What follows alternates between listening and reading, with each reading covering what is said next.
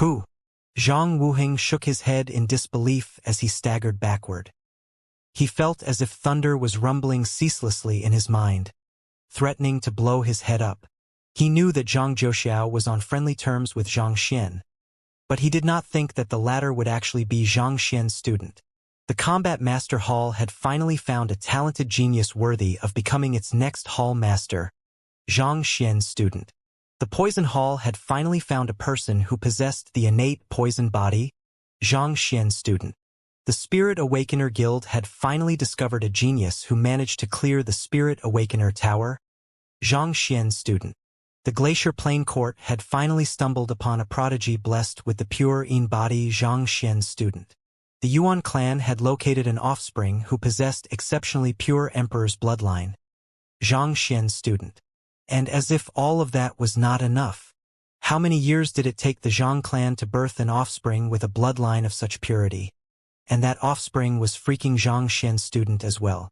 Was everyone talented in the master-teacher continent Zhang Xian's student? Could things get any more ridiculous than that? Zhang Wuheng was not the only one whose mind was on the verge of exploding at that moment. Sword Saint Xing nearly fell from his chair after seeing Zhang Zhixiao's actions as well. Xianer, he is your student too. Ha ha ha ha ha. Before Zhang Xian could reply, Sword Saint Meng had already burst into frenzied laughter. It was apparent that Zhang Wuheng wanted to exact vengeance for the humiliation that he had suffered. But that narrow mind of his would probably never have been able to fathom that the trump card that he had prepared would actually turn out to be her son's student. With his knees still on the ground, Zhang Zhouxiao glanced at the elders and declared solemnly, I was just an offspring of the side family who possessed a humble bloodline purity. If not for my teacher refining my bloodline, I wouldn't even be qualified to practice the cultivation techniques of the Zhang clan. Refining your bloodline? So, it's all because of the young prodigy refining your bloodline that your bloodline became this pure? Once again, a huge commotion broke out amid the elders. In truth, due to the tournament back then, most of them had been aware that Zhang Zhixiao possessed extraordinarily pure bloodline. However, they had not expected his bloodline to not be innate but refined postnatally. That's right. Zhang Zhixiao nodded. Is it really possible to refine the purity of one's bloodline? How in the world was it done? I heard that not only is the young prodigy a powerful expert himself, his students are also formidable figures. The head of the Combat Master Hall, the chief of the Glacier Plain Court. In fact, even Yang Shi is his junior. I suppose it shouldn't be too difficult for a person like him to be able to refine our bloodline. That does make some sense. Zhang Zhixiao's words caused the eyes around to light up in excitement. The hierarchy within sage clans was centered around the purity of one's bloodline.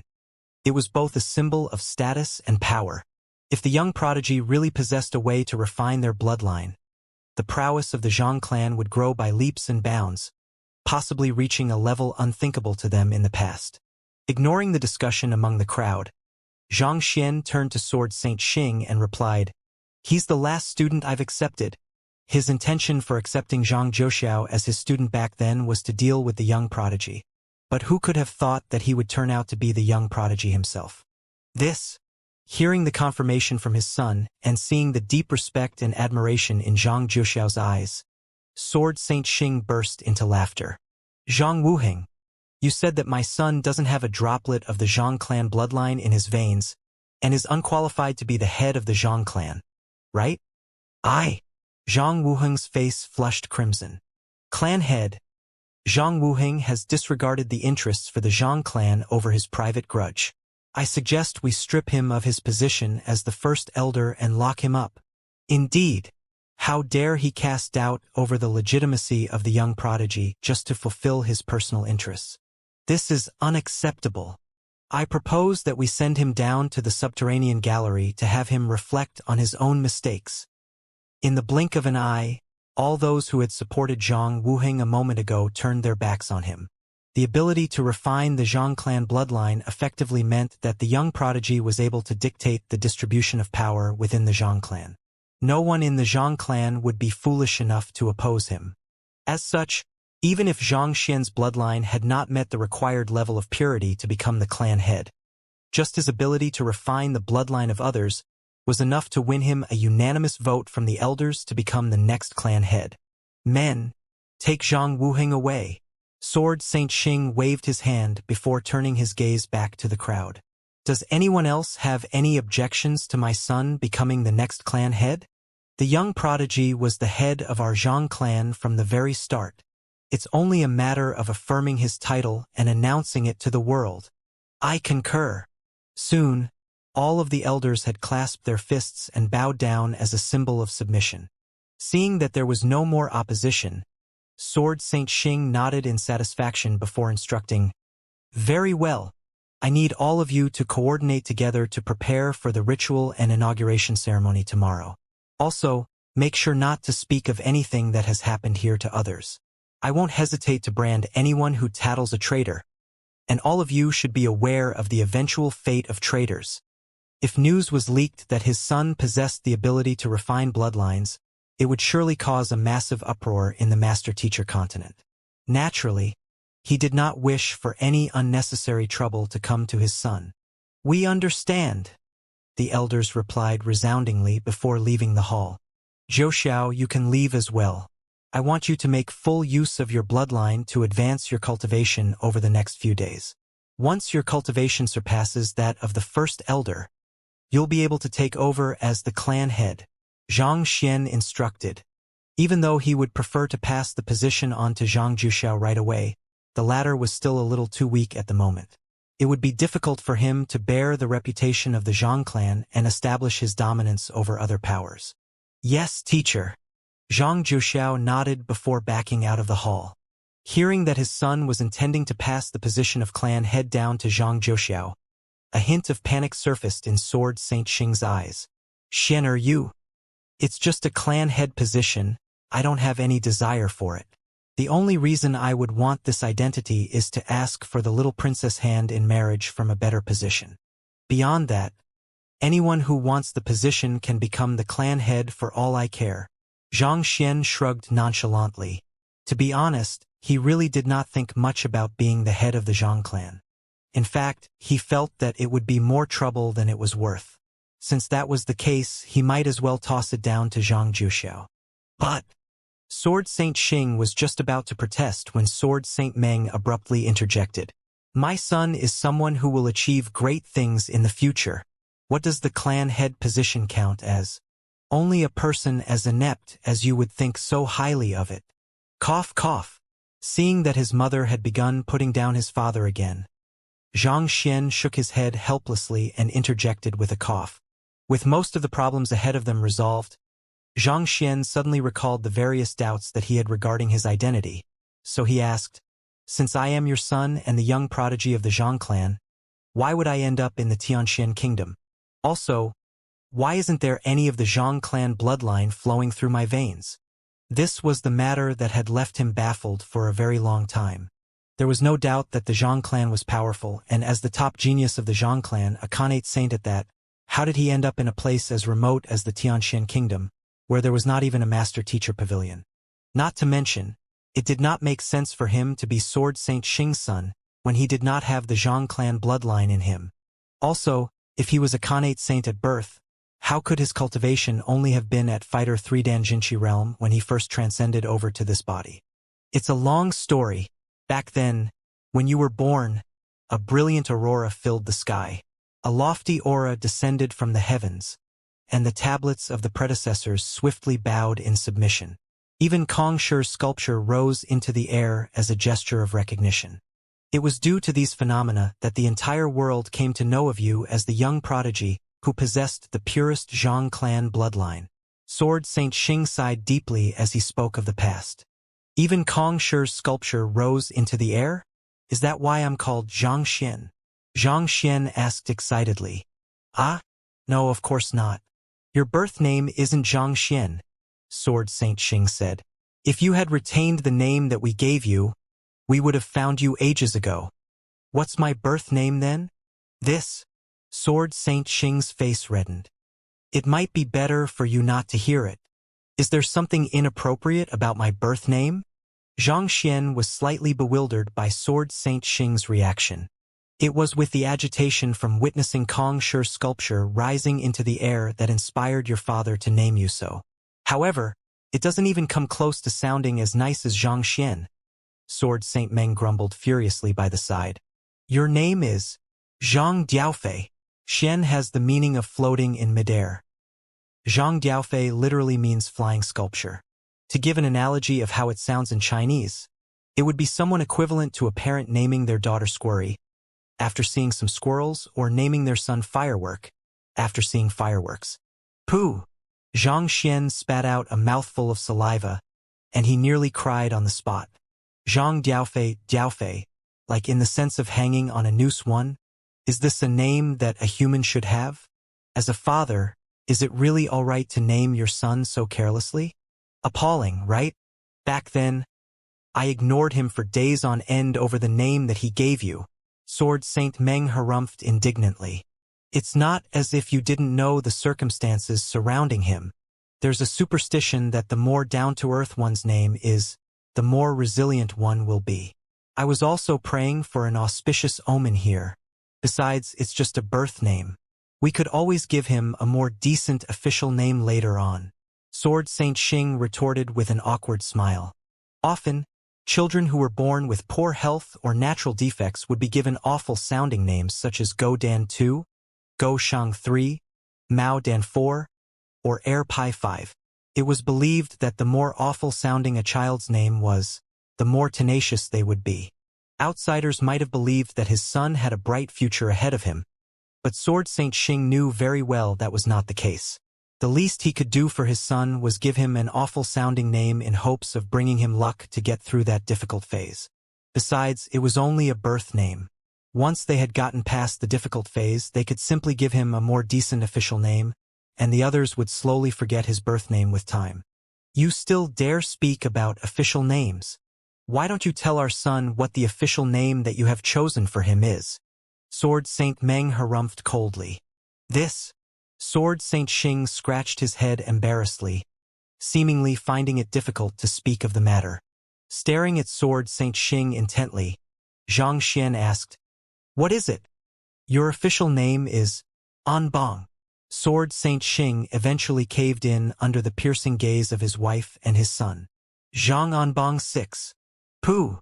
Zhang Xian spat out another mouthful of saliva, nearly choking himself to death in the process. This name did not sound as awful as Diaofei, but still it was too old-fashioned. It really doesn't sound awful at all. I am Zhenxing 7 while you are Anbang 8. How fitting. Zhenxing? Your name is Zhang Zhenxing. Zhang Xian's face twitched upon hearing those words. He knew that the title Xingming Sword Saints was derived from taking a character each from their names.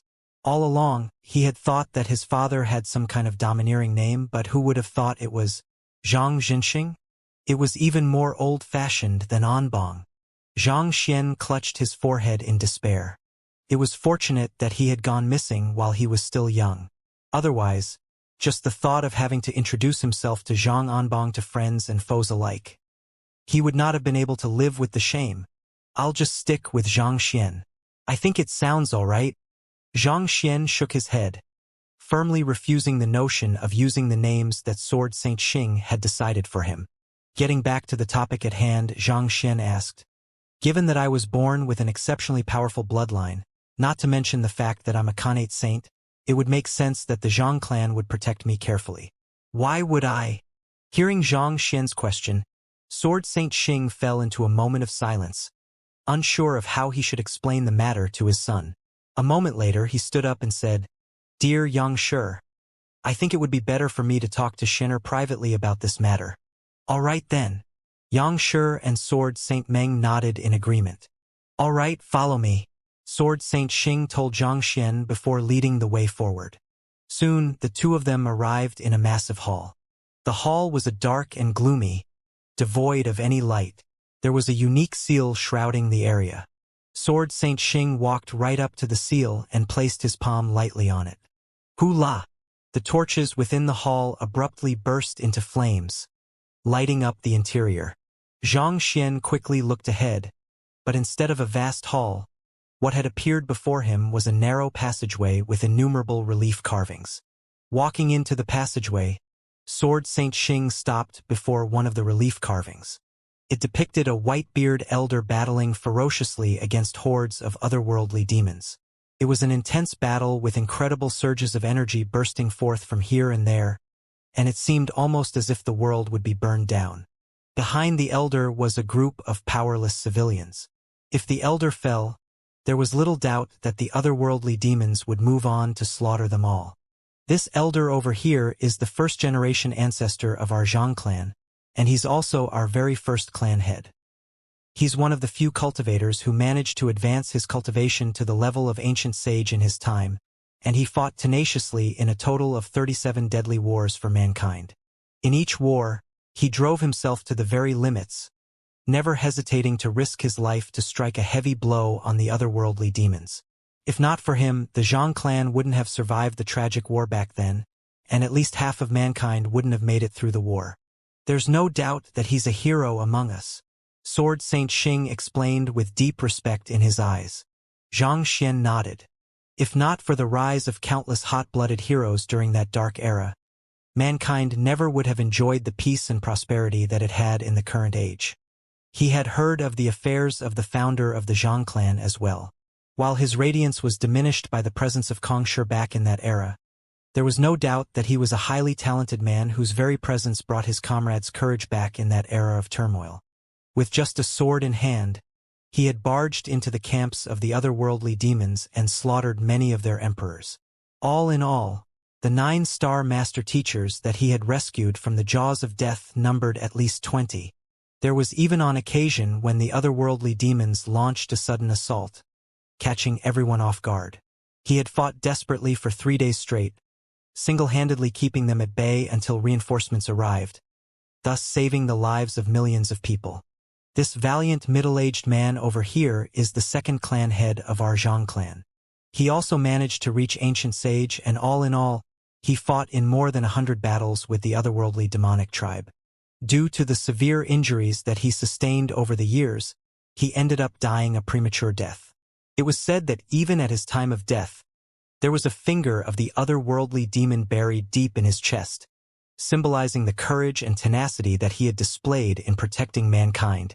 This is the third clan head of our Zhang clan. In his early years, he ventured deep into the subterranean gallery, only to have his hand severed in the midst of a battle.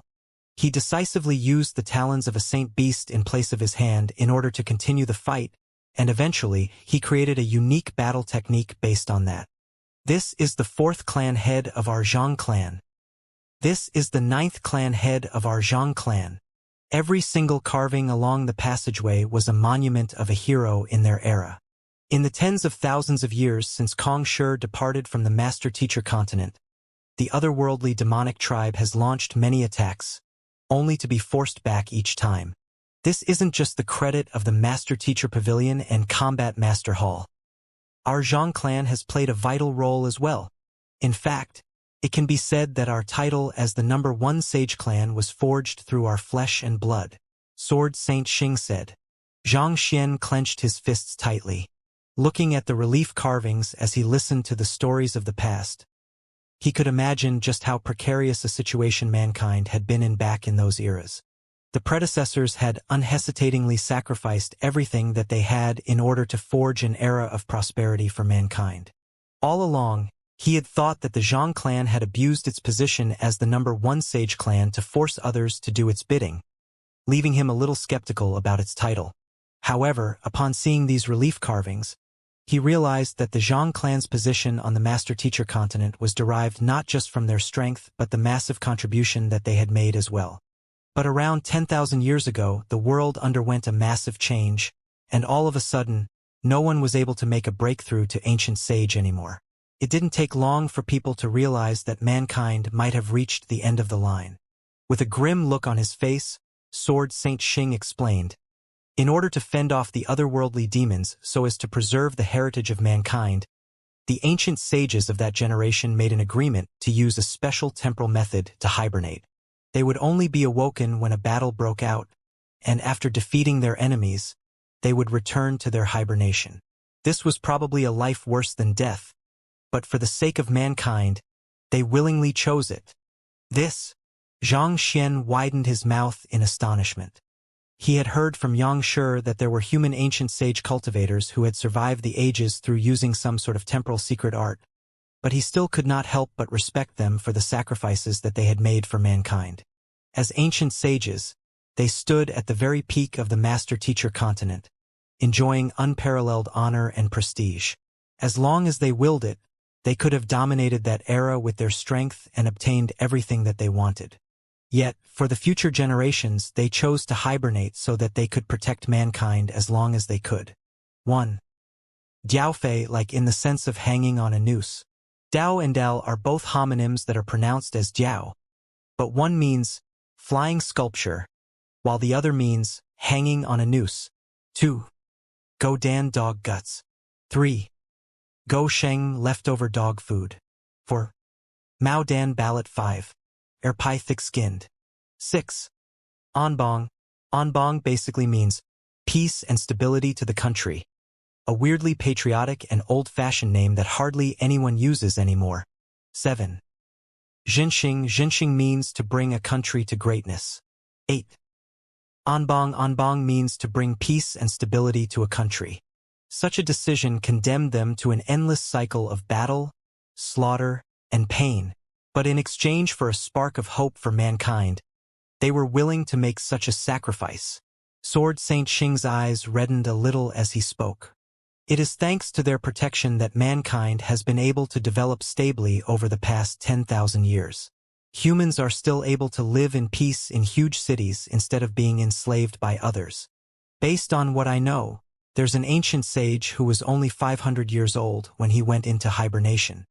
He still had at least a good 1,000 years ahead of him, and more importantly, he had just wedded another ancient sage during that period of time.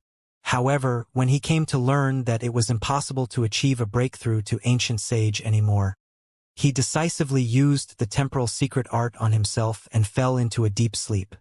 Over the thousands of years, the only occasions that he got to see his wife from afar was when war broke out. But even so, they never found a chance to say a single word to one another. What was even more tragic was that during a major battle 5,000 years ago, his wife was cornered by 3 otherworldly demonic emperors. In order to save her, he set his life force aflame, and eventually, he departed from the world with his loved one in hand. Had he not chosen such a life, he and his wife would have had a good 1,000 years ahead of them. They would have been able to roam the world freely, enjoying a carefree and blissful life. Perhaps they would also have had many students and children. Yet, in order to defend mankind, he gave up all of that. There's also an ancient sage whose daughter had just been born when she made the decision to go into hibernation. Her daughter wasn't too talented, such that she didn't even manage to reach Saint Realm. On one occasion, she sustained grievous wounds in a battle with an enemy, causing her to die before she could even reach 100 years old. There was no war during that period of time, so the ancient sage remained asleep. To the day that her daughter had died, she had not been able to see her. When she was finally woken, she learned that her daughter had already been dead for dozens of years, and she was silent for a very long while before charging solemnly into the battlefield. Eventually, she met her end in that very battlefield. Sword Saint Xing could not help but tremble a little as he recounted the sacrifices that the predecessors had made in order to protect mankind. There was a long moment of silence before Xianxia asked, "Does the temporal secret art of the ancient sages halt their time, or do they continue aging?" This secret art reminded Xianxia of the cryonics technology in his previous world. The concept of cryonics technology was centered around freezing a human body to seal its current condition, thus allowing the possibility of resuscitation in the future. But no matter how well a person's body was sealed using cryonics technology, there would still be gradual wear and tear over time. Even if someone was successfully resuscitated in the future, there was no way that their body could function as well as it did before. The secret art of the ancient sages allows one's lifespan to be extended significantly, but even in the state of hibernation, their vitality will still slowly seep away. In other words, they will continue to age even while they are in hibernation, just that the aging process is slowed considerably. While it sounds complicated, the concept behind it is actually rather simple. To put it in other words, they are sleeping in a dimension where the flow of time is slower than the real world. 1 year within the dimension is equivalent to 10 years outside, Sword Saint Xing said grimly. However, even with a 1 to 10 ratio, they still age. The passing of 10,000 years means that they have already aged 1,000 years. Even the younger ancient sages during the time of the hibernation are already reaching the end of their lives, not to mention that the frequent battles with the otherworldly demonic tribe have caused destructive killing intent to seep into their body, thus hastening the aging process. The ancient sages who chose to go into hibernation then are already approaching their final years. The otherworldly demonic tribe has yet to successfully overcome the seals and launch a mass invasion. But once we lose the strength of the ancient sages, it will only be a matter of time before we are annihilated. Xianxia fell into deep contemplation. To make an analogy, ancient sages were somewhat equivalent to the atomic bombs in his previous life. Even without using one, the very possession of such a weapon deterred enemies from running amok. The otherworldly demonic tribe had been eyeing the master-teacher continent for many years, lying patiently in wait for the humans to expose an opening for them to strike. In this matter, the otherworldly demonic tribe held the definitive advantage due to their longer lifespan. Even if they did not go into hibernation, they would still be able to easily outlive the hibernating human cultivators. This was the fundamental difference in their constitution. There was nothing that could make up for it. 20 years ago, a spatial disturbance was detected in Xufu, and a mirage of the Temple of Confucius surfaced, which provoked the otherworldly demonic tribe. They began amassing their armies in the subterranean galleries, heralding an impending war. But mankind already didn't have many ancient sages left, so the final ancient sage of our Zhang clan had no choice but to awaken and join the fray. Sword Saint Xing shook his head grimly. The final ancient sage? How many ancient sages of the Zhang clan went into hibernation back then? Xianxia couldn't help but ask. There was a total of 9 of them, but the many years of war caused them to either pass away or go into eternal sleep. As a result, we only have 1 living ancient sage to date, and he's the 27th clan head, Zhang Hongtian. There's only 1 ancient sage remaining out of 9? Xianxia's eyebrows shot up. 9 ancient sages that had probably been the entirety of the Zhang clan's top-tier fighting prowess then. It seemed that the glory the Zhang clan enjoyed was cemented by many sacrifices. Indeed, the war 20 years ago was indescribably treacherous. Ancestor Zhang Hongtian sustained grievous wounds from battle, putting him on the verge of death. There was only one way to save him, and that was to infuse even purer Zhang clan bloodline into him. Talking up to this point, Sword Saint Xing's face visibly stiffened a little as his eyes started taking on a tint of red. Back then, there was no one in the clan whose bloodline reached the mark to save ancestor Zhang Hongtian. Only you, who were still in your mother's womb back then, reached the mark. Me? Xianxia's body jolted. He could finally see why his father had brought him here. There were only 2 options back then. Firstly, if we chose not to use your bloodline, ancestor Zhang Hongtian would have passed away, and mankind would have lost one of its few remaining guardians against the otherworldly demonic tribe. Secondly, we could use your bloodline to save him, but that would mean putting your life at risk. At this moment, Sword Saint Xing looked deeply at Xianxia before sighing. Your mother vehemently opposed it, but I eventually went against her will and chose the second option. Xianxia fell silent. This was not an easy decision to make, especially for Sword Saint Xing, who had just had his first child. If he chose the first option, while his child would be saved, mankind would lose one of the few precious ancient sages that it had remaining, placing it in an even more treacherous position than before. Such a decision would be equivalent to placing the cart before the horse. If mankind was destroyed, what would the Zhang clan count as? Even if his child survived, he would have a difficult life ahead of him. But choosing the second option was no different from strangling his unborn child to death with his own hands. There was no father in the world who could possibly make such a decision easily, Sometimes, having to make a choice was worse than being forced into a situation. Xianxia could not say that he knew Sword Saint Xing well, but he could tell that the latter was not a heartless person. He could feel that the latter cared deeply for him, so making his decision back then must have really broken his heart. It was apparent to any rational mind which the correct decision to make was, but it was never easy to sever one's emotions and make the correct decision. There is only one fate left for those who have been stripped of their bloodline, death. But I was indignant. I couldn't accept such an outcome. I approached Xianxia and begged for his help. He told me about the existence of a unique poison in the world that could emulate the effects of a bloodline. He had a poison master plant the poison in your mother's womb, thus granting you a hope of survival even after your bloodline was torn away from you. After you were born, Xianxia personally grafted your bloodline to ancestor Zhang Hongtian and successfully saved him. Shortly after, ancestor Zhang Hongtian went back into hibernation. However, the operation left you severely wounded, placing you on the verge of death. In order to save you, we had to swiftly teleport you to one of the ancient domains, hoping that your bloodline would slowly heal with time. However, despite all of the protective measures that we placed on you in order to fend off the spatial turbulence from teleportation, you were simply in too weak a state to take the stress of teleportation. It didn't seem like you would have survived to the end of the teleportation, so I made the decision to forcefully eject you from the teleportation formation. That decision might have saved your life, but it made us lose sight of you as well. It seems like everything has worked out well in the end, but still. At this point, Sword Saint Xing lowered his head apologetically and bowed down. Xian'er, please forgive your incapable father who has caused you so much suffering. I see. All of Zhang Xian's doubts were finally resolved. It was no wonder his previous self would end up in somewhere as remote as the Tianxian kingdom, living a pitiful life as an orphan.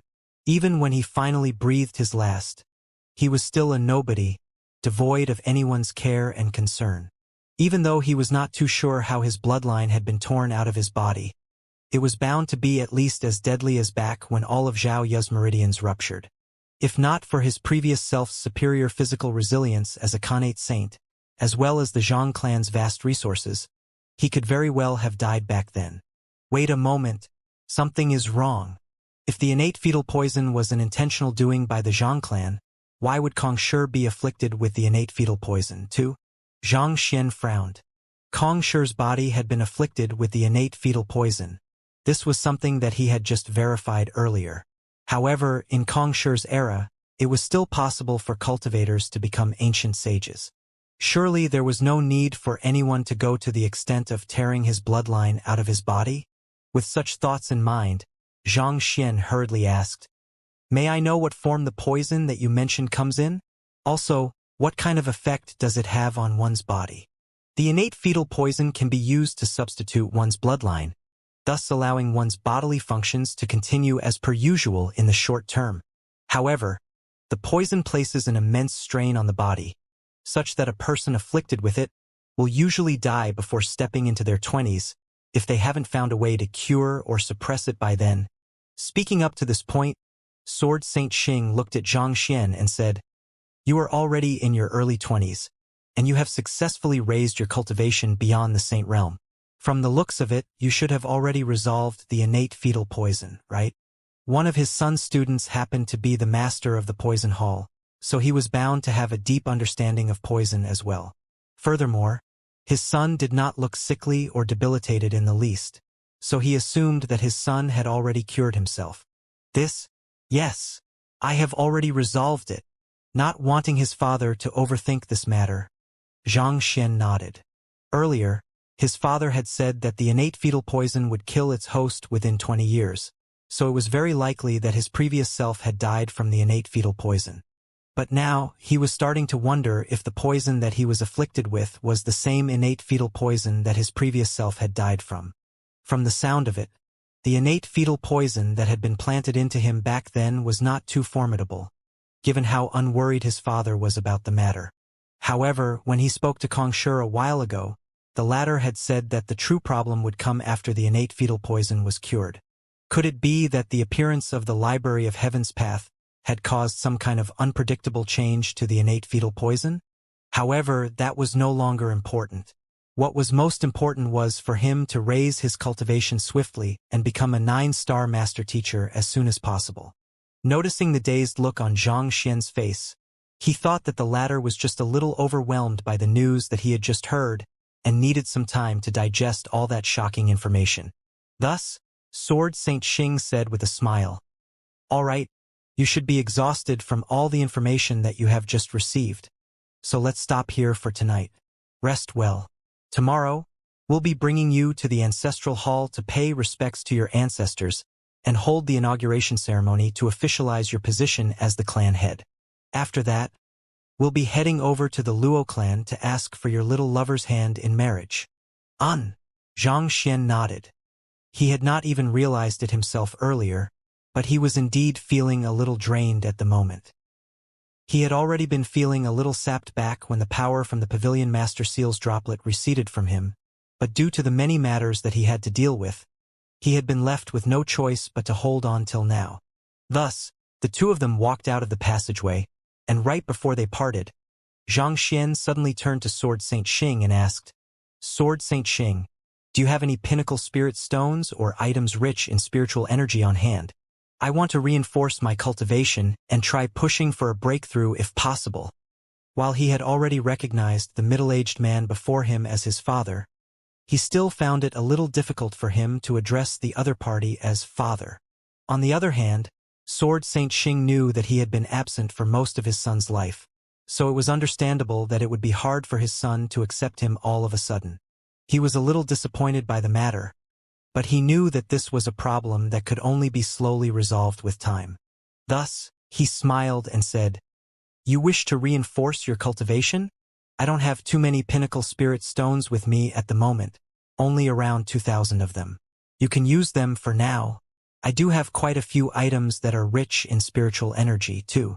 These 10 jade bottles here each have a grade 9 pill in them, and they are fantastic for replenishing depleted energy. Right, I also have 2 gourds of earth vein marrow essence over here, and they are fairly great too. Oh, I also have 2 white scar spirit stones here. I obtained them during a mission a while ago. They can aid you in the advancement of your cultivation." As Sword Saint Xing spoke, he took out object after object from his storage ring. This, Zhang Xian's lips twitched. All along, he had thought that he could be considered fairly rich, but compared to Sword Saint Xing, he was really as good as a beggar. 2,000 pinnacle spirit stones, 10 grade 9 pills, 2 gourds of earth vein marrow essence. Any single one of those items was worth more than his entire fortune. It was no wonder everyone admired those who were born in large clans. Just the amount of resources that they had access to was something that unaffiliated cultivators would never be able to compare to. If he had possessed these resources back when he was still in the Tianxian kingdom, he might already have become an ancient sage by now. Noticing that his son was standing quietly on the spot, Sword Saint Xing thought that his son was snubbing him for the meager wealth that he possessed, so he quickly clarified with an awkward look on his face. "This is just my private stash. If it isn't enough, you can ask for more from your mother. She has many more good items than me." "No, no, no. This is more than enough." Zhang Xian shook his head in horror. In the end, this was only his private stash. It seemed like having parents was not too bad after all. At the very least, he did not have to worry about a lack of resources in his future cultivation anymore. "That's a relief. We have always kept your residence empty in case you ever returned. Come, let me show you there." After Zhang Xian stowed the items into his storage ring, Sword Saint Xing quickly led the way forward. Before his son was even born, he had specially ordered that a residence be constructed for him. Things did not go as planned, but Sword Saint Xing never allowed anyone to move into the residence. Perhaps with the hope that their son would return one day, they had the servants clean the residence every day, but they never allowed anyone to stay there. Since his son had finally returned, it went without saying that he should stay in that residence. Before long, the two men arrived in a relatively large residence. As soon as Zhang Xian walked in, he immediately felt rich spiritual energy shrouding him, revitalizing him. He scanned the residence with his gaze, and he had to admit that he was rather satisfied with the accommodation. Thus, he clasped his fist and said, "All right, I'll be taking my rest then." Knowing that his son was bound to be exhausted after his long day, Sword Saint Xing patted his shoulder before walking out. Xianxia walked Sword Saint Xing out before walking around the residence to find the spot with the highest concentration of spiritual energy. After which, he took out his pinnacle spirit stones and began recovering his depleted energy. After recuperating for roughly 4 hours, he finally recovered to his peak condition, and he felt reinvigorated once more. It's about time to push for a breakthrough, Xianxia thought excitedly. The Master Teacher Pavilion had not sent over the St. 9 Dan cultivation technique manuals yet, but from the thousands of books that he had collected from the 9-star Master Teachers, he had managed to successfully compile the St. 8 Dan Heaven's Path Divine Art. Immersing his consciousness into the library of Heaven's Path, he placed his finger on the compiled Heaven's Path Divine Art Manual, and the content of the book swiftly flowed into his mind, becoming his knowledge. Upon reaching St. 8 Dan Dimension Sundering Realm, a cultivator would be able to create isolated spaces from the rest of the world through their dominion. Xianxia drove his Jinqi according to the circulation pathway in the Heaven's Path Divine Art, and his cultivation and strength slowly rose. Within 2 hours, he had already reached Dimension Sundering Realm Pinnacle, on the verge of making a breakthrough to the Macrocosm Ascendancy realm. Knowing that pushing for a breakthrough would draw in the Macrocosm Ascendancy ordeal, and that would potentially cause devastating damage to the Zhang clan, he suppressed the sensation and turned his attention to his soul cultivation instead. Previously, through vicious memories, he had managed to obtain soul cultivation techniques up to St. 9 Dan, but he had not been able to find suitable soul-related books to compile together with it to form Heaven's Path soul art manuals. However, when he met Lu Chong earlier, he had managed to obtain the soul cultivation techniques of the soul oracles from him, and that had allowed him to compile Heaven's Path soul art manuals all the way up to St. 9 Dan. Since he had ample spirit stones in hand, it was a good opportunity for him to raise his soul cultivation all the way up to St. 9 Dan. He first placed the pinnacle spirit stones that Sword Saint Xing had given him into a spirit-gathering formation before drawing his soul out of his body. Focusing his attention, he began to absorb the surrounding spiritual energy as he drove his soul energy in accordance to the Heaven's Path soul art manuals. Jai. His soul cultivation advanced at an incredible rate. With his soul depth rising to a level comparable to a 9-star pinnacle master teacher, he was able to exert extraordinary focus in his cultivation, thus significantly increasing his rate of cultivation. It might have taken him 2 hours in order to raise his cultivation by a single stage in the past, but now, he could do it within just an hour. Sometime later, he finally opened up his eyes. With a light wave of his hand, a pitch-black rift appeared right before him. Not even space could withstand the powerful might wielded by his soul. It's a pity that soul traverse hasn't been perfected yet, so it isn't convenient for me to practice it. Xianxia shook his head in pity. Naturally, when Lu Chong imparted the heritage of the soul oracles to him, the secret art, soul traverse, had been among the heritage. However, it was a pity that it had far too many flaws for him to swallow, and his cultivation was also a little too low at the moment to cultivate it. Otherwise, if his soul could freely leap through space just like his student, his fighting prowess would be raised another notch. Of course, while the Master Teacher Pavilion headquarters seemed to have reluctantly accepted the fact that he practiced the arts of the soul oracles, most cultivators on the Master Teacher continent were still a little apprehensive about soul oracles, so it would be best for him to avoid using such means in public. If not for Xianxia's appearing at a timely moment and addressing him as senior, putting aside compensating him, the Master Teacher Pavilion headquarters would still have been hounding him over his dabbling in poison and soul arts. Who? Xianxia returned his soul to his body. Standing up once more, he lightly flicked his arm, and he could feel a furious torrent of power racing through his body, granting him much more strength than before. He flicked his finger lightly. Sila! A huge rift was torn open in the room, and any object that fell into the rift would be utterly eradicated. Xianxia nodded contentedly. It's still nowhere close to the power that I wielded after activating the Pavilion Master Seal, but ordinary St. 9 Dan cultivators should no longer be a match for me. In fact, I should be able to put up a decent fight against the first elder of the Glacier Plain Court, Yu Ruoxin. This time, he had managed to advance his Jinqi and soul cultivation considerably, and with the combined prowess of the two, even half-great sages would have trouble dealing with him. With this, he could already be considered one of the top cultivators on the Master-Teacher continent.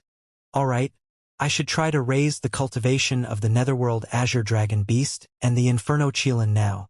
Those two saint beasts had been put through great suffering while trying to protect him, and this was especially so for the latter.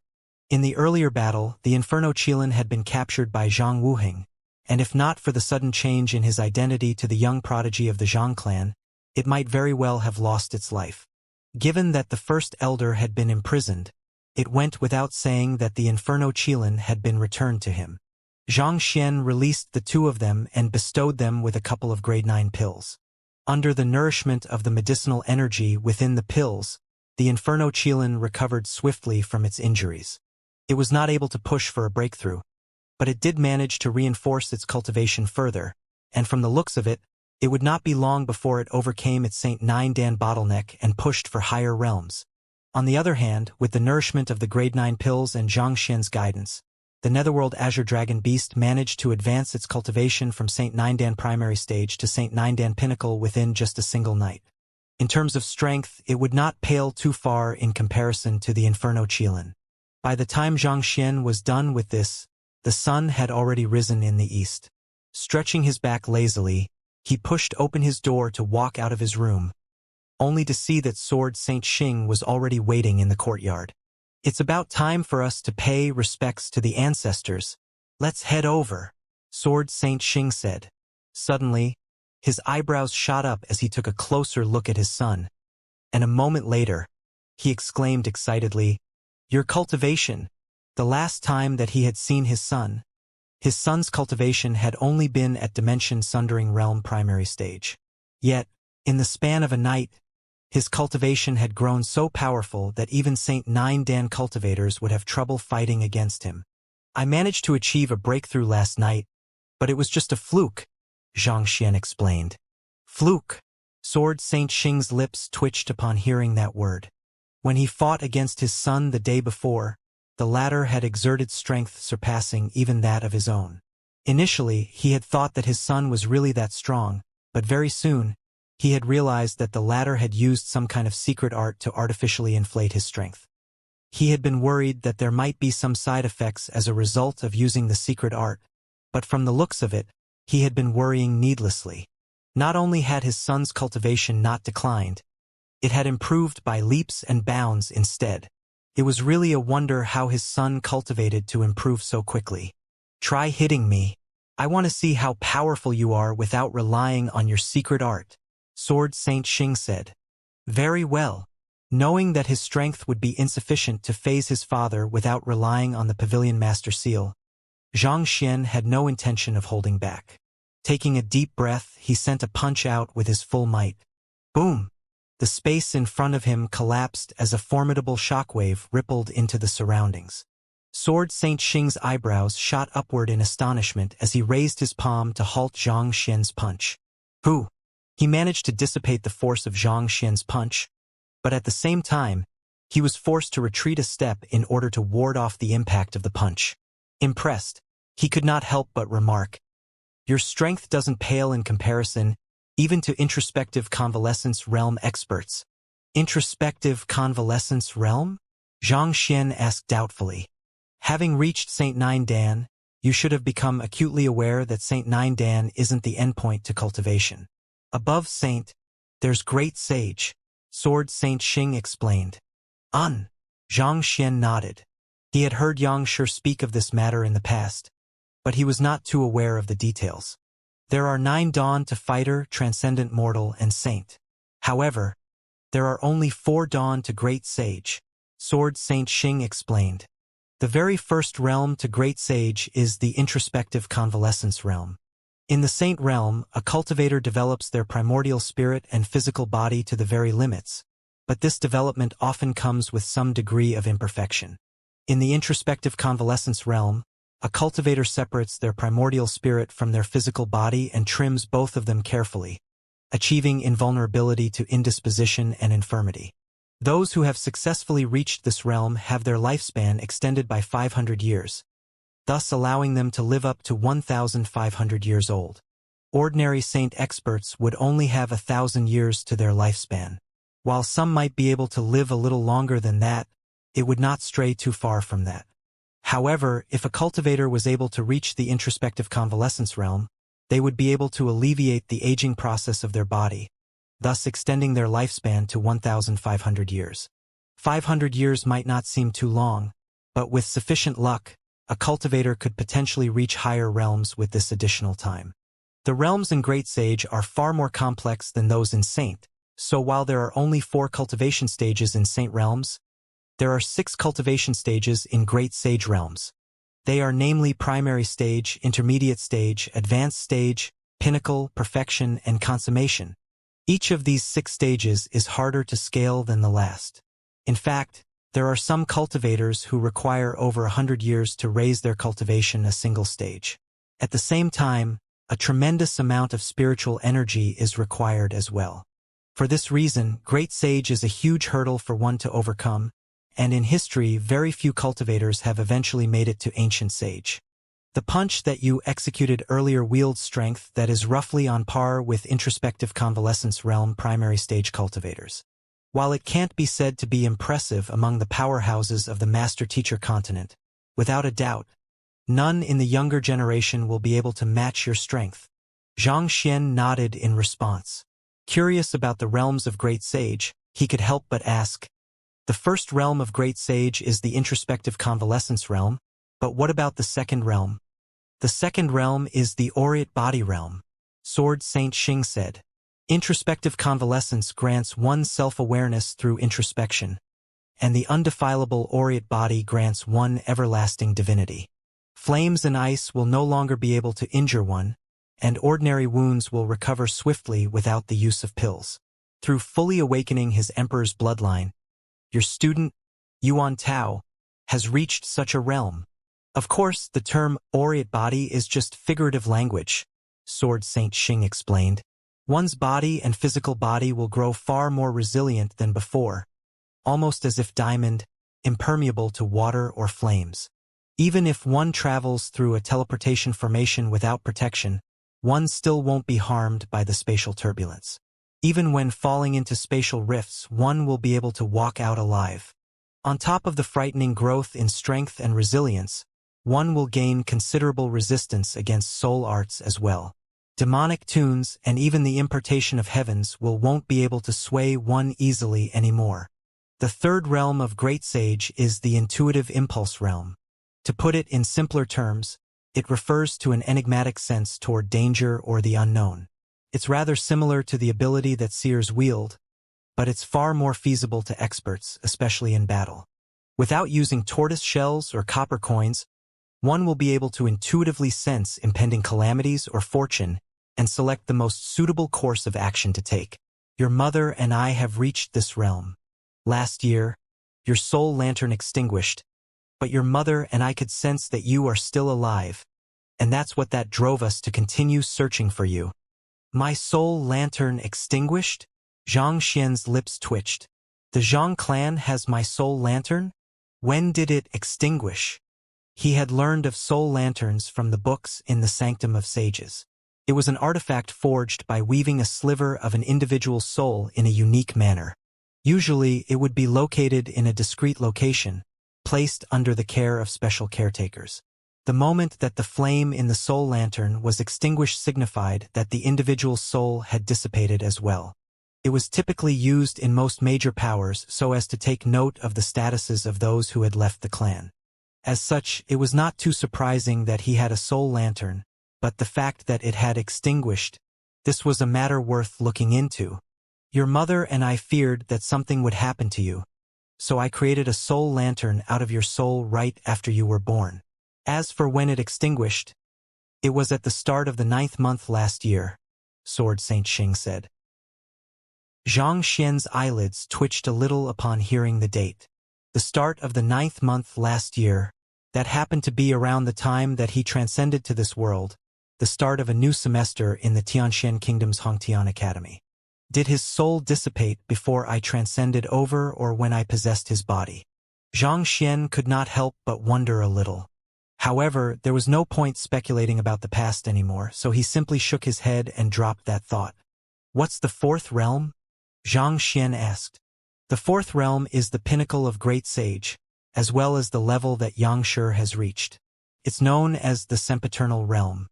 Sempiternal encompasses the idea of deathlessness, but it's with reference not to the flesh but to the primordial spirit. No external force will be able to sway one's mental state, and with a mere thought, one is not only able to kill but tear space apart as well. Only one who has reached this realm can be considered invincible beneath ancient sage. Sword Saint Xing remarked. Your mother and I have been searching for an impetus to achieve a breakthrough to that realm. But it's a pity that we haven't been able to succeed. Introspective convalescence, aureate body, intuitive impulse, and sempiternal. Xianxia committed the names of those four realms to memory. He was not too sure about the latter three, but he had definitely felt the power of the sempiternal realm back when he activated the droplet of blood from the Pavilion Master Seal. He had felt absolute power in his grasp, and with just a flick of his hand, he could easily have torn the world into pieces. There was nothing in this world that could possibly have endured his might. If even the sempiternal realm was that powerful, it was hard to imagine just how formidable ancient sage would be. All right, let's quickly leave. After explaining the four realms of great sage, Sword Saint Xing beckoned for them to set off before leading the way forward. The ancestor acknowledgement ritual was not too complicated. All of the elders of the Zhang clan, including those retired and in seclusion, had come to witness the ceremony. In the ancestral hall, an esteemed elder of the Zhang clan announced Xianxia's identity and history to the ancestors. Xianxia stood obediently in his allocated position, and the entire ceremony proceeded smoothly without any hiccups. It concluded right before noon, and Xianxia's name was inscribed onto the Zhang clan's genealogy book. Following that was the clan head inauguration ceremony. There were all kinds of formalities and conventions to be respected for this solemn event, making it both bothersome and frustrating. However, he also knew that it was of the utmost importance to respect these traditions. This was in line with the virtue of propriety that Kong Shi had preached. It would be impossible to establish order and legitimacy without propriety, which made it ever so important in large powers like the Zhang clan.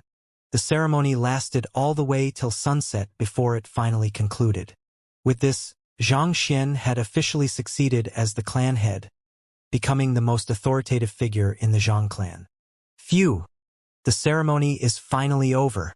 Son, we'll be heading to the Luo clan tomorrow to ask for the little princess hand in marriage.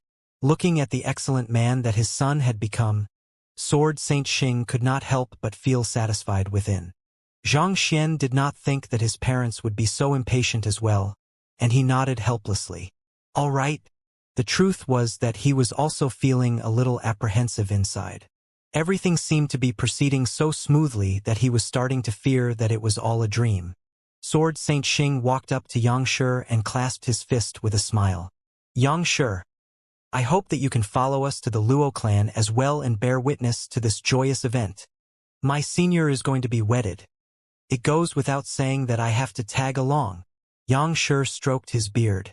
The second celestial master teacher in the world was going to marry the little princess of the Luo clan.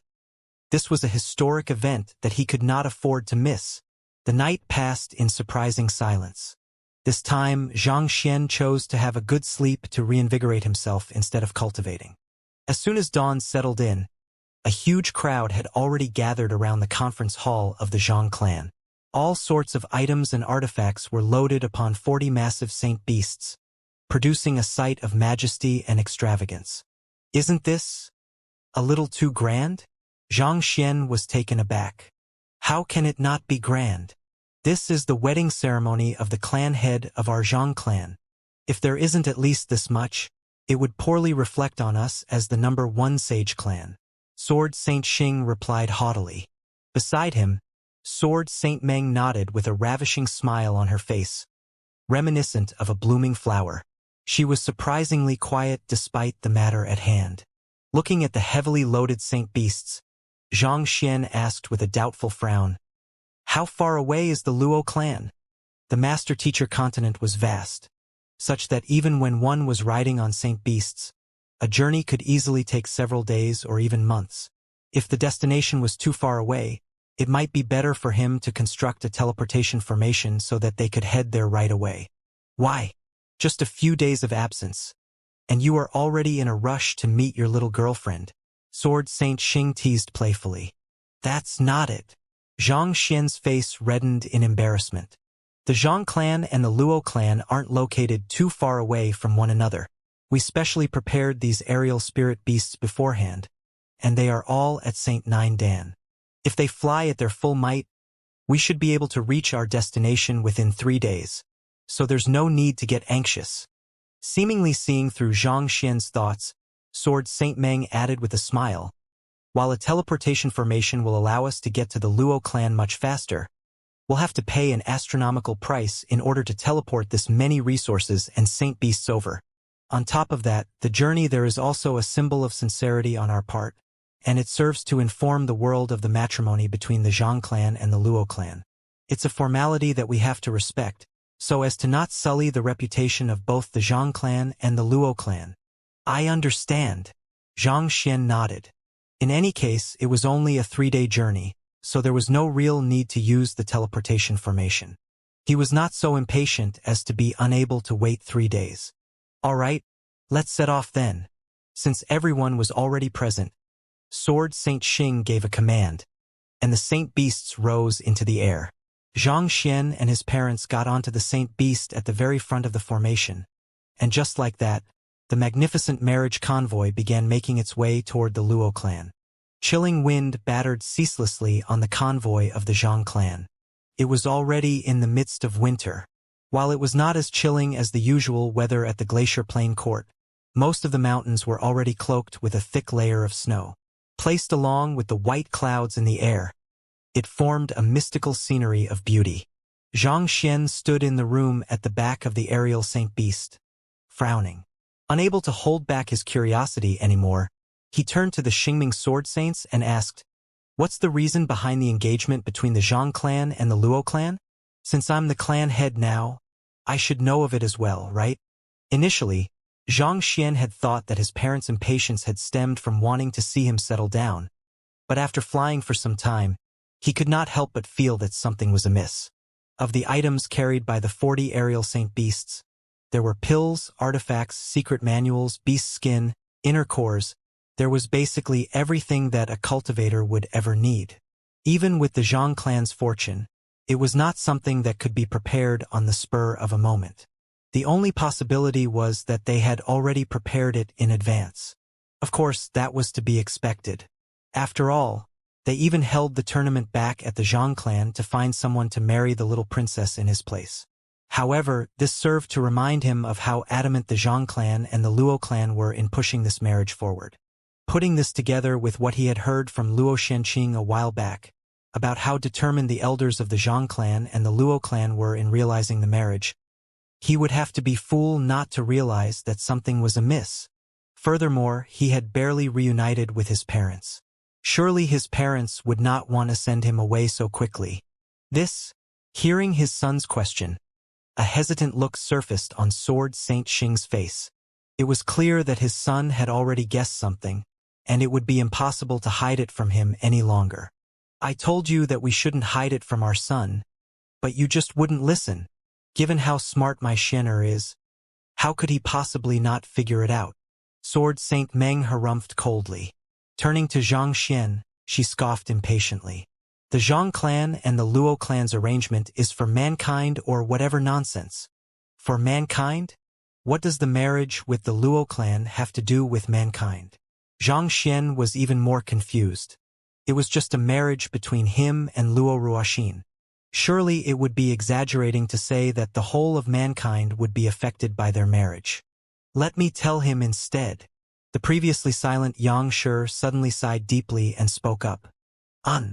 Seeing that Yang Shi was going to speak, the Xingming Sword Saints nodded before falling silent. The bloodline ability of the Zhang clan is time, whereas the bloodline ability of the Luo clan is space, Xianxia said. Senior, I believe you should be very familiar with this, right? Zhang Xian nodded in response. He had been surprised by it at the start, but after witnessing it so many times, he had already gotten used to it. Those two abilities come together to form the power of spacetime, and this power is the key to unlocking the seal of the Temple of Confucius. Xianxia revealed. The seal of the Temple of Confucius? According to legend, in order to access the area where the Great Codex of Spring and Autumn is sealed, on top of the celestial amulets of legacy required, one must also wield the power of spacetime. However, this is an ability that only the strongest of ancient sages wield. Xianxia explained. However, it's a pity that no one has been able to achieve a breakthrough to ancient sage over the past 10,000 years. The few living ancient sages are also reaching the limits of their lifespan, such that while they are still capable of fighting short battles, it would be difficult for them to decipher the flow of spacetime in order to break the seal. More importantly, it seems that ancient sage experts might not be able to enter the depths of the Temple of Confucius. Zhang Xian was bewildered. If ancient sages are banned from entering the depths of the Temple of Confucius, why did Kong Shi create a seal that requires one to wield the power of spacetime to decipher it? What in the world was Kong Shi intending to do? It was one thing for Kong Shi to place the Great Codex of Spring and Autumn in the Temple of Confucius instead of handing it over to mankind, but he had even created an insurmountable obstacle for challengers to overcome. Was he really intending for mankind to obtain the Great Codex of Spring of Autumn? Alas, Kong Shi had already long passed on, so it was impossible for them to fathom his thoughts anymore. Xianxia shook his head and said, I don't know the details either. Due to the seal placed in the Temple of Confucius, even if we gather all of the celestial amulets of legacy, we still won't be able to access the Great Codex of Spring and Autumn. However, if we fuse the bloodlines of the Zhang clan and the Luo clan together, it might just be possible to pull it off. Fuse the bloodlines of the Zhang clan and the Luo clan? If both bloodlines can be perfectly fused together, one will be able to harness the power of spacetime that usually only the most pinnacle ancient sage could wield. Xianxia explained. It's for this reason that you were engaged to the little princess of the Luo clan even before the both of you were born. No matter what happens, the marriage has to go through.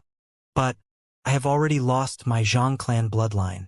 Even if I marry the little princess now, it would be futile. Not expecting to hear such a story before the engagement, Zhang Xian widened his eyes in alarm. As mankind slowly lost its ancient sages, the tables would gradually turn in favor of the otherworldly demonic tribe. As such, this made obtaining the Great Codex of Spring of Autumn of utmost importance to mankind. This matter could determine the very survival of mankind. As such, even the Master-Teacher Pavilion was pushing this matter forward. But considering that he had already lost his Zhang clan's bloodline and his grasp over the law of time was still rather elementary, even if he were to marry Luo Ruoxin, it would not help at all. You might have already lost your Zhang clan bloodline, but the fact that you once possessed it means that your body carries the aptitude for it. As long as the Zhang clan bloodline is infused back into your veins once more, you should be able to wield its power easily, so there's no need to worry about that. Besides, the mutual feelings between you and the little princess will allow for greater synergy in your collaboration, making it easier for the two of you to produce the power of spacetime. Without a doubt, the two of you are the ideal candidates for this matter, Xianxia affirmed with a smile. There was still one more thing that he had neglected to mention, and that was the fact that Zhang Xian was a celestial master teacher.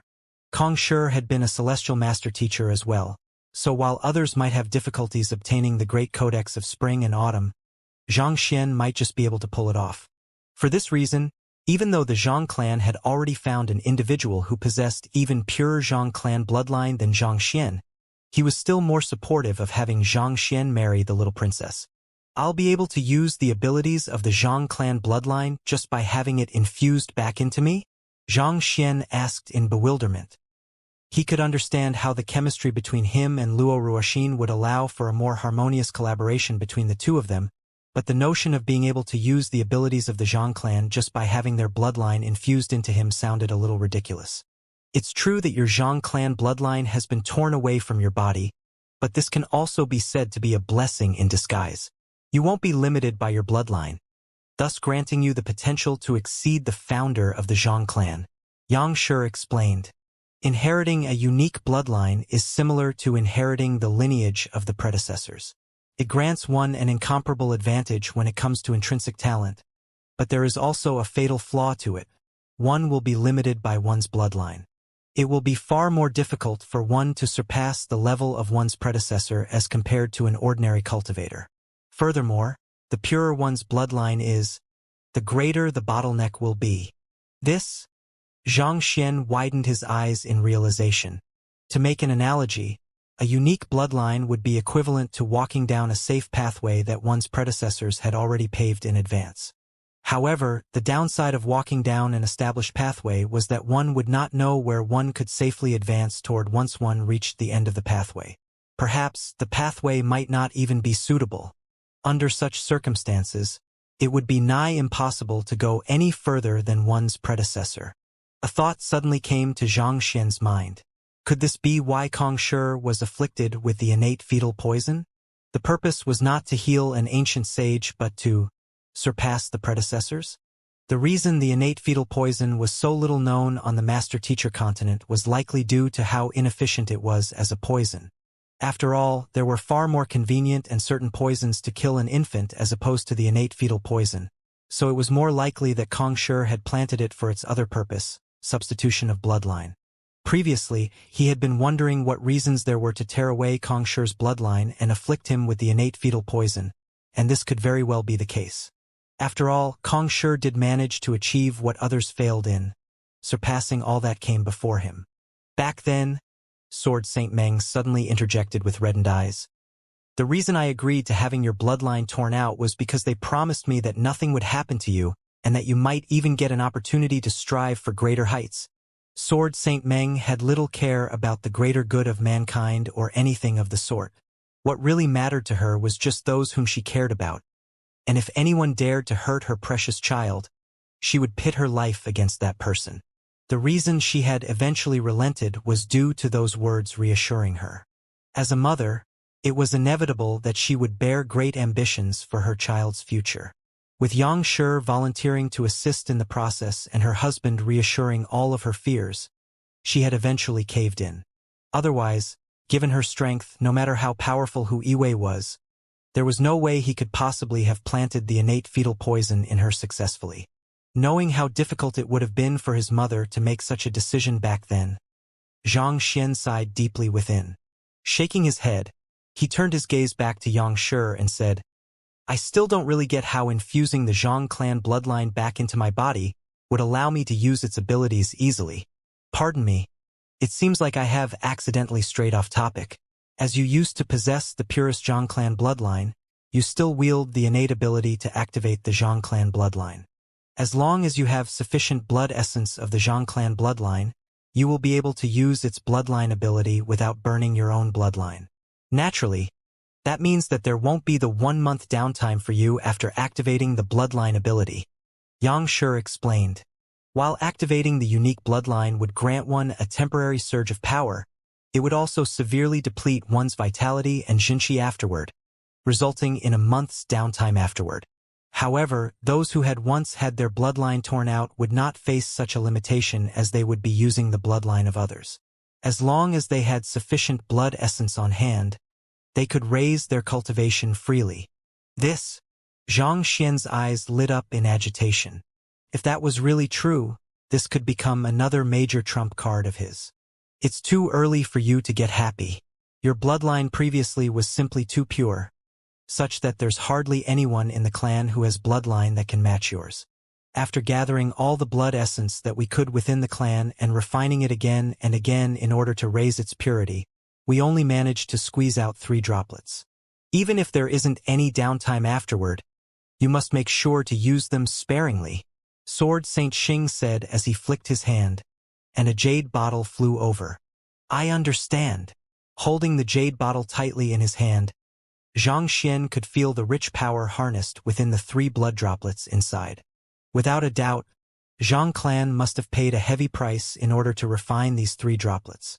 He was about to thank Sword Saint Xing when a thought suddenly struck him. The Pavilion Master Seal had also been created through 3 droplets of Kong Shi's blood, and by assimilating them into his body, he would be able to temporarily wield power invincible against those beneath Ancient Sage. Was this not identical to the situation with the blood droplets from the Zhang clan? Could it be that Kong Shi had some kind of unique bloodline, and the prerequisite to activating the bloodline was being a celestial master teacher? Zhang Xian nodded. That does seem likely to be the case. It was no wonder no one had been able to truly tame the Pavilion Master Seal in the tens of thousands of years since Kong Shi had left the Master Teacher continent. Limited by their constitution, it was already formidable that they could wield 1/10 of its power. It said that one must collate all 6 celestial amulets of legacy in order to enter the Temple of Confucius. May I know how many of them we have at the moment? Zhang Xian suddenly asked. Back then, the Qingtian Emperor had paid a heavy price to sneak onto the Master Teacher continent in order to find one of the celestial amulets of legacy. But even after searching for countless years, his efforts had still been rendered futile. Zhang Xian could not help wondering how many of them the Master Teacher Pavilion had found to date. Of the 6 celestial amulets of legacy, the Master Teacher Pavilion headquarters has 1, the Zhang clan has 1, and the Luo clan has 1. As for the remaining 3, some say that Kong Shi sealed them beneath some mountain in the world, and others say that they were taken away by the 100 schools of philosophers. In any case, even with the influence of the Master Teacher Pavilion headquarters, I'm afraid that their whereabouts still remain a mystery to date. Yang Shi shook his head. 100 schools of philosophers? Zhang Xian frowned doubtfully. He had heard of the 3 premier clans and the 5 element sage clans, but what was the 100 schools of philosophers? Kong Shi took in 3,000 students and 72 direct disciples. And these 72 direct disciples were all ancient sage experts. Yang Shi said. They were all ancient sages? Zhang Xian's breathing hastened in agitation. For all 72 direct disciples of his to be ancient sages, just how powerful was mankind back then? It was no wonder that the otherworldly demonic tribe was so frightened of Kong Shi, apprehensive of the rise of another celestial master teacher among mankind even after so many years.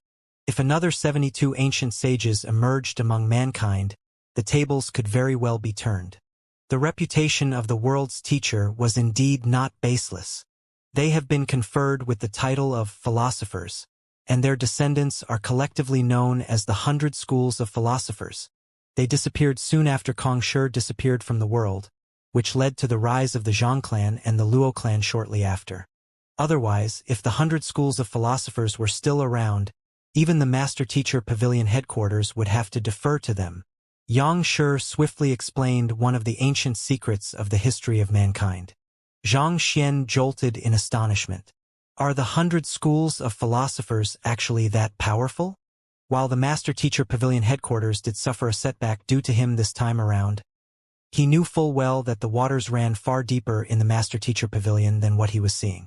If their conflict had worsened, even with Zhengyang, Wei Ruyan, and even the Zhang clan on his side, he still would not have stood a chance against the Master Teacher Pavilion. Without such strength, how could the Master Teacher Pavilion go unchallenged for the past tens of thousands of years? It was precisely out of deference for their strength that even the top experts of the continent were apprehensive of provoking them. For one, no one knew exactly how many hibernating ancient sages there were in the Master Teacher Pavilion headquarters. And despite the Master Teacher Pavilion's prowess, it was still afraid of the 100 schools of philosophers. They are the descendants of Kong Shi's direct disciples. Other than their powerful bloodline, they also have the complete heritage of their predecessors. Given so, it might be difficult for the Master Teacher Pavilion to match them. Yang Shi shook his head. However, they disappeared from the Master Teacher continent many years ago, so it's unlikely for them to appear once more. Thus, there's no need to worry about them. Zhang Xian nodded in response. Since they had disappeared just like Kong Shi, there should be no need to worry about them. He pondered for a moment before asking once more, if the 3 remaining celestial amulets of legacy are missing, how do we enter the Temple of Confucius? Given that they had not even gathered all of the celestial amulets of legacy yet, were they not jumping ahead of themselves to push forward a marriage between the Zhang clan and the Luo clan at this point in time? Typically speaking, it's indeed true that it would be impossible for one to enter the Temple of Confucius without gathering all 6 celestial amulets of legacy. However, through years of research, the Master Teacher Pavilion has managed to find a way to circumvent that requirement. Back then, Kong Shi acquired the blood essences of 6 unique bloodlines in order to forge the 6 celestial amulets of legacy. So even if we fail to find the 3 remaining amulets, we can substitute them with the 3 fully awakened unique constitutions, Xianxia said while stroking his beard. Unique constitutions? Could the pure Yin body be one of those unique constitutions? Zhang Xian widened his eyes in realization. Indeed, the pure Yin body is one of the unique constitutions. Other than that, there's also the Poison Hall's innate poison body, the Yuan clan's emperor's bloodline, the Shui clan's true water constitution. As long as these unique constitutions are fully awakened, they can be used to substitute the amulets. Xianxia replied with a nod. That's also the reason Yu Ruoxin was in such a rush to awaken Zhao Ye's unique constitution. As long as she succeeded, the Glacier Plain Court would have been able to enter the Temple of Confucius. The Temple of Confucius houses Kong Shi's heritage, and the treasures and secret manuals found there will be unmatched by anything currently on the Master Teacher continent. Without a doubt, the exploration of the Temple of Confucius will change the power dynamics on the Master Teacher continent, and the powers who fail to enter the Temple of Confucius will find themselves swiftly falling behind those who do. And if, by any chance, the heritage falls into the hands of the otherworldly demonic tribe, it could very well spell the end of mankind. There was a good chance that the solution to achieving a breakthrough to ancient sage would be found in the Temple of Confucius as well, and that would be a turning point for many powers in the world. Who would be willing to give up on this opportunity? Do you still have any doubts in mind? Xianxia asked. None at the moment, Zhang Xian replied with a shake of his head. For the time being, that was all he was perplexed about, and after Xianxia's explanation, he had gained a good grasp of the situation. It was no wonder the Luo clan was so adamant about marrying Luo Ruoxin to the young prodigy of the Zhang clan. Considering that the Temple of Confucius was involved in this matter as well, her will alone would not be enough to change their mind. All right then, I'll be taking a rest for a moment. Seeing that Zhang Xian did not have any more doubts, Xianxia sat down and closed his eyes, and Zhang Xian got to reinforcing his cultivation as well. 3 days passed in a flash. When morning came, as soon as the brilliant sun rose from the horizon, a massive city came into sight beneath the group. Sword Saint Xing walked over to the windows and exclaimed, "That's the Luo clan's shrouding ethereal city. We have finally arrived at our destination." Shrouding ethereal city? Zhang Xian lowered his head and saw that the city below seemed to be hiding beneath an illusory space. The city was situated in the midst of a mountain range, shrouded by endless clouds, reminiscent of a labyrinth. Without knowing the way beforehand, it would be nigh impossible to find the shrouding ethereal city. What a formidable formation! Zhang Xian exclaimed. Similar to the Zhang clan's guardian formation, it's intended to protect the Luo clan in times of emergency. It harnesses the law of space, distorting one's sense of direction and thus entrapping one. Of course, this formation can't hope to keep us out. Sword Saint Xing chuckled as he flicked his wrist, and a mirror appeared before Zhang Xian. Looking through the mirror, one could clearly see the correct pathway to navigate through the formation. The formation was constantly changing, making it impossible for one to determine any fixed pattern to it. To be able to discern the correct pathway with just a glance, it seemed like his father was quite a skilled formation master. Is it our guests from the Zhang clan ahead? After advancing a while longer, a hearty chuckle suddenly echoed from the distance, followed by the appearance of several figures. The person standing at the forefront was the first elder of the Luo clan, Luo Qingqin. Indeed, Sword Saint Xing flew out of the room and greeted the elders of the Luo clan, and Xianxia and the others quickly followed suit. "We have been waiting for your arrival. Our Luo clan has already prepared accommodations for you all. So do quickly come in." Luo Qingchen greeted with a smile as he led the way forward. The convoy of saint beasts from the Zhang clan quickly followed behind Luo Qingchen to enter the city. The accommodation that the Luo clan had prepared was a massive manor, vast and spacious. Even with 40 saint beasts landing in the courtyard, it did not appear to be cramped in the least. After settling the crowd from the Zhang clan into their accommodation, Luo Qingchen said with a warm smile, "I'll require some time to gather all of the elders and grand elders who have gone into seclusion. So let's discuss the details of the marriage tomorrow. The matrimony between our clans is a huge matter for the master-teacher continent. So we have to ensure that everything proceeds smoothly." "Indeed, First Elder. This matter must be handled with the utmost care." Sword Saint Xing nodded politely in response. "All right, I shan't impose on you all anymore. Please do have a good rest, and I'll see you tomorrow." Luo Qingchen clasped his fist and bade farewell. Before taking his leave, he instructed an elder to properly attend to the needs of the Zhang clan. "So this is Luo Ruoxin's clan?" The layout of the guest rooms was particularly exquisite. All sorts of formations came together to form a massive spirit-gathering formation, artificially creating what could be considered a blessed land to a cultivator. Strolling around the massive manor, Xianxia could hardly curb the excitement in his heart. He had seen many beautiful ladies, and there were also a couple of them who harbored romantic feelings for him. However, there was only one who had truly moved his heart. As if a fine wine, his feelings for her only seemed to deepen with time.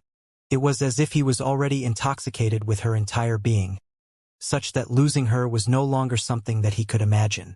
Seeing her son walking impatiently around the manor, Sword Saint Meng walked up to him and teased, "What? Can't you even wait till tomorrow?" Her son was someone who could remain perfectly calm even while he was surrounded by the experts of the Master-Teacher Pavilion headquarters. Yet at that moment, he was wandering around aimlessly. There was no way she would be so dense as to be unable to see through her son's thoughts. How could that be? "I'm just taking a look around." Having his thoughts exposed, Zhang Xian's face reddened in embarrassment. "The marriage between the both of you will surely go through, so there's no need to worry about that. Besides, even if this engagement didn't exist, as long as it's a girl you fancy, I'd help you snatch her." Imagining the sight of his mother kidnapping Luo Ruoxin, a slight chuckle escaped from Zhang Xian's lips. Given his mother personality, there was really a chance that she could pull something like that off. Just as he was about to speak, the Luo clan elder who was in charge of taking care of their needs suddenly walked up and reported, "Clan head Zhang, young Master Xianqing hopes to meet you. Bring me over." Hearing that Luo Xianqing was in the Luo clan as well, Zhang Xian's eyes lit up. He had thought that the other party would still be in the Sanctum of Sages, but who could have thought that he would have already returned? But thinking about it, given that his younger sister was going to be married, there was no way that he would obediently remain in the Sanctum of Sages. Given what a sister-doting monster he was, he would surely rush back to the Luo clan in the fastest time possible. Following behind the Luo clan elder, they soon arrived in the main hall. Luo Xianqing was seated with a teacup in his hand, deep in thought. Upon seeing Zhang Xian, he quickly stood up, clasped his fist, and bowed. "Luo Xianqing pays respect to clan head Zhang. Brother Luo, you're too courteous." Seeing how formal Luo Xianqing was with him, Zhang Xian quickly walked forward to help him up. Luo Xianqing raised his head to look at the young man before him once more, and he could not help but exclaim internally how swiftly things had changed. When they first met, the young man had just been an ordinary student in the Sanctum of Sages.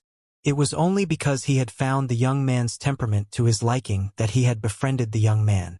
When he found out that the young man had duped his younger sister of her feelings, he had flown into a rage, wanting to pummel him to death. But before he knew it, the young man had transformed into the young prodigy of the Zhang clan, the fiancé of his younger sister.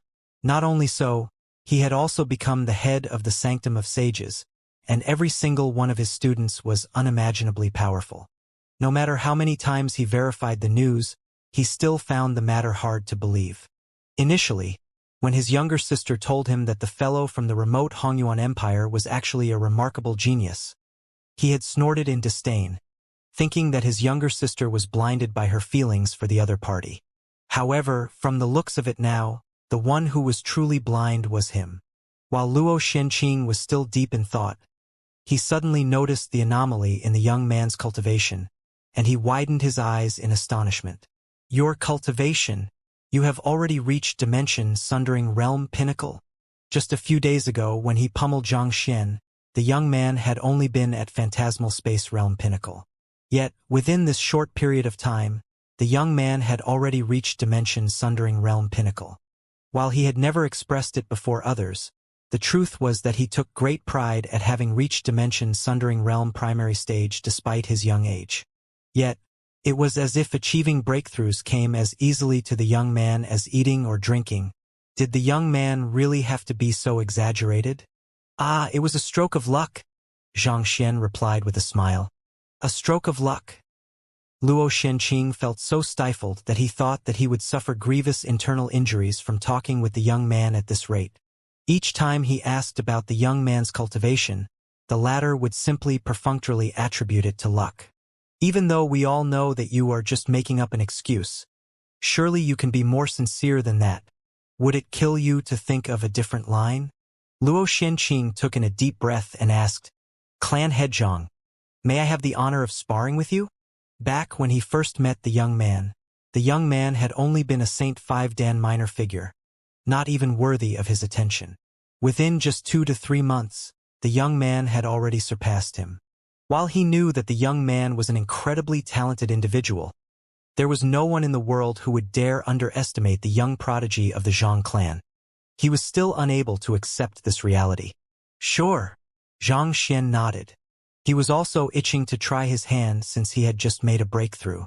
Since Luo Xianqing had challenged him to a spar, there was no reason for him to turn him down. Let's begin then. Without any hesitation, Luo Xianqing forcefully pushed against the ground and dashed forth, reaching Zhang Xian in the blink of an eye. He raised his hand and thrust his palm down upon the latter forcefully. Voila! Along with the movement of his palm, the surrounding space grew viscous, creating great inertia to any movement made in the area. While Zhang Xian had been pushing ahead, Luo Xianqing had not been slacking either. Through his diligence, he had also made considerable advancements in his fighting prowess. Come! With a chuckle, Zhang Xian drove his jinqi as he raised his palm to clash against Luo Xuanqing's offense. But all of a sudden, his hand froze in midair. Seeing the young man's abrupt halt in actions, Luo Xianqing retracted his palm strike and harumphed coldly. What's wrong? Are you intending to go easy on me just because you think I'm no match for you? If you still think of me as a brother, use your full strength. He knew that it was unlikely for him to be a match for Zhang Xian, and he was prepared to accept his loss. However, his pride would not allow the latter to take pity and go easy on him. No, that's not it. Zhang Xian raised his hand to stop Luo Xianqing as his lips twitched frenziedly. I accidentally exerted too much force earlier. I think I am going to achieve a breakthrough soon. Hong long long. Before Zhang Xian could finish his words, the entire sky darkened. Storm clouds converged above the area, and flashes of lightning streaked furiously across the sky. Zhang Xian's macrocosm ascendancy ordeal had come. Back when Zhang Xian was still at the Zhang clan, he had already reached the peak of the dimension-sundering realm, ready to push for a breakthrough to the macrocosm ascendancy realm at any moment. However, he feared the massive destruction that might come as a result of the lightning tribulation, so he had forcefully suppressed his cultivation. However, earlier, as he was sparring with Luo Xianqing, he had accidentally pushed his jinqi a little too far, overcoming the bottleneck of the dimension-sundering realm, causing his cultivation to begin advancing right for St. 9 Dan macrocosm ascendancy realm. You can achieve a breakthrough just like that? Looking at the ominous clouds gathering all around and sensing the energy raging within the young man's body, Luo Xianqing nearly fainted on the spot. Weren't you still at dimension-sundering realm pinnacle a moment ago? How in the world did you manage to make a breakthrough to the macrocosm ascendancy realm just by driving your Xianxia? Luo Xianqing nearly spurted blood from frustration.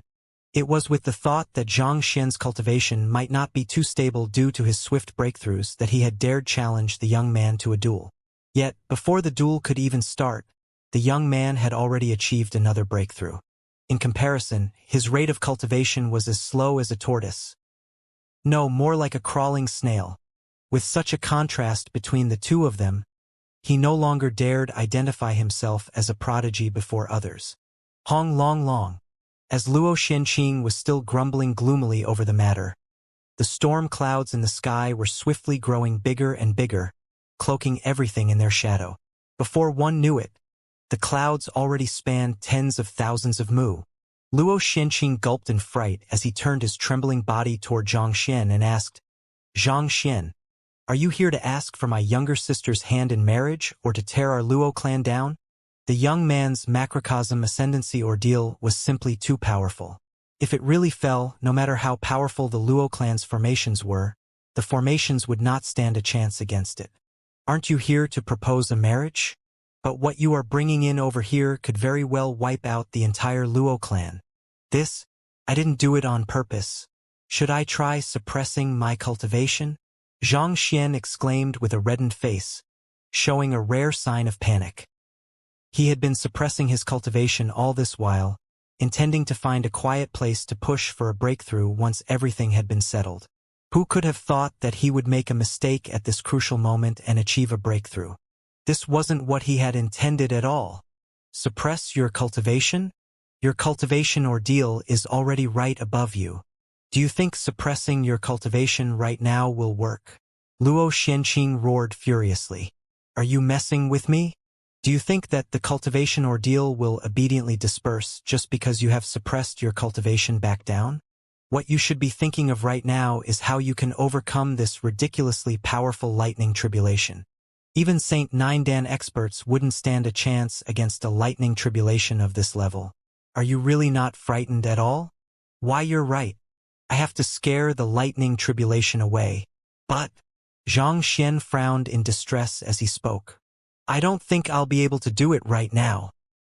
His soul cultivation had already reached Saint Nindan pinnacle, and he had not compiled the Saint Nindan Heaven's Path divine art to further his Xianxia cultivation yet. On top of that, he had just cultivated his physical body a few days ago. What was he supposed to do with the massive pool of spiritual energy in the air? He would explode if he absorbed all of that. You won't be able to do it right now? What do you mean by that? Don't you have some kind of means to chase the lightning tribulation away? Luo Xianqing urged anxiously. Since his dimension-sundering ordeal had been chased away by the young man before him, surely the young man should be able to do the same for his own macrocosm ascendancy ordeal. I'll just say this clearly to you right here and right now. If you fail to chase away the lightning tribulation and it falls on the shrouding ethereal city, don't even dream of our Luo clan forgiving you. It goes without saying that your engagement with my younger sister will be over as well. Luo Xianqing spat in fury. Zhang Xian was really on the verge of tears. Why did he have to achieve a breakthrough now of all times? He had already raised all of his cultivations as far as he could, so there was nothing he would require spiritual energy for at the moment. And without absorbing the energy of the lightning tribulation, how was he supposed to scare it away? Wait a moment, perhaps I could try that.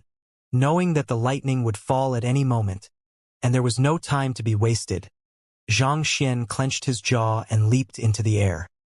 He swiftly assumed a cold and forbidding appearance as he placed his arms behind his back, facing the lightning tribulation before him fearlessly. How can Shinner's macrocosm ascendancy ordeal be so powerful? Dear, rest assured, our son has managed to drive away several lightning tribulations in the past, so he should be able to do it easily this time around.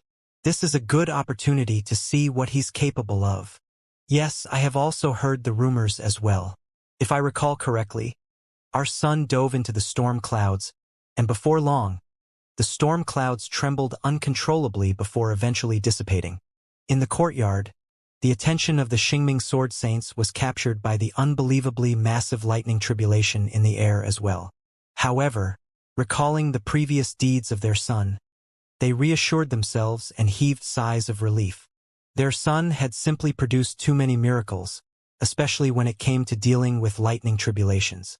The legends that he had created were something that would eventually go down in the annals of the master-teacher continent's history, never to be forgotten even after many generations. As powerful as the macrocosm ascendancy ordeal before them was, he should be able to resolve it with ease. Look, he's flying into the air. He should be diving into the storm clouds very soon, Sword Saint Xing exclaimed excitedly. The first elder of the Luo clan, Luo Qingchen, turned to the elders behind him and instructed, "This is truly a rare sight. Make sure to watch it closely. If we can figure out the secrets behind Xianxia's technique, our Luo clan offspring won't have to worry about their cultivation ordeals when they achieve a breakthrough anymore." Yes, the many elders of the Luo clan nodded in agreement. Luo Qingchen had witnessed with his own eyes how the young man helped Luo Shenqing drive away his dimension-sundering ordeal. But back then, he had been unable to make sense of how it had been done. Since he had the privilege to witness it once more, he would really have to observe it closely. If they could learn the young man's secret art, the offspring of their Luo clan would not need to fear lightning tribulations anymore. Bring the dimension mirror over. I want this scene to be perfectly recorded, Luo Qingchen instructed once more. Even if we fail to make sense out of it now, we can slowly examine it later on. As long as we study it long enough, it will only be a matter of time before we uncover his secrets. As a 9-star master teacher himself, Luo Qingchen's eye of discernment was not to be underestimated. Yet, even an expert of his caliber was unable to figure out how Zhang Xian had managed to drive away Luo Xuanqing's lightning tribulation back then. Thus, there was a good chance that they would not be able to figure it out easily even with most elders of the Luo clan present here. Just to be safe, it would be best for them to record this site so that they could refer to it again and again in the future. That's a good idea. An elder swiftly flew away, and it did not take him long to return with a massive mirror in hand. It was one of the mystical artifacts from the Luo clan's treasure vault, the dimension mirror. It could be used to record anything that it saw. He's going to dash into the lightning tribulation. Right after the elders had finished preparing the mirror, Luo Qingchen's excited exclamation sounded in the air. Turning their gazes over, the elders saw the young man rising into the air, stopping right beneath the storm clouds. Everyone watched the scene with bated breath. They could not wait to see how the legendary young prodigy of the Zhang clan would deal with the lightning tribulation. Hong Long Long. Provoked by Zhang Xian's approach, the lightning tribulation crackled wrathfully, threatening to annihilate everything beneath it. Facing the imposing lightning tribulation before him, Zhang Xian's heart could not help but shudder in dread. Nevertheless, he did not allow it to show on his face. With a perfectly composed expression, he said, "Little Lele, we meet again, Hong Long." Upon hearing that voice, the lightning tribulation seemed to fall into a daze, such that the thunderous rumbling appeared to have toned down a little. "Stop kicking up a needless fuss. I'll give you a chance. Scram before I fly into a rage." Zhang Xian snorted impatiently. Boom! The lightning tribulation seemed to have fallen even quieter. It was hard to tell if they were overthinking it, but the crowd witnessing this scene felt as if the lightning tribulation was trembling in fright, seemingly fearful of the young man before it. Seeing that the lightning tribulation was still refusing to leave, Zhang Xian's voice grew even sharper and colder. "I am not a patient person, so you'd better quickly make up your mind whether you want to cross me or not. However, you should know that I'm not one to give second chances, so I hope that you won't make a decision you'll regret." Boom! After a moment of hesitation, the lightning tribulation seemed to have made the greatest decision in its life, and it released an indignant rumble. Voila!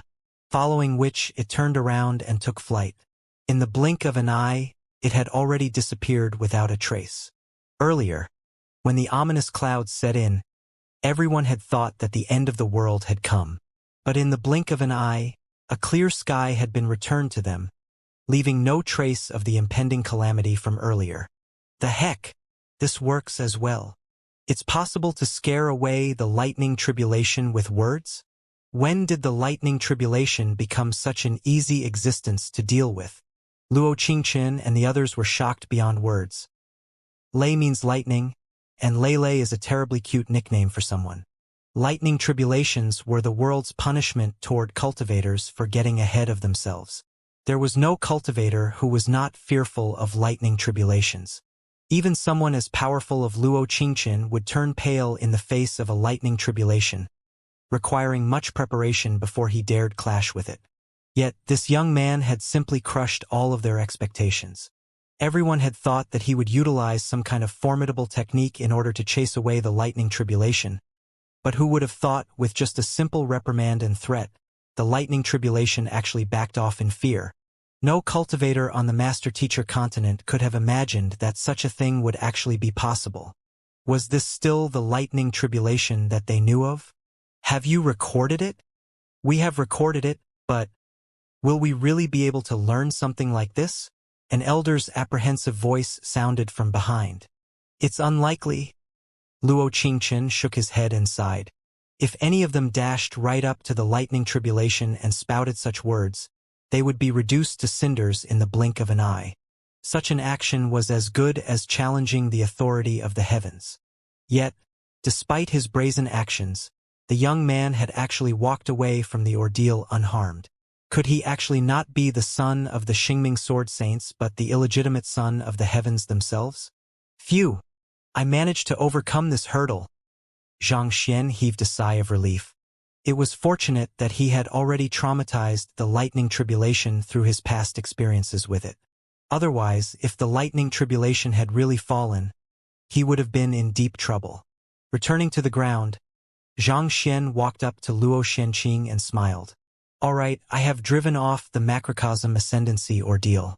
Let's continue our fight. Luo Xianqing felt a prickling sensation on his scalp. Continue your head. How can an ordinary mortal like me possibly fight against someone who could scare off a lightning tribulation with just words? Isn't that asking for a beating? Forget it. It would be impolite for me to lay my hands on a guest like you. Luo Xianqing hurriedly shook his head vehemently. He had already made up his mind. From that day forth, he would no longer compare himself with the inhuman freak before him. Hearing that Luo Xianqing was unwilling to fight with him anymore, Xianxia sighed in disappointment. A moment later, he raised his head and looked at Luo Xianqing expectantly. Then, Brother Luo, can you bring me to meet your younger sister? With what he desired finally within reach, he could no longer retain his usual composure. Knowing that his younger sister was the only edge that he had against Xianxia at the moment, Luo Xianqing waved his hand in feigned impatience. You'll meet during the engagement ceremony tomorrow. You can at least wait one more day, right? Xianxia shook his head helplessly. All right then. Seeing that Xianxia was really disappointed, a playful smile emerged on Luo Xuanqing's face as he asked, Do you really want to meet her? He was delighted to see Xianxia's disappointment, not just for his personal vengeance but for his younger sister as well. After all, this meant that his younger sister carried significant weight in Xianxia's heart. Of course. Xianxia quickly nodded. Well, I guess it can't be helped if that's the case, Luo Xianqing said. I can arrange for a secret meeting with my younger sister for you, but just for a short moment, all right? The real reason he had come here to find Xianxia was to test the latter's feelings for his younger sister, as well as to allow the two lovebirds to have a short meeting prior to the engagement. Without a doubt, he was certain that Xianxia really harbored feelings for his younger sister. Given so, it would be pointless for him to make things difficult for the latter. While it was a breach of propriety for the couple to meet privately just ahead of the engagement, rules were ultimately just rules. Even if they were caught, the elders of both clans would only shrug it off as the recklessness of youth and turn a blind eye to it. Besides, the young man before him was not only the young prodigy and clan head of the Zhang clan but the head of the Sanctum of Sages and Yangshi's senior. Is this for real? Xianxia's face immediately lit up in happiness. Of course, when have I ever not meant my words? Luo Xianqing harumphed impatiently. Wait here for a moment. I'll go make some arrangements. Xianxia anxiously nodded in response. Just as he was about to thank Luo Xianqing for his help, an elder of the Zhang clan suddenly rushed into the main hall. Clan head, what's wrong? Zhang Xian frowned upon seeing the grim look on the elder's face. We have just received news that Court Chief Zhao and Hall Master Wei of the Glacier Plain Court and Poison Hall have gone missing, the elder reported anxiously. Missing? Zhang Xian's heart skipped a beat upon hearing those words, and he abruptly rose to his feet. Narrowing his eyes coldly, he questioned, What do you mean by that? What happened? I don't know. It appears that there was some kind of fight. Then the both of them suddenly went missing. The Zhang clan has already dispatched some men to investigate the issue, the elder reported. After fully awakening her unique constitution, Xiaoya is able to stand her ground even against great sage experts. On the other hand, Wei Ruyan's poison is able to curb even Pavilion Master Ren Qingyuan. Yet the two of them actually went missing? Did they not even have any time to send out a help message? Zhang Xian clenched his fists tightly in disbelief. Even when Xiaoya was captured by Yu Ruoxin back then, she had still been able to find an opportunity to send a message to him asking for help. Just who in the world had the ability to make the two of them vanish, such that they could not even afford to send a help message to him? I'm afraid I don't know. The elder shook his head fearfully. Zhang Xian took in a deep breath to calm himself down before instructing, Do you know where the battle occurred? Bring me over to take a look. The Zhang clan's intelligence was unlikely to be inaccurate. Chances were that something had really happened to Xiaoya and Wei Ruyan, so there was no time for him to be idling around. If he wanted to know what had happened, he would have to drop by the area personally. Otherwise, it could already be too late by the time the others were able to get to the bottom of the matter. The elder nodded in response. The battle occurred in the vicinity of the Empire Alliance. Court Chief Zhao and Hall Master Wei were on their way back after resolving the issue that day when something happened to them. In the vicinity of the Empire Alliance? Very well. After confirming the location, Zhang Xian turned to Luo Xianqing and clasped his fist apologetically. Brother Luo, knowing that this matter was far more important, Luo Xianqing nodded in understanding.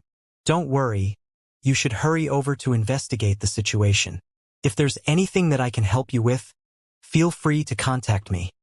Thanks. Zhang Xian walked out to the courtyard and took out the grade 9 formation flags that his mother had given him. It did not take him too long to construct a teleportation formation. Xianer, I'll come with you. Seemingly having heard of the matter as well, Sword Saint Meng suddenly rushed over.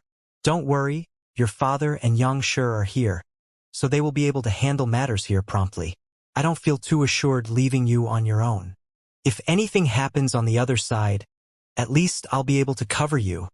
Most preparations for the engagement had been prepared, and Sword Saint Xing and Xianxia were around to settle whatever administrative matters there were, so there should not be any problems on their end. Zhang Xian nodded.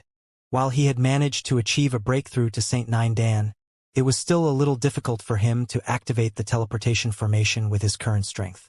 Thus, it would indeed be helpful to have his mother tagging along. Let's go. Having made up their minds, the duo swiftly got to action. With Sword Saint Meng infusing her strength into the teleportation formation, it soon shone into activation. Who? The duo vanished simultaneously from the spot. The next moment, they were already in the vicinity of the Empire Alliance. According to the directions from the Eighth Elder, it should be over there. Sword Saint Meng quickly scanned the surroundings and pointed in a direction. Swiftly advancing ahead, it did not take the two of them too long to arrive at the foot of a mountain. This mountain had been forcefully sliced in half by some formidable force, and the greenery on it had been completely destroyed. From this, it could be seen that an earth-shattering battle had occurred not too long ago. Zhang Xian clenched his fists tightly together. There was a layer of frost over the entire area. Without a doubt, it had been left by Xiaoya. At the same time, the plants in the area had taken on a dark yellow shade, a sign that they had been poisoned to death. From the looks of it, that seemed to be Wei Ruyan's doing. Initially, Zhang Xian had thought that they had been taken down separately, but contrary to his expectations, the two of them had actually been fighting side by side when they were subdued. Just who in the world wielded such tremendous power? Putting aside the Zhang clan and the Luo clan, probably even the Master Teacher Pavilion headquarters would not be able to take those two away discreetly. Could it be that otherworldly demonic emperor?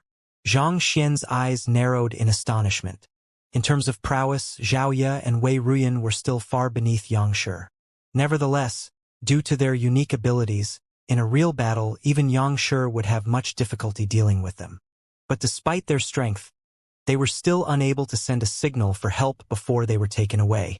Unless it was him with the Pavilion Master Seal activated or an ancient sage personally making a move, he could not think of anyone who could pull this off.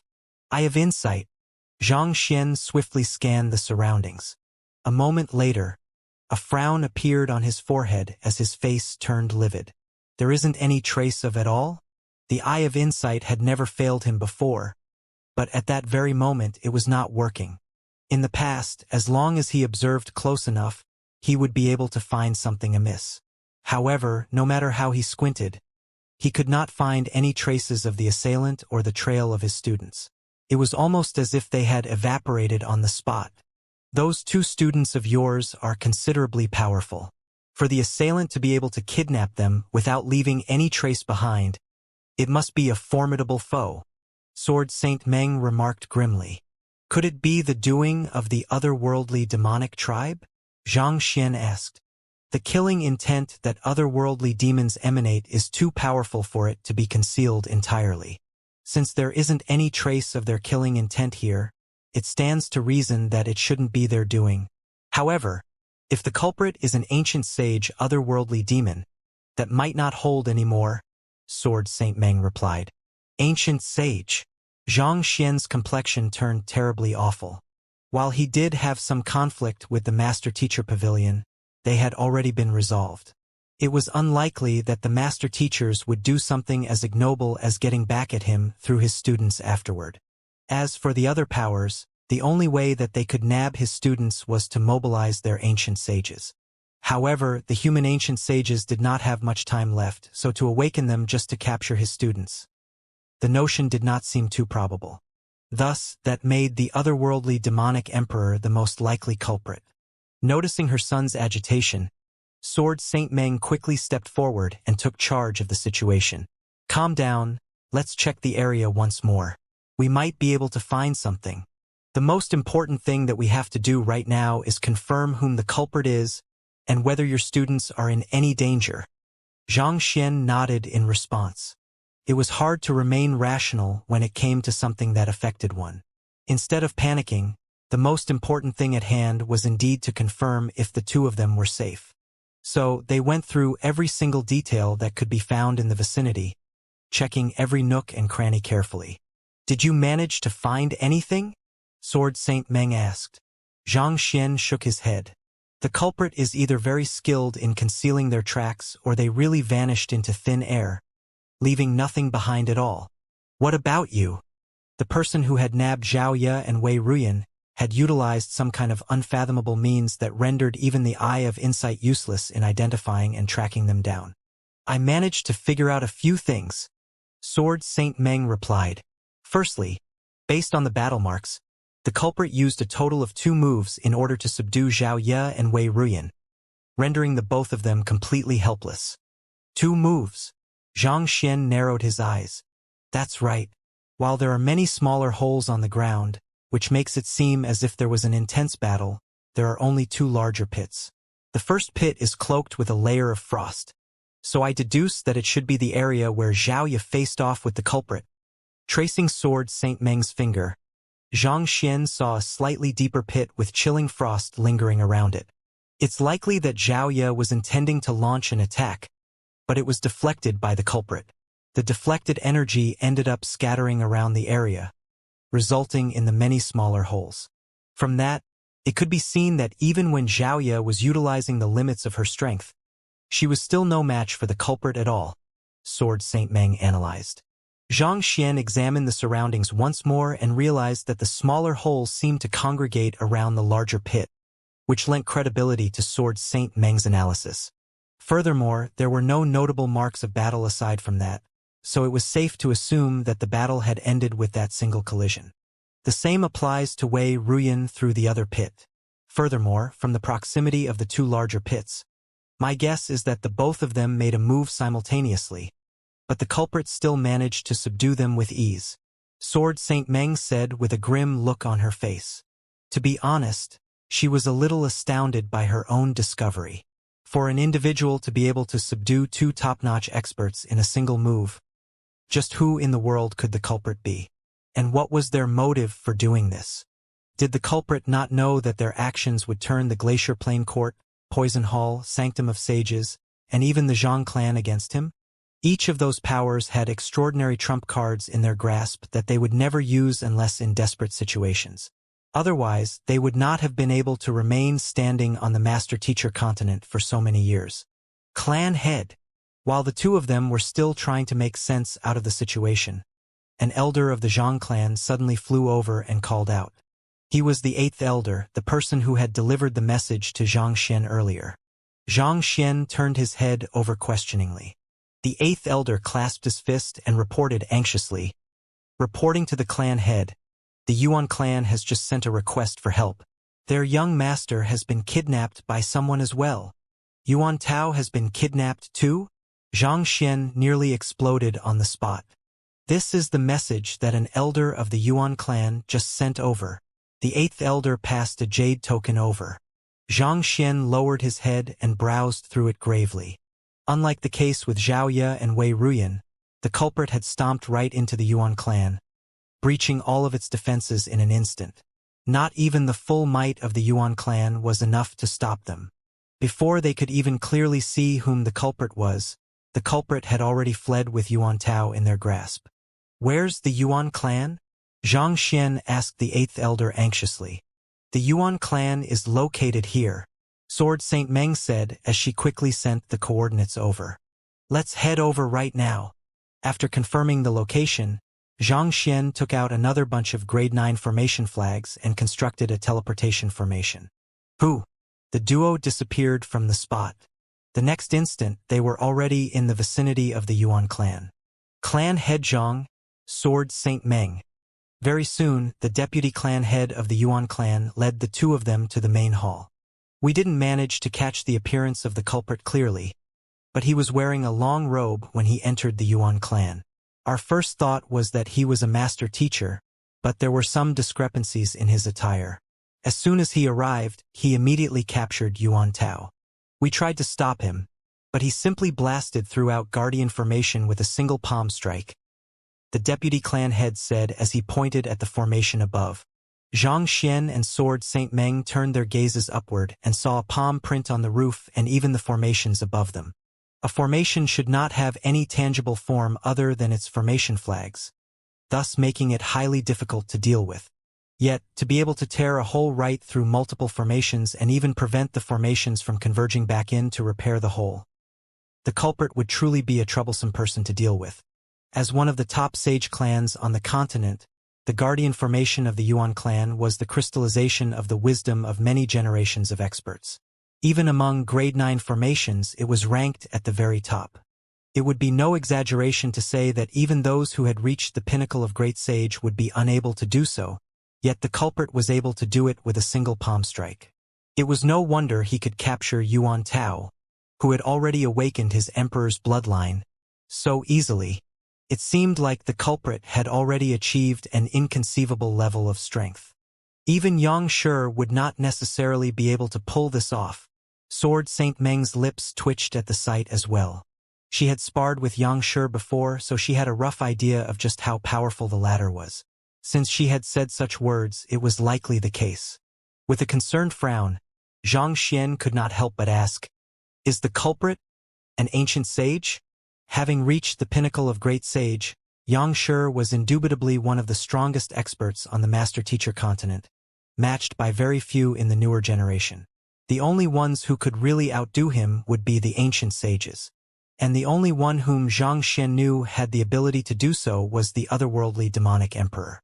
No, the culprit isn't an ancient sage. The deputy clan head shook his head. I still can recognize the aura of ancient sages, and I'm certain that the other party hasn't reached such a level yet.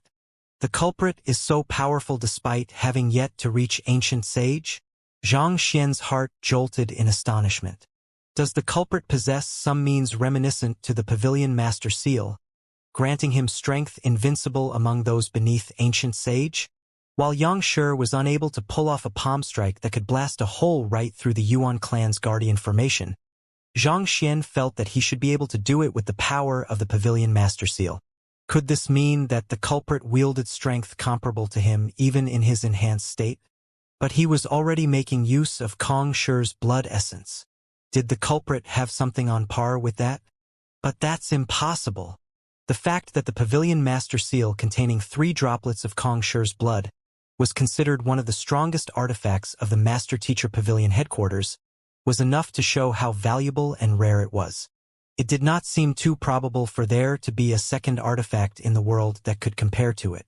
Even if the other party had Kong Shi's blood droplets in their possession, based on what he knew, only celestial master teachers should be able to utilize the power within them. So, it should not be possible for them to utilize the power within the blood droplets. Unable to make sense of the situation, Xianxia asked, could it be an ancient sage intentionally lowering his cultivation?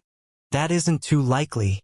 If an ancient sage was truly here, the ancient sage of our Yuan clan would surely have sensed his presence and awoken, replied the deputy clan head, shaking his head. Xianxia widened his eyes in realization. If the Yuan clan had a hibernating ancient sage, it would make sense for him to awaken upon sensing the presence of other ancient sages. The fact that their ancient sage remained motionless despite the assault from the culprit showed that even though the culprit wielded incredible strength, he had yet to achieve a breakthrough to ancient sage. To wield such strength despite not being an ancient sage. Just who could it be? Xianxia's complexion was turning worse and worse. It might have been better if the culprit was a real ancient sage so that the Yuan clan's ancient sage had awoken and stopped him or, at the very least, found out who the culprit was. However, that was unfortunately not the case, and that effectively left them with no clues to work with. All of a sudden, Xianxia recalled something and asked anxiously, Yuan clan, do you know where the Spirit Awakener Guild headquarters is located in? I have a map over here. The head of the Yuan clan flicked his hand and passed a jade token over. Are you worried that the culprit might make a move on Wang Ying too? Sword Saint Meng immediately understood Xianxia's intentions. That's right. Xianxia nodded in response. Xiaoya, Wei Ruyan, and Yuan Tao, 3 of his direct disciples had been kidnapped just like that. If the culprit was intentionally working against him, Wang Ying was likely to be the next victim. As for Zhengyang, he should be safe with the Combat Master Hall. Even if the culprit really wielded prowess invincible beneath ancient sage, the culprit was still unlikely to provoke the powerful Combat Master Hall easily. So Zhengyang should be in a considerably safer position. Let's quickly head over. Xianxia quickly set up a teleportation formation, and before long, they were already in the Spirit Awakener Guild headquarters. After having expended her energy in activating 3 teleportation formations and using her Jinqi to protect Xianxia from the spatial turbulence, Sword Saint Meng was starting to show signs of exhaustion. Teacher, why are you here? We were just planning to head over to the Luo clan to celebrate your engagement. Wang Ying was delighted by Xianxia's arrival, but a slight hint of bewilderment could be seen in the depths of her eyes. She knew that her teacher would not come to visit her all of a sudden without any reason, especially since they were soon going to meet in the Luo clan. Wang Ying, Zhao Ye, Wei Ruyan, and Yuan Tao have been kidnapped, Xianxia explained grimly. They have been kidnapped? Wang Ying's eyes dilated in disbelief as her body trembled in shock. But who could possibly have the strength to kidnap them? I have no idea either. I was worried that something might have happened to you, so I rushed over to check on you, Xianxia said. Teacher, you suspect that the person might make a move on me next? Wang Ying swiftly understood what was going on. She turned around and instructed, Elder Qin, inform all Spirit Awakeners to prepare themselves. A battle could be coming very soon. Yes. Understanding the severity of the situation, Elder Qin quickly left the area to make preparations. After making arrangements, Wang Ying turned to Xianxia worriedly. Teacher, do you how Senior Xiaoya and the others are doing at the moment? I don't know that either. The culprit didn't leave behind any trail, so even I'm unable to track the other party down. Zhang Xian shook his head with a deep frown. For the time being, I'm thinking of lying in wait here. As long as the culprit strikes once more, we'll be able to apprehend and interrogate him. I understand. Realizing her teacher's intentions, Wang Ying nodded before falling silent. She arranged a place for the two of them to rest before sitting down to cultivate, not wasting any time at all. She was unable to match up to Xiaoya and the others in terms of talent, so she could only make it up with her diligence.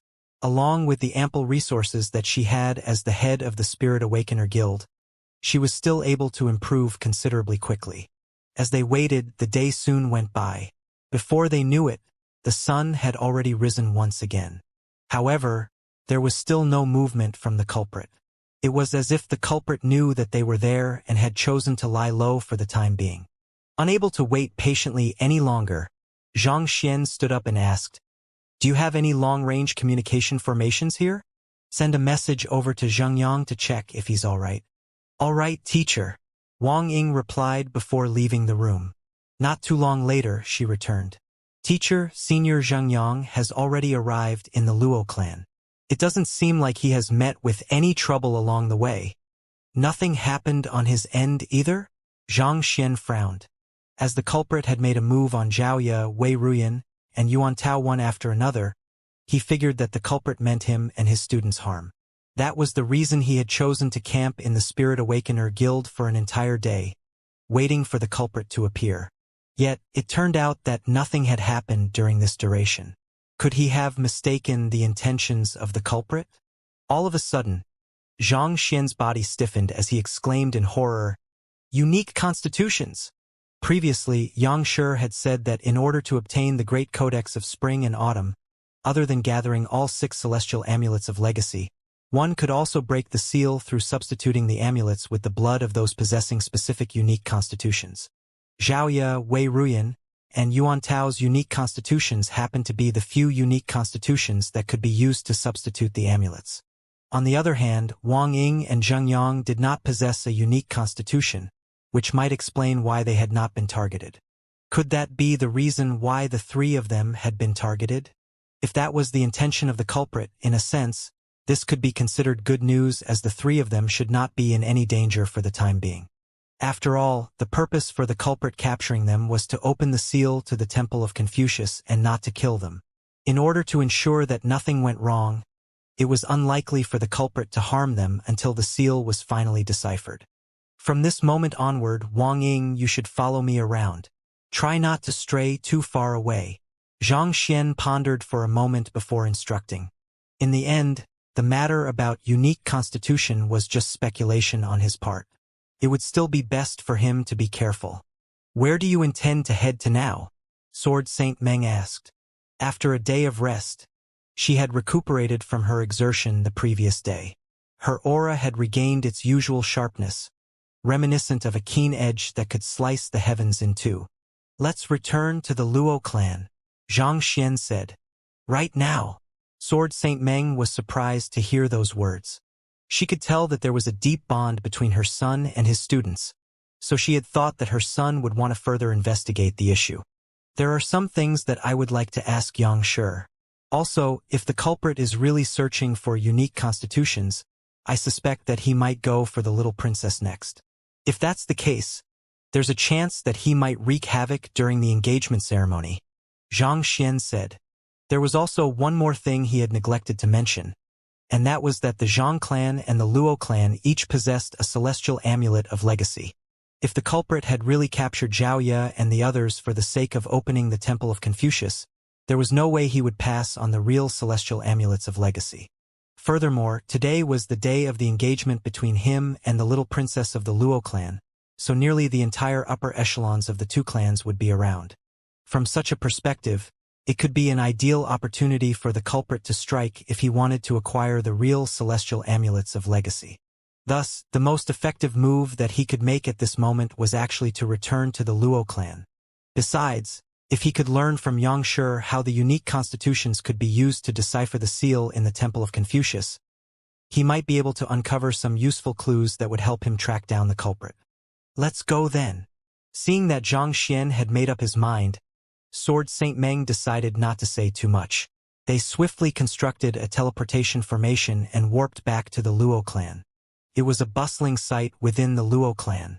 Festive lanterns were hung all around, and auspicious red cloth cloaked the buildings throughout shrouding ethereal city, indicating a joyous celebration. On this jolly day, the first elder of the Luo clan, Luo Qingchen, was dressed in a grand robe stitched with golden lining as he stood at the entrance to the main hall of the Luo clan with a radiant smile on his wrinkled face. The head of the Jiang clan, Jiang Fengyu, has arrived with 30 Saint 8 Dan beasts to congratulate the Zhang clan and the Luo clan on their engagement. The head of the Mu clan, Mu Hongzhen, has arrived with 3 boxes of 1,000-year-old medicinal herbs and 10 stalks of the true spirit peepa tree to congratulate the union of the Zhang clan and the Luo clan. The head of the Shui clan, Shui Fangtian, has arrived with 3,000 water anima crystals, 5,000 southern sea diamonds, and 207-star dragon eyes to offer early congratulations to the Zhang clan and the Luo clan for their matrimony. Such declarations sounded one after another as eminent figures of the master-teacher continent arrived one after another with wide smiles on their faces. Even a stomp of one of these figures' feet would resound loudly throughout the continent, but at that moment, they were personally delivering invaluable gifts to the Luo clan, not daring to show the slightest hint of impoliteness. Looking at the bustle all around, one of the elders in charge of welcoming the guests could not help but remark in awe. It seems like the entire continent has heard of Zhang Shi's affairs in the Empire Alliance just a few days ago. This is just the engagement ceremony, but they are already delivering such generous gifts. I can't begin to imagine how long the queue of gifts will be for the official wedding. While the Luo clan wielded considerable influence on the master-teacher continent, it was far beyond its means to gather so many powerhouses together on the spur of the moment. In fact, even the Zhang clan would have trouble pulling something like that off. But Zhang Xian, the current head of the Zhang clan, had managed to do it during a mere engagement ceremony. There was no doubt that the official marriage ceremony would be far grander than this, such that even the master-teacher pavilion headquarters would feel compelled to send an envoy down to relay their blessings. Of course, the reason for this unprecedented grandeur could only be attributed to the magnificent show of power from Zhang Xian a few days earlier. By now, the news should have already spread far and wide across the entire continent. In the tens of thousands of years since the establishment of the Master-Teacher Pavilion, no one had ever successfully escaped from its arrest warrant before. However, Zhang Xian had created history on that very day. Not only did the world learn that the future head of the Combat Master Hall, the Master of the Poison Hall, the Chief of the Glacier Plain Court, and so on were all his students, he was even the head of the Sanctum of Sages and Xianxia Sr. That news had really shocked the entire world. With so many distinguished identities to his name, how could these shrewd powers possibly remain oblivious to the stance that they ought to take? It was also with knowledge of this that the Zhang clan did not hesitate to conduct the inauguration ceremony to officialize Zhang Xian's position as the clan head. Under Zhang Xian's halo, the Zhang clan's position was immediately brought to an unprecedented height. With so many formidable powers under the Zhang clan's sphere of influence, the Zhang clan would only grow stronger with time. Given so, who would dare snub the Zhang clan's dignity and refuse to offer their congratulations? Putting aside something as important as an engagement ceremony, even if Zhang Xian suffered the slightest cold, there was no doubt that an army of clan heads and sect leaders would swiftly deliver medicine and artifacts over as a display of goodwill. Indeed, how many years has it been since our Luo clan last enjoyed such splendor? Another elder by the side replied deeply. Even when their little princess had shocked the world by successfully assimilated the dimension silencer, thus elevating the reputation of the Luo clan to new heights, only a couple of clans had come to the Luo clan to offer their congratulations. Yet, in this very moment, nearly all of the notable powers throughout the master-teacher continent had arrived to convey their best wishes. It was no wonder the two elders felt as they did. Previously, when there was completely no news from the young prodigy of the Zhang clan, I had still been lamenting at how unfair the engagement was for the little princess. Who could have thought that the young prodigy would suddenly appear before our eyes once more with such magnificence, reminiscent to how it was when he was born back then. Indeed, born as a connate saint, even Kong Shi's sculpture levitated into the air to pay its respects to him, and the master-teacher pavilion headquarters specially sent an envoy down to relay their goodwill. There was no one in the world back then who didn't know about the extraordinary young prodigy of the Zhang clan. Truly, he didn't disappoint us even after all these years. Well, a star will eventually shine, but more importantly, who could have thought that person the little princess likes would actually be him too? I can't even begin to describe how happy I am for the little princess. After all the heavy tension over the past few months, it seems like everything will be resolved perfectly. Many elders nodded delightfully in agreement at those words. Despite the glory cast on the Luo clan as a result of the marriage with the Zhang clan, as long as the little princess was not fond of her fiancé, it would be like dynamite had been planted in their midst, waiting to explode at a trigger. Fortunately, it had been found that the little princess and the young prodigy actually had mutual feelings for one another, and this was the best ending that everyone hoped to see. Away from the bustle at the forefront, there was a small residence deep in the Luo clan that was filled with resplendent flowers. Within one of the rooms, a young lady sat before a mirror, carefully dressing herself up. A maid standing behind the young lady combed her hair carefully as she excitedly exclaimed, "Young mistress, doesn't it sound very lively outside? I heard that many distinguished figures have come to our Luo clan." I know. This is the third time that you have said that." The young lady shook her head with a helpless smile.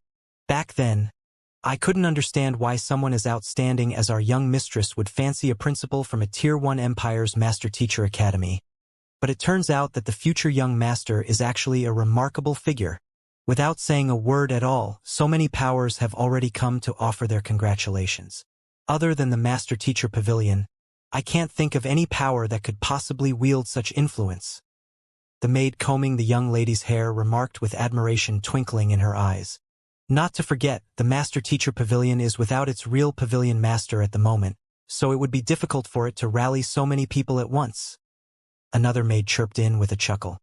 "Our young mistress is truly a person blessed by the heavens." Just like that, the two maids chatted delightfully among themselves. The young lady seated in front of the mirror looked at her impeccable appearance in the mirror, and a blissful smile crept onto her lips. All of a sudden, the young lady turned around to look at the maid behind her, and the blissful smile on her face was replaced by uncertainty and apprehension. "Have you found out what I asked you to investigate? Xianxia.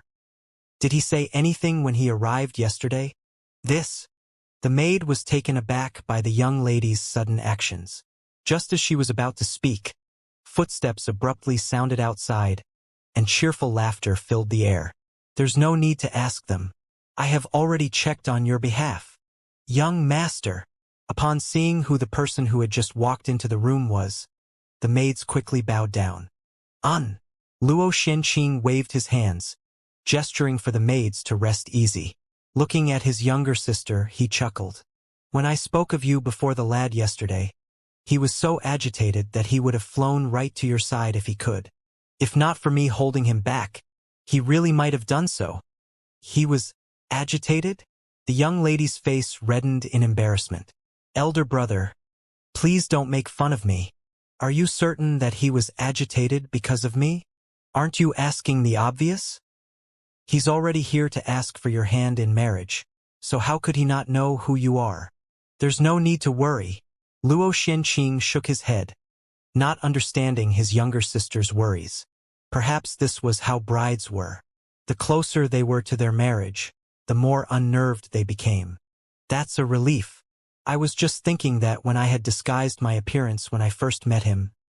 The little princess replied with an awkward smile. "I was afraid that he wouldn't recognize me after seeing my true appearance." "Young mistress, rest assured, I have seen your disguised look, too, and the current you looks at least 10 times prettier than you did back then. There's no way the future young master wouldn't be charmed by your beauty," a maid remarked joyfully. "That's surely the case, young mistress. I can swear on my life that if you meet him with your current looks, he will swiftly fall in love with you all over again." The other maid teased with a smile. "The two of you only know how to tease me," the young lady retorted with a crimson blush on her face. Turning her gaze back to Luo Xianqing, she asked, "Elder brother, where is he at the moment?" "He has some matters to attend to, so he's currently out at the moment, but he should be returning very soon. Yusin, you don't have to worry about anything. I'm sure that you don't want him to see you with a fretful frown on your face, right?" Luo Xianqing chuckled as he massaged the young lady's glabella to loosen the deep creases there. The young lady nodded with a smile. As far as she could remember, she had always carried the burden of an engagement.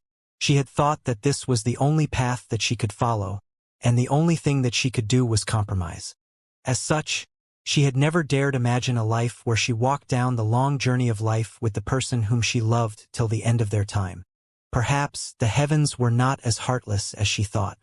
Seeing the euphoric look on his younger sister's face, Luo Xianqing said with a relieved smile, "Sword Saint Xing of the Zhang clan is currently discussing the plans for the marriage ceremony with our father, and we have already accepted their betrothal gifts. Most likely you will return to the Zhang clan with that lad today. You should quickly head out once you are done preparing. The guests are dying to meet you." While he was a little reluctant to see his younger sister marrying another man, this was already the best possible situation there could possibly be. Such a coincidence was one that he never would have dared imagine to be possible. The young lady nodded before turning her gaze back to the mirror. "Help me check if there's anywhere that needs more tidying up." "Don't worry, young mistress. There's no one who could be more beautiful than you today," the maid behind replied with a smile. All along, the young mistress had been a cold and composed person. Who could have thought that she would have such a side to her when it came to the person whom she loved? "Is that so?" Heaving a sigh of relief, the young lady stood up and looked at her elder brother with a demure smile. "Elder brother, let's go." Luo Xianqing nodded as he led the way out. The two maids quickly followed behind them. The young lady could not resist asking, "Elder brother, who is here today?" While she had heard rumors about the formidable lineup of guests from the maids, she was not too clear about the specifics. Nearly all of the clan heads and first elders of the sage clans are present. "It seems like that lad's reputation is really one to behold," Luo Xianqing chuckled. To be honest, even he could hardly believe that so many people had come. "All of the sage clan's clan heads are present?" The young lady widened her eyes in astonishment. "They are all here to congratulate us on our engagement? Why else do you think?" Luo Xianqing replied. "The last time something as grand as this happened was when our founder established the Luo clan. But there weren't even as many guests back then. Your engagement has really pushed the Luo clan back to the top of the master-teacher continent once more. While that lad can be unreliable from time to time, I must say that he has really done well this time. He has allowed our little princess over here to marry in fashion, not suffering the slightest grievance at all." The young lady nodded as a warm surge flowed into her heart. Despite having assimilated the dimension silencer and becoming the strongest expert in the younger generation, she knew that even she did not have the influence to rally so many people at once. This glory would be eternally carved in the history of the Luo clan, remembered even after many millenniums. The young mistress has always wished to marry the person whom she loves with the blessing of the entire world. Can this be considered as her wish coming true? One of the maids behind asked with a smile. "Of course. If this can't be considered as the blessing of the entire world, what else could be?" Luo Xianqing replied. "The main hall is right ahead. You should put on your veil first." While merrily chatting, they finally arrived before the main hall. With a gaze from Luo Xianqing, the maids behind quickly covered the young lady's ravishing looks with a red veil. According to tradition, the bride had to cover her face with a red veil during the engagement ceremony. With so many powers observing the ceremony, this tradition had to be respected. After putting on the red veil, the young lady walked into the main hall behind Luo Xianqing. Before they could even assume their positions, a loud declaration came from behind. Deputy Sanctum Head Zhan Tiansheng and the many elders of the Sanctum of Sages have arrived to congratulate the fated couple from the Zhang clan and the Luo clan. Deputy Pavilion Master Renqing Yuan and 10 other 9-star Master Teachers from the Master Teacher Pavilion headquarters have come to relay their blessings to the engaged couple. Even the personnel from the Sanctum of Sages and Master Teacher Pavilion headquarters have come. Furthermore, it's the Deputy Sanctum Head and the Deputy Pavilion Master. The young lady was astounded. It was already shocking to see that all of the heads of the Sage clans had come to offer their best wishes. But to think that even the Deputy Pavilion Master of the Master Teacher Pavilion would arrive with so many 9-star Master Teachers to relay their blessings. There was truly no greater honor than this. With a ceremony of such a scale, there was nothing more that she could ask for. Grand Elder Hua Shiqing of the Master Teacher Pavilion has come with his disciples to congratulate the Zhang clan and the Luo clan. Hua Shiqing? Isn't that the Grand Elder who has already retired from the secular world? Why would he attend this wedding ceremony as well? I have no idea. Previously, when Renqing Yuan was inaugurated as the Deputy Pavilion Master, an invitation was sent to Hua Shiqing as well, but he turned down the invitation. Who would have expected him to attend this wedding instead? Could there be any greater honor than this? If I were the little princess of the Luo clan, I would have died of bliss by now. Shocked and envious exclamations erupted all around. Even Grand Elder Hua Shiqing is here as well. The young lady clenched her fists tightly in agitation.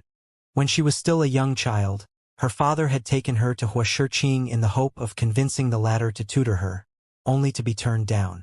Who would have thought that the other party would actually attend her engagement ceremony? Mystical Hands Gentleman has come to relay his blessings. Grand Elder Wu Qing of the Blacksmith Guild has come to congratulate the soon-to-be wedded couple. Priest of the Calm Lake Dui Yao have come to relay their blessings. Frenzied Saber Ling Huchong has come to offer his best wishes. The shock did not stop with just the arrival of Grand Elder Hua Shiqing. Soon, many more declarations sounded outside. Many familiar names who had left a mark in the history of the Master Teacher continent sounded one after another in the ears of the crowd, raising an uproar in the main hall. Mystical Hands Gentleman is a figure who rose into prominence 1,000 years ago. He was once the head of the Physician Guild, but he suddenly disappeared from the world 500 years ago. Many thought that he had passed on. But who knew that not only is he still alive, he even came to relay his blessings to the newlywed. That legendary man has saved the lives of countless experts during his time, such that many of the experts from the older generation are indebted to him. Isn't Grand Elder Wu Qing known as the Heartless Blacksmith? Devoid of any sentiments or emotions even to his loved ones. It's said that his son personally begged him to forge a weapon for his lover, only to be shut out of his door. Yet, he actually came for this engagement ceremony. I have taken a look at his gift, and it seems to be a great sage-tier treasure. Who is the priest of the Calm Lake? That man is quite an eccentric figure on the Master Teacher continent. He made a name for himself 300 years ago when he defeated 3 9-star Master Teachers simultaneously with his swordsmanship. He's very fond of chess, and he has gone around the world challenging chess experts one after another, only to be unable to find a worthy rival. But one day, he abruptly disappeared from the face of the continent, his whereabouts known to none. I never would have thought that he would come for the engagement ceremony today. Actually, the one whom I respect the most is still Frenzied Saber Ling Huchong. I came here hoping to forge a good relationship with the Luo clan and the Zhang clan. But who could have thought that I would actually have the honor of meeting these distinguished experts as well? This is really a huge eye-opener for me. This trip here hasn't been wasted. Indeed, I would have regretted it for life if I had missed out on such a huge gathering. As the names that only existed in legends in the minds of the crowd sounded one after another, a huge uproar broke out amid the crowd. Even the esteemed heads of the sage clans trembled excitedly in face of these legendary figures, as if little kids meeting their idols. Xianxia was the one who got all of them here?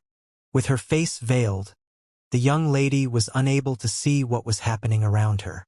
However, She could still roughly figure out what was going on from the discussion of others, and her eyes reddened in agitation. As a female offspring of a major clan, her fate had already been determined at birth. Knowing that she could only walk down the path that others had carved for her, she had never dared dream of the future. She had never thought that her life could ever be so dazzling and magnificent. Thank you. Knowing that Xianxia must have gone through a lot of effort to specially invite them over for this occasion, the young lady's heart was filled with gratitude. Look, Xianxia is here.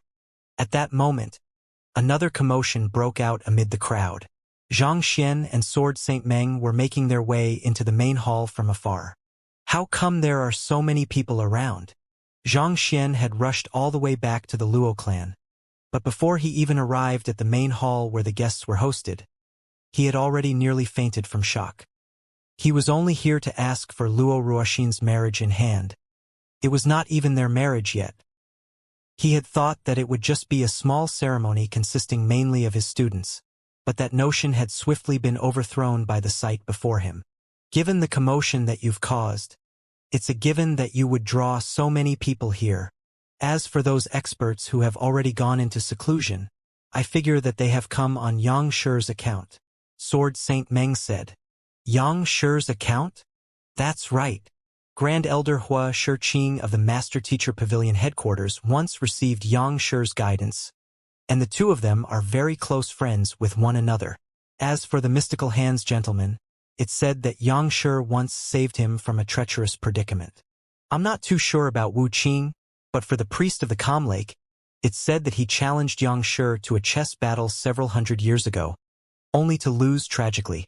Eventually, he could only resign himself to becoming a guard for Xiangshi's residence. Sword Saint Meng explained with a smile. Those were confidential secrets, but due to the close relationship between the Zhang clan and Xianxia, she was still aware of quite a few things. Considering that most of them were seniors who had already retired from the secular world, who other than Xianxia could possibly have the ability to rally them together? I'll have to make sure to relay my thanks to Xianxia later on then, Zhang Xian remarked as he shook his head with a bitter smile. He had come to ask for Luo Ruoxin's hand in marriage, but it turned out to be something far larger than what he had thought it would be. However, it was apparent that Xianxia was doing this for him too. The more imposing the engagement ceremony was, the greater his influence would be. In the future, when he revealed his identity as the Celestial Master Teacher, his authority and prestige would be greater too. Let's enter the main hall, Sword Saint Meng said. As soon as the two of them entered the main hall, Lu Chong and Zheng Yang swiftly rushed up to him. Teacher. They had also heard the news, and it had left them deeply worried and anxious. I've been to the scene, and with the culprit's strength, he could easily do away with Xiaoya and the others if he wanted to. The fact that he chose to go through the trouble of kidnapping them instead means that they won't be in any danger for the time being. Zhang Xian reassured the two young men before him. However, we still mustn't let our guard down. Since the culprit has made the first move, we can anticipate more actions from him in the future. If I'm right, there's a good chance that the culprit might appear here today. So, prepare yourselves for battle at any moment.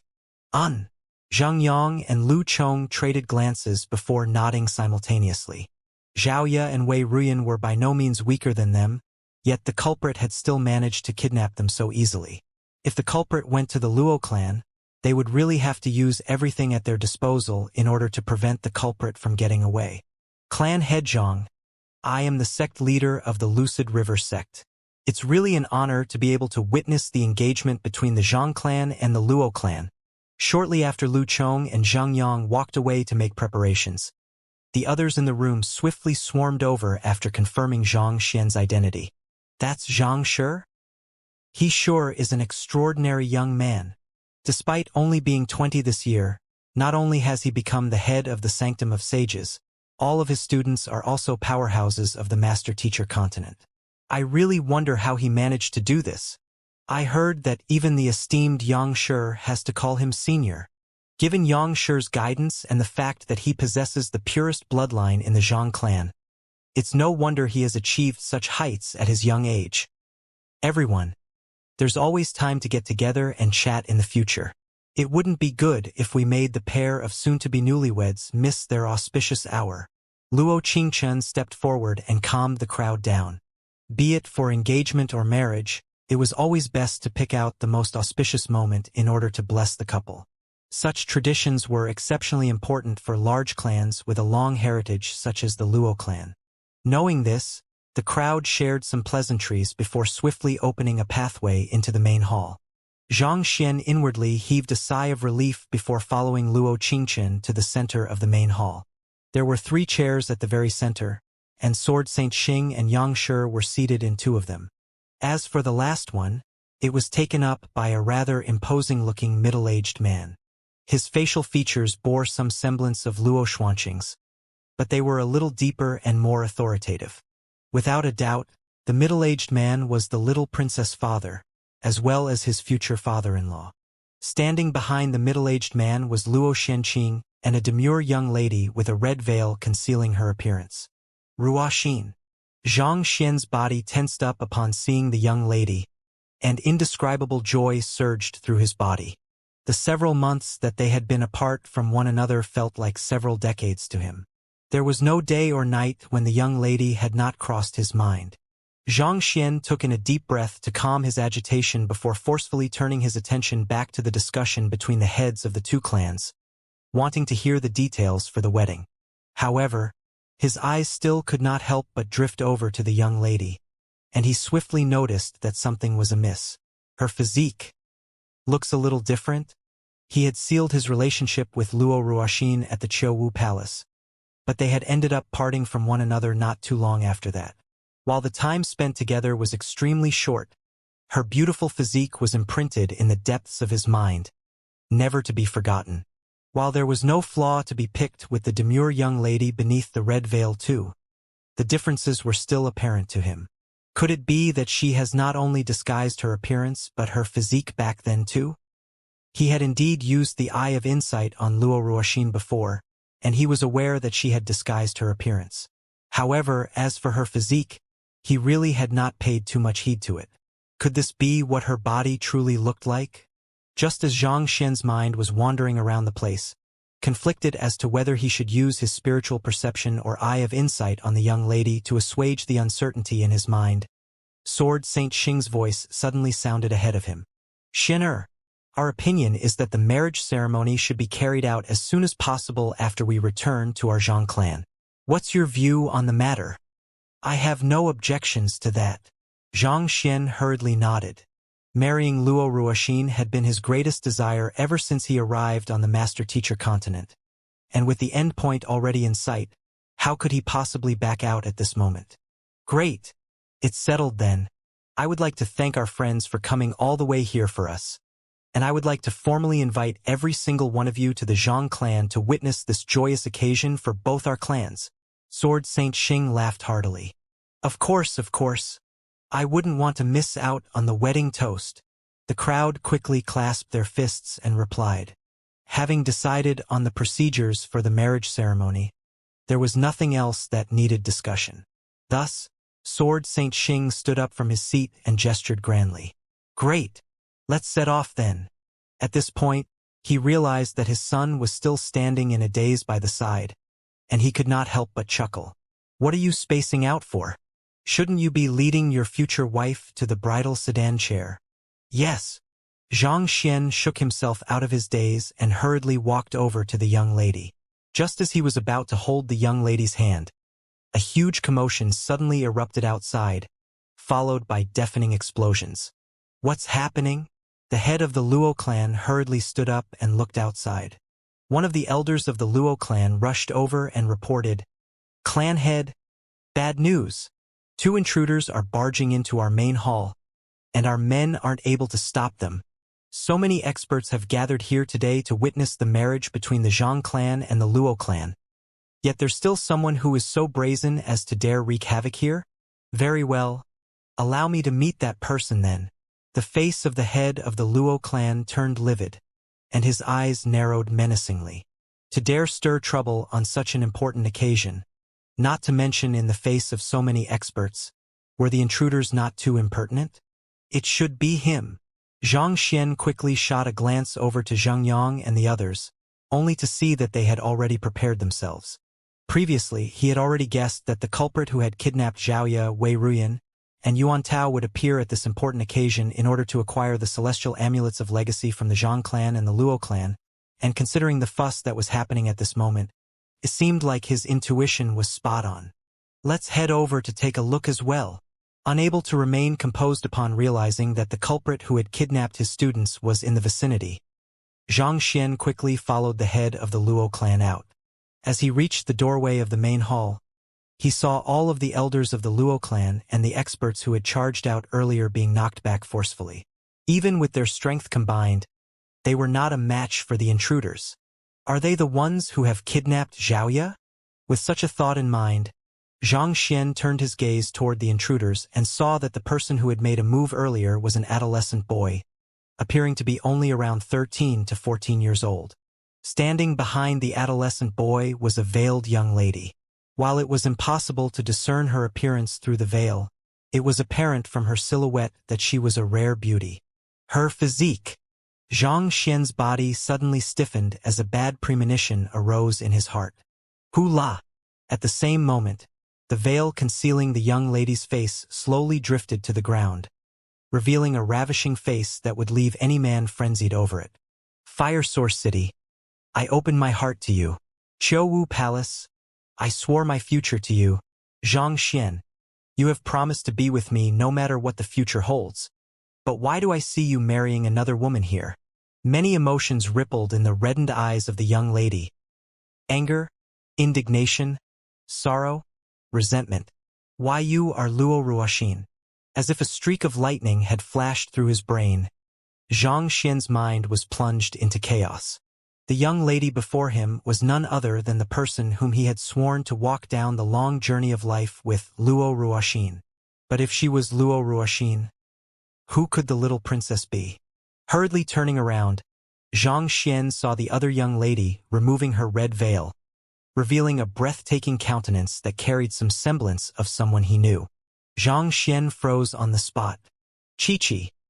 It's a widespread Chinese superstition that there are certain days and hours that are more auspicious than the others, and this often influences the choice of date and time for one's marriage. For those who are unfamiliar with traditional Chinese wedding process, the groom usually first heads to the bride's family to fetch the bride and put her into a bridal sedan chair, which is basically a red carriage carried by men. The groom would lead to the bride back to the groom's family, where the marriage ceremony would be conducted. She was much more beautiful than the Luo Qi that he knew, but from her disposition, gaze, and gesture, he could still see the student who was filled with admiration for him in her Luo Qi. It was in the Huanyu Empire that they first met. Despite her cold exterior, she was a very hard-working and driven person, never hesitating to lower her pride in order to improve herself. At Qingyuan City, she confessed to him earnestly, only to be pushed away then. He had thought that it would be unlikely for them to meet once more after their parting then. But who could have thought that their reunion would actually come in such a form? How could Qi be the little princess? Zhang Xian felt as if he was going to crumble into pieces. All this time, he had thought that Luo Ruoxin was the little princess of the Luo clan. In order to be with her, he had desperately trained and cultivated. He had wreaked havoc in the Zhang clan. He tried his best to get close with Luo Xianqing, but all of a sudden, it turned out that the little princess was actually Qi, not Luo Ruoxin. His mind simply could not accept that fact all of a sudden. Luo Qi had also noticed Luo Ruoxin as well, and her body trembled a little.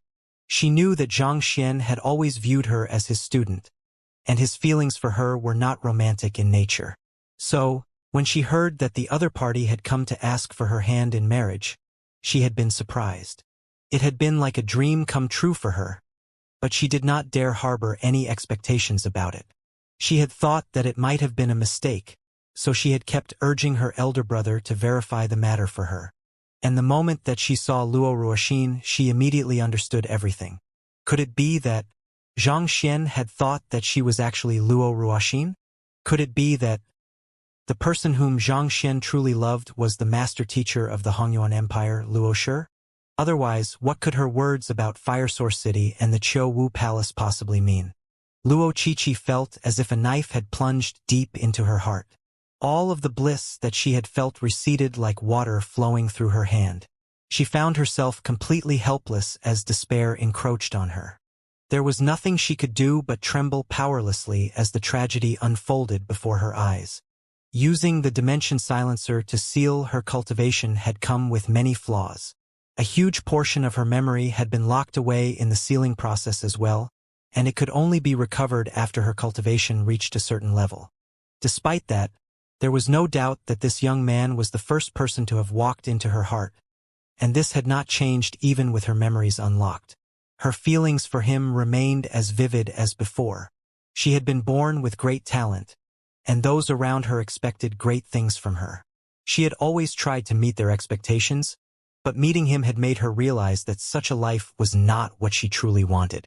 The time spent with him had given rise to a very simple yet faraway dream for her. She wished that the person she loved would one day marry her with blessings from the entire world.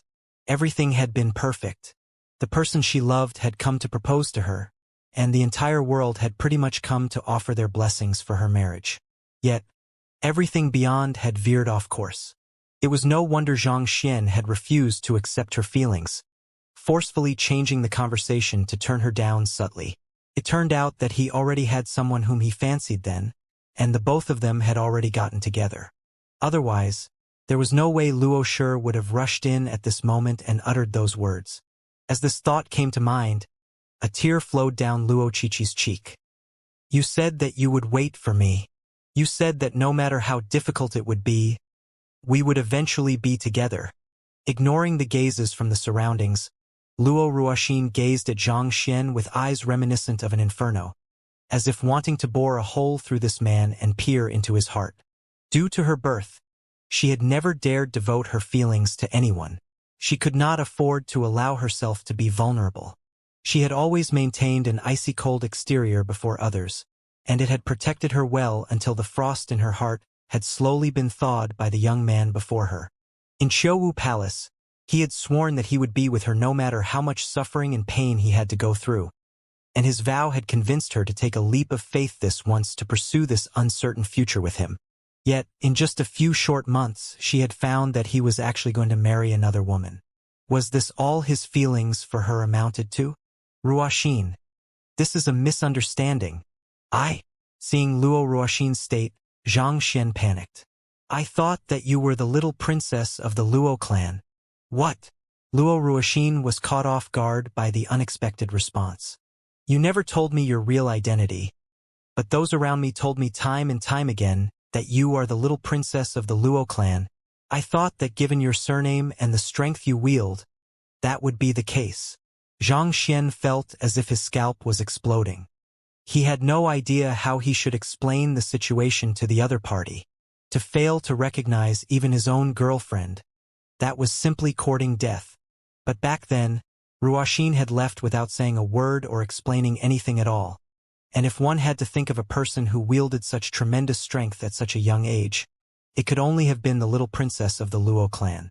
It was not that he had never tried to verify this matter himself, but when he tried to do so, he had realized that he did not even know Luo Ruoxin's real name. Thus, he could only clutch on desperately to this clue that he had, or else he would have been completely lost. And the affairs afterward only further confirmed his suspicion. An elder of the Luo clan sought him to warn him against getting close to the little princess of the Luo clan, and shortly after, the little princess of the Luo clan also declared her feelings for him. More importantly, out of some sheer coincidence, he had actually never met with the little princess of the Luo clan to date. Luo Ruoxin stared at Xianxia intently, wanting to see if the young man before her was speaking the truth. After a long while, she sighed deeply and said, "I can't tell you my true identity for the time being. Come with me. I'll bring you somewhere else." "Somewhere else? Where?" Seeing that Luo Ruoxin was giving him a chance to explain, Xianxia heaved a sigh of relief. "You'll know once we get there," Luo Ruoxin replied before turning to leave. "All right." Xianxia hesitated for a brief instant before taking a step forward, intending to leave together with her. After his huge botch-up, if he did not leave with Luo Ruoxin right now, they might very well never meet again in the future. Wait a moment. Barely after taking 2 steps, a figure suddenly stood in Zhang Xian's path, Luo Xianqing. The young man was trembling with sheer rage, reminiscent of a volcano that would erupt at any moment. Zhang Xian, what are you doing right now? Who is that person over there? Brother Luo, I have to. Zhang Xian hesitated for a moment before replying, but before he could finish his words, a punch was already smashing right for his face. Hoo-la! This punch harnessed Luo Xuanqing's full strength, such that even space warped before his might. Brother Luo, Zhang Xian exclaimed as he took a step back. Don't call me your brother. I am unworthy of it. Luo Xianqing bellowed as he charged toward Zhang Xian, seemingly reluctant to rest until he finally reduced the person before him into meat paste. This is actually... While dodging the attacks, Zhang Xian tried to explain the matter to Luo Xianqing, but he had no idea where he should start. It was only because he had thought that Luo Ruoxin was the little princess of the Luo clan that he agreed to the marriage. So many esteemed guests had come to witness the ceremony, yet he wanted to turn around and leave at this crucial moment. All because he had recognized the wrong person. This was as good as viciously trampling on the Luo clan's pride. There was no one who could accept such a thing. Stop hiding. If you are a man, face me straight on in a battle. Either you give me a satisfactory explanation here, or you'll have to step over my dead body when you leave. Luo Xianqing bellowed furiously as he continued his assault. As if 6 more arms had sprouted out of his body, he launched powerful punches one after another. Despite being only at St. 8 Dan primary stage, the might that he exerted was actually on par with a dimension-sundering realm pinnacle expert. Brother Luo, Zhang Xian tried to explain as he retreated. Enough! I told you not to address me as Brother Luo. Seeing that his attacks were not reaching the other party, Luo Xianqing gritted his teeth furiously. In the next moment, his strength swiftly surged to an unbelievable level. Bloodline ability. Luo Xianqing had actually activated his bloodline ability without much hesitation. Sila. Before long, Luo Xuanqing's strength had risen to a level comparable to St. 9 Dan primary stage cultivators. He swiftly whipped out a sword and continued his frenzied assault against Zhang Xian. His sword art was far stronger than the barrage of fists that he had launched previously, and his swings tore right through space, creating spatial rifts one after another in the air. In the first place, the Luo clan was skilled in spatial manipulation, and Luo Xianqing had activated his bloodline ability at that. The prowess that he exerted was so fearsome that even a macrocosm ascendancy realm pinnacle cultivator would have trouble coping under his furious assault. However, even though Zhang Xian was only at macrocosm ascendancy realm primary stage, his fighting prowess was already on par with great sage 1 Dan experts. With nimble movements, he managed to dodge Luo Xuanqing's sword perfectly. Brother Luo, I know that I have done your Luo clan a great injustice this time around, and rest assured that I will definitely give you a satisfactory explanation in the future. There's no need for you explain anything anymore.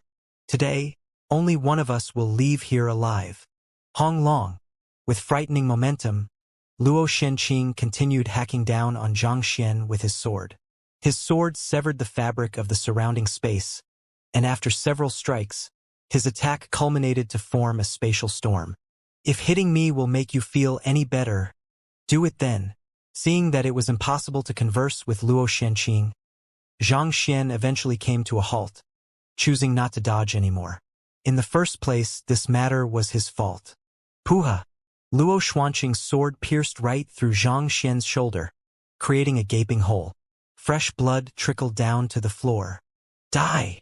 After piercing through Zhang Xian's shoulder, Luo Xianqing twisted his blade, intending to tear Zhang Xian in two. But barely after twisting the blade, he suddenly felt his entire body freezing in place, as if some kind of compelling might was shackling him down, preventing him from moving. He's the man that I, Luo Ruoxin, love. I would like to see which of you dares to hurt him. Boom! A powerful shockwave burst forth from Luo Ruoxin, and Luo Xianqing was forced to retreat continuously. At the same time, The sword in his grasp also flew into the horizon, disappearing without a trace. Audacious! Men, take that demoness down. Seeing that the young lady had actually made a move on Luo Xianxia, the head of the Luo clan also swiftly understood what was going on, and with a wrathful look on his face, he bellowed furiously.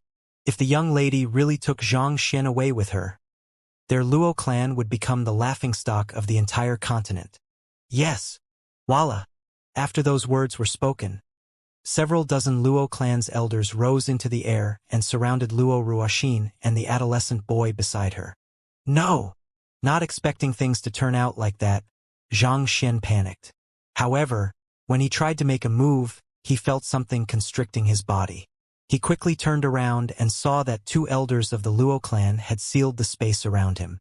He immediately tried to activate the power of Kong Shi's blood droplet in his hand, but he found himself unable to close his hand to touch the blood droplet, thus rendering him unable to activate it. Demoness, since you have dared come here today, why don't you allow our Luo clan to give you a warm welcome? Harumphing coldly, Luo Qingchun flicked his finger furiously, shooting a burst of sword chi forth. At this moment, the young lady had already reverted to her usual cold and lofty demeanor. Gazing at the elders around her, she was just about to make a move when the adolescent boy beside her took a step forward and said, "Milady, please allow me to handle these lowly beings. You mustn't dirty your hands over them." Luo Ruoxin nodded before placing her hands behind her back, not moving at all. It was as if the attack from the first elder of the Luo clan could not even catch her eye. Die! Not expecting the other party to be so arrogant, Luo Qingchun felt blood rushing to his head in fury. He pumped even more energy into his sword chi, causing it to glow menacingly in the air as it sliced through the space in its pathway. Just as it was about to land on Luo Ruoxin, the adolescent boy suddenly walked up with a smile and grabbed the burst of sword chi in between his fingers. Puh! The burst of sword chi exploded. After dissipating Luo Qingchun's sword chi, the adolescent boy raised his palm and spat, "Grovel!" In an instant, Luo Qingchun felt as if the world was shaking around him, causing him to be unable to balance himself. If not for him exerting all of his strength to balance himself, he might have fallen right from the sky. "Attack him together!" Luo Qingchun barked out a command. Despite the young appearance of the adolescent boy, there was no doubt that the other party was a formidable expert. It would be foolish to underestimate the other party after what had just happened. The elders in the area also realized that the adolescent boy was far stronger than he appeared after seeing the powerful first elder meeting a setback while clashing with the adolescent boy. Without any hesitation, they charged forth simultaneously. Even the weakest of the dozens of elders was at St. Nine Dan, and their powers rained down on the adolescent boy and Luo Ruoxin like rapid rain. In the blink of an eye, a spherical light barrier formed around the two of them. The area around the spherical barrier was pitch black, a sign that the surrounding space had been torn to shreds by the very emergence of the barrier. Within the barrier, a fearsome spatial storm raged, such that even pinnacle saint artifacts would be swiftly reduced to dust before its might. "It's the Luo clan's demon-subduing sphere. Even I wouldn't be able to last long within it," Xianxia remarked grimly. Individually, these elders came nowhere close to being a match for him. However, when their prowess was put together, it would be truly foolish to underestimate the might that they could exert. Even a sempiternal realm cultivator like Xianxia would be unable to withstand its prowess. Hey! Interesting. The adolescent boy showed no signs of panic against the attack. He stretched his fingers outward, and they seemed to transform into the meandering branches of a tree as they struck specific points in the air. Puh! The surrounding space immediately swayed unstably, reminiscent of a rock being thrown into a calm lake.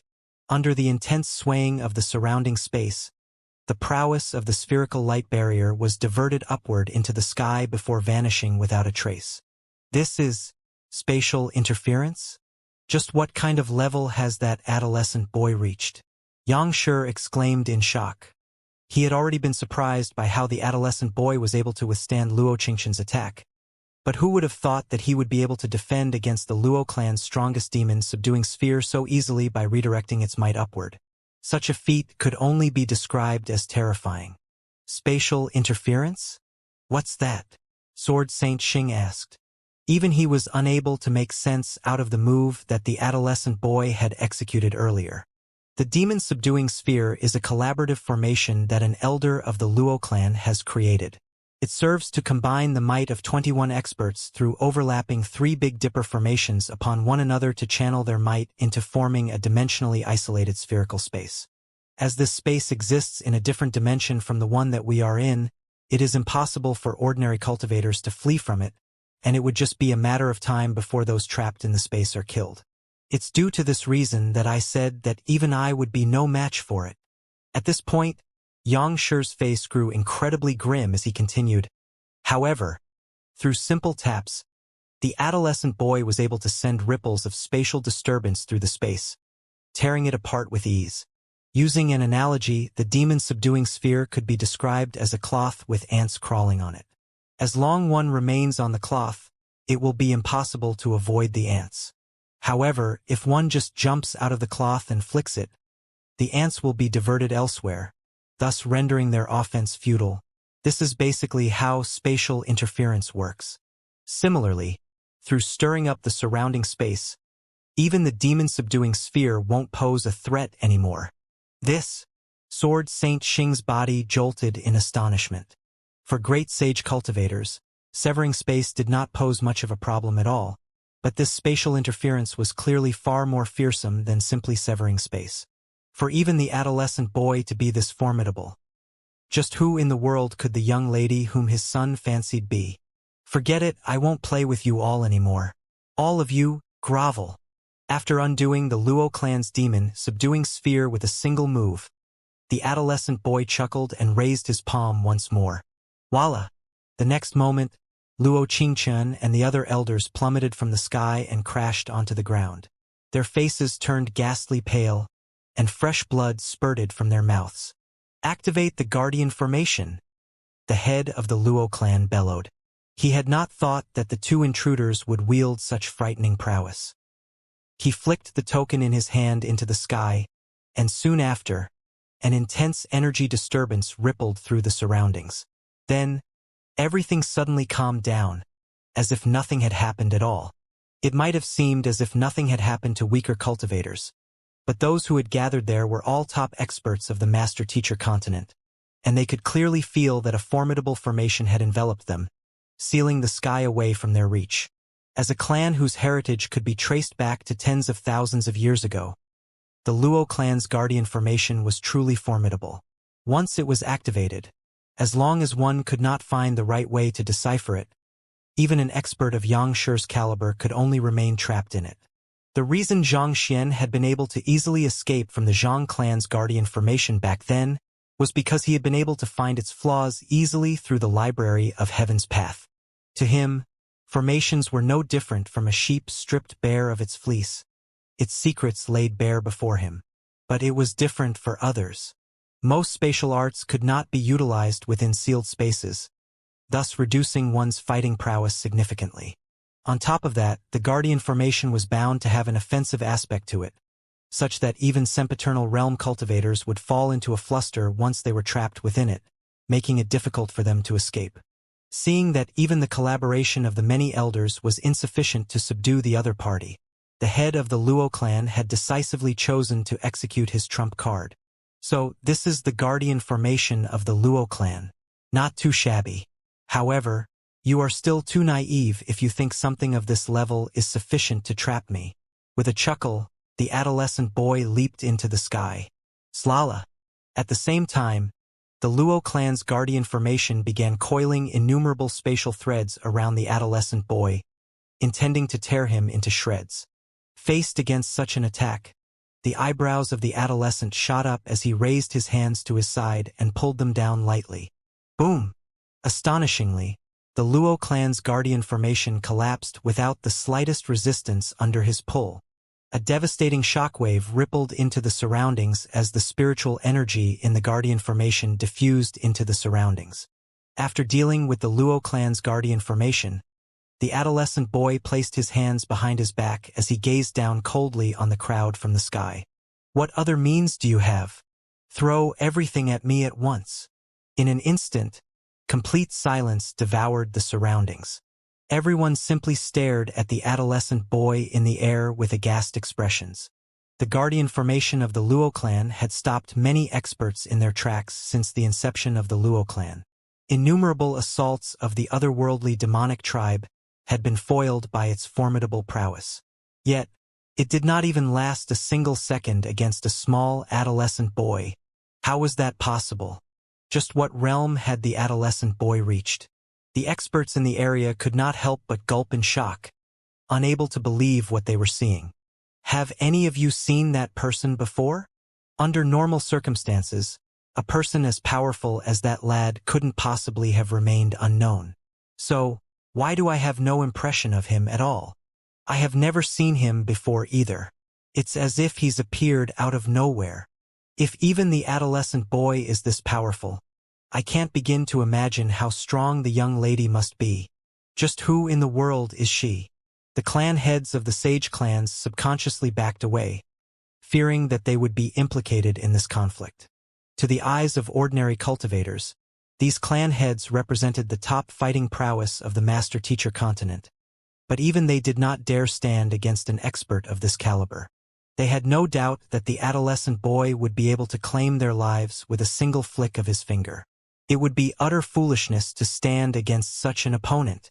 Without a doubt, they were severely outmatched. Seeing how the adolescent boy had been able to overcome the collaboration of the many elders and tear apart the Luo clan's guardian formation so easily, the head of the Luo clan's face flickered with rage and fear. After a moment of silence, he turned around and clasped his fist. Xianxia, I beseech you to lend us your help in this matter.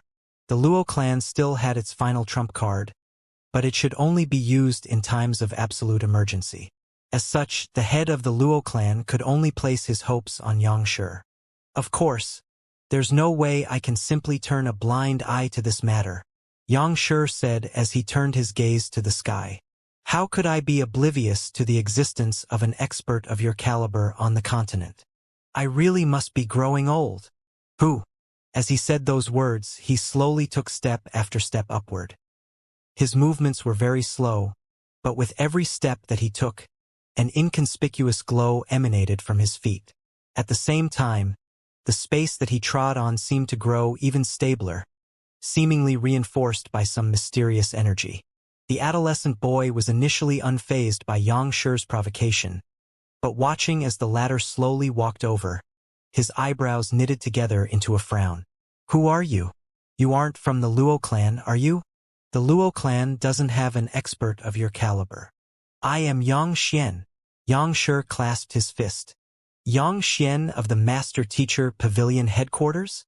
The adolescent boy widened his eyes in realization. He clasped his fist in reciprocation and said, This is a problem between Milady and the Luo clan, so I ask you not to interfere in this matter. The Master-Teacher Pavilion is responsible for maintaining order on the continent. You have chosen to wreak havoc in the Luo clan at an important occasion like this, completely disregarding the dignity of everyone here.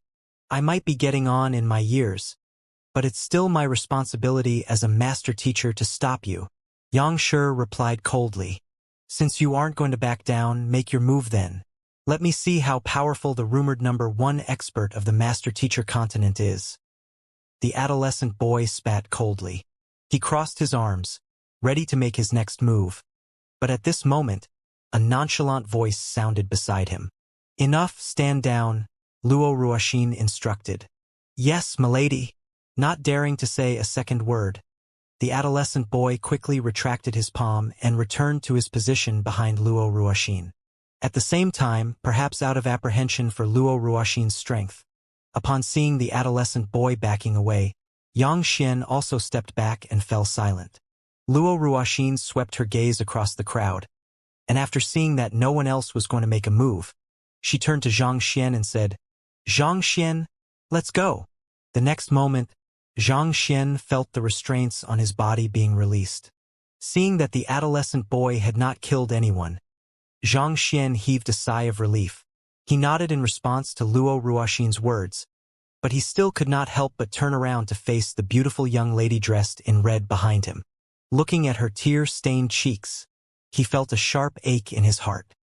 He walked up to her and said, "Chi-Chi, I'm sorry." He really had no idea how he should express his apology toward this young lady. The engagement with the Zhang clan and the Luo clan was a huge matter on the master-teacher continent. Innumerable clan heads, powerful experts, and esteemed seniors had come to witness this momentous event. Yet he was simply going to walk out of this. He knew that his actions would inflict grievous damage on the young lady, but he could not imagine a life without Luo Ruoxin, and he could not let Luo Ruoxin down. "Why?"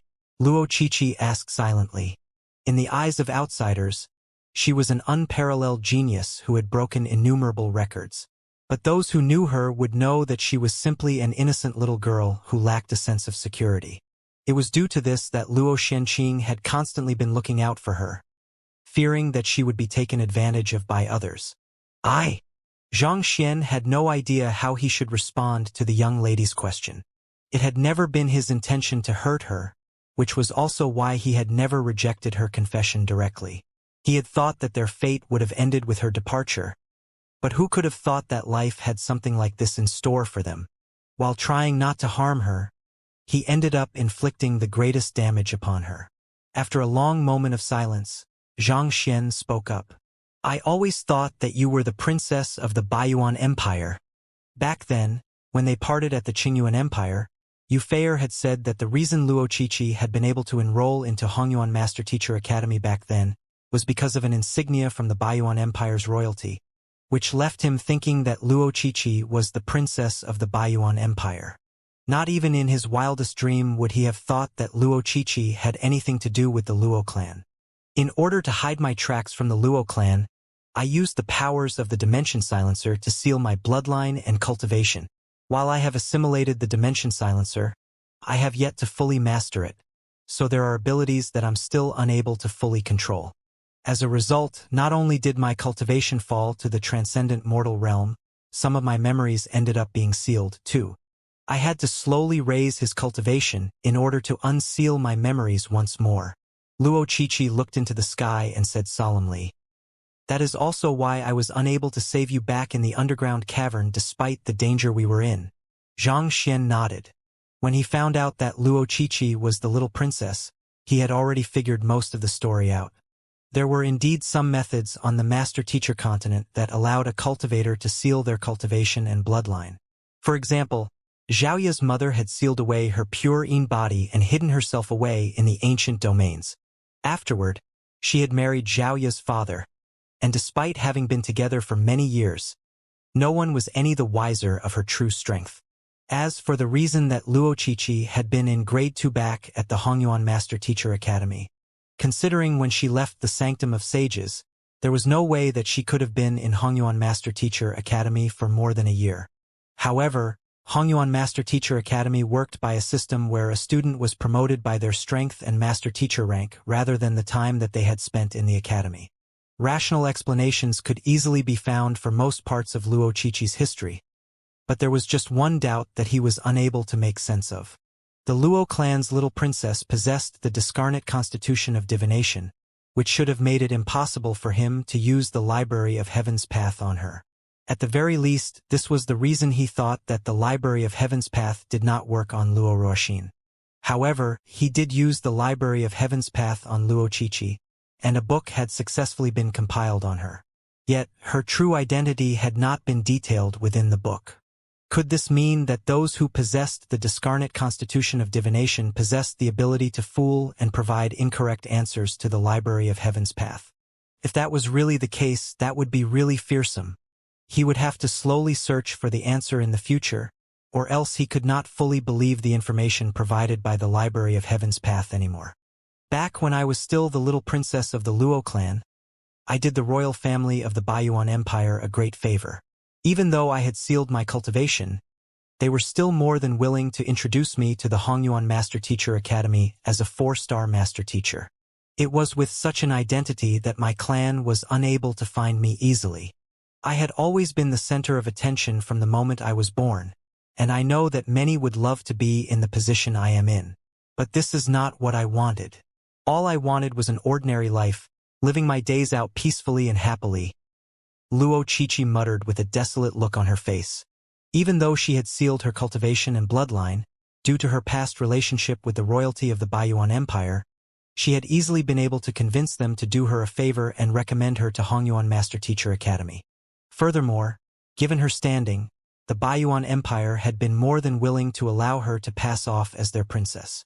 It was due to this convincing identity that she had been able to remain in the Hongyuan Empire for so long without anyone noticing. Even her close friend, Yu Fei, was oblivious to her true identity. In a sense, this was similar to how Zhang Xian passed himself off as Xianxia's student. As long as one had a convincing cover, it would be unlikely for others to dig too deeply into one's identity. I told you before that there's someone whom I like, and that person is actually Luo Shi. All along, I thought that she was the little princess of the Luo clan, which resulted in this misunderstanding. Zhang Xian lowered his head as he spoke softly. He had to explain this matter properly to the young lady before him, or else the person who would be hurt would not only be her but Luo Ruoxin as well. I guessed. Luo Qiqi nodded quietly before lowering her head, concealing the tears glistening in her eyes. Qiqi, I am sorry. Zhang Xian bowed deeply. He finally understood why she had been able to take out so many thousand-year-old medicinal herbs the very last time that they met, as well as why Luo Qingxin suddenly appeared before him shortly after she left. From the looks of it, it seemed like Luo Qingxin had found her in Qingyuan City, and aware of her impending departure, she had made use of the excuse of needing to practice her pill-forging techniques to gift those medicinal herbs to him. At this moment, he also recalled Luo Shenqing saying that his younger sister had high aptitude in most occupations, but somehow, when it came to pill forging, her talents seemed to fall flat. He had not thought too much about the matter back then, but everything seemed to fit like pieces of a puzzle to him now. That would also explain how a 5-star master teacher like her had been able to easily track down the underground cavern that Wu Yangzi had been locked in through the peculiar smithing method when no one in the Hongyuan Empire had been able to. Even with a huge portion of her memory sealed, her instincts were still far beyond those of ordinary cultivators. That would also explain why she had been able to improve far quicker than Yu Fei and even his direct disciples. Most likely, when she achieved a breakthrough to the Saint Realm in the Qingyuan Empire, the seal that she had placed on herself had begun to unravel, rendering it impossible for her to conceal her bloodline anymore. This had allowed Luo Qingxin to find her, eventually leading to this series of events. Lifting her eyes to take one final glance at the young man before her, Luo Qiqi decisively turned around, bellowing, "Scram! I never want to see you again." "Thank you." Understanding Luo Qiqi's intentions, Zhang Xian muttered softly before turning around and walking away. Nothing that he could say would mend the damage that he had done. Staying there would only worsen the other party's pain. "Where do you think you are going?" Voila! Barely after taking 2 steps, innumerable cold glints suddenly shimmered from the surroundings. The wounded elders of the Luo clan, along with Luo Shenqing, had drawn their blades, and every single one of them was glaring at Zhang Xian with wintry eyes.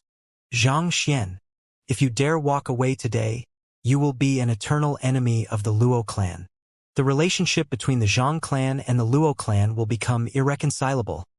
The head of the Luo clan roared furiously. "If you dare leave with that demoness, you'll become my sworn enemy. I, Luo Shenqing, swear that I'll devote my life to hunting you down and killing you." Luo Shenqing bellowed wrathfully.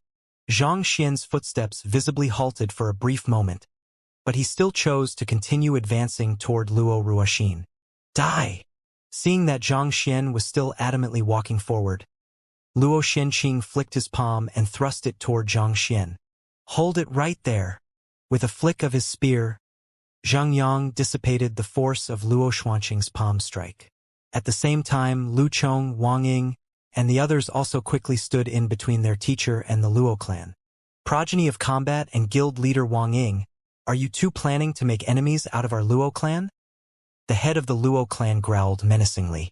Didn't your Luo clan's Luo Xianxing nearly take our teacher's life earlier?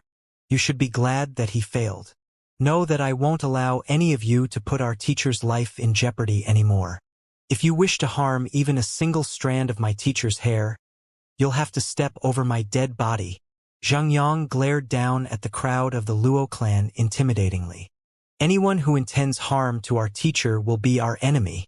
Wang Ying and Lu Chong stepped forward as well. The auras emanated by the three of them towered as if an unscalable mountain. The elders who had intended to make a move earlier were forced to stop in their footsteps, not daring to move at all. They could not have cared less about the enmity between the Zhang clan and the Luo clan, but anyone who dared lay their hands on their teacher would be their enemy. Well said.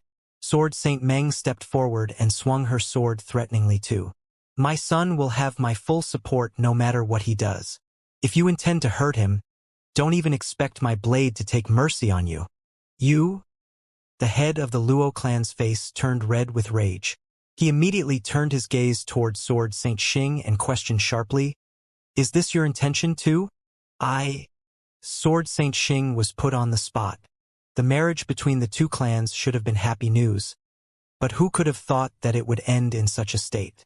Seeing Sword Saint Xing's hesitation, Sword Saint Meng roared furiously. Zhang Zhenxing, you have already sacrificed your son once. If you make him suffer any more grievances, I'll take my son and leave the Zhang clan immediately for a place where you will never find us. This? Sword Saint Xing scratched his head in embarrassment before clasping his fist toward the head of the Luo clan and bowing. My apologies, clan head Luo, but I'll have to side with my own son. As he said those words, he went over and stood beside Sword Saint Meng. It was not just because he was afraid of his wife, but also because he was painfully aware of the fact that he was indebted to his son. Good. Very good. It seems like all of you are intending to sever relations with our Luo clan today. The head of the Luo clan ground his teeth and roared with seething fury. Since that's the case, elders of the Luo clan, heed my orders. Seal the shrouding ethereal city and prevent any one of the Zhang clan from escaping. Yes, clan head. Walala. Upon receiving their orders, the elders of the Luo clan immediately moved to seal the surrounding space, such that even teleportation formations were rendered ineffective. Seeing that the Luo clan had chosen to make a move, one of the elders of the Zhang clan bellowed in response, "Disciples of the Zhang clan, bear arms and protect your clan head." Since both clans had already fallen out, there was no need for them to put up a front anymore. If a battle was inevitable, the Zhang clan would not go down without a fight. If I knew that this would happen, I never would have come to this engagement ceremony. No one could have thought that the two clans, which had been chummy with one another a moment ago, would suddenly fall out in the blink of an eye. The clan heads of the other sage clans watched the situation hesitantly by the side, not knowing what they should do. Helping the Luo clan would mean offending the Zhang clan and vice versa, but they could not afford to offend either of these two powers. From the looks of it, it seemed like this matter would not end well. Stop! Seeing that a battle would break out at any moment, a sharp voice echoed across the entire city. The next moment, the little princess of the Luo clan, Luo Qiqi, stepped forward. Wang! A spherical artifact materialized in her hand, and with a slight jolt, the sealed space immediately shattered apart, reverting to its original form. The Dimension Silencer, the ultimate treasure of the Luo clan. Its very presence carried an inviolable authority that made others not dare face it. Yusin? Taken aback by his daughter's actions, the head of the Luo clan panicked. Little sister, Luo Xianqing, was also uncomprehending of his younger sister's actions. Father, elder brother, and elders, I hope that you can allow me to deal with my own matters. Luo Qiqi clasped her fist. Seeing his daughter's determined gaze, the head of the Luo clan's fury dissolved into tenderness. Forget it. If you suffer the slightest grievance, make sure to tell me. I might be getting old, but I haven't grown senile. I won't allow others to bully my daughter. Thank you, father. Luo Qiqi nodded. She turned her gaze toward Zhang Xian, and with a pleading look in her eyes, she said, Teacher, You once told me that you would redress my grievances for me if someone bullied me.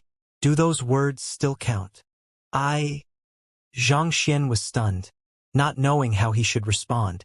Those were the words that he had told her when they parted at Qingyuan City. But who could have thought that this would happen instead? When the one who had bullied her was him, how was he supposed to redress her grievances? I'm the one who did you wrong, Qiqi? Xianxia paused for a moment before saying, let's nullify the engagement between the Zhang clan and the Luo clan.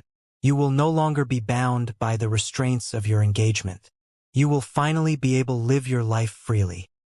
He could not redress her grievances anymore, and the only thing that he could do was nullify the engagement and set her free.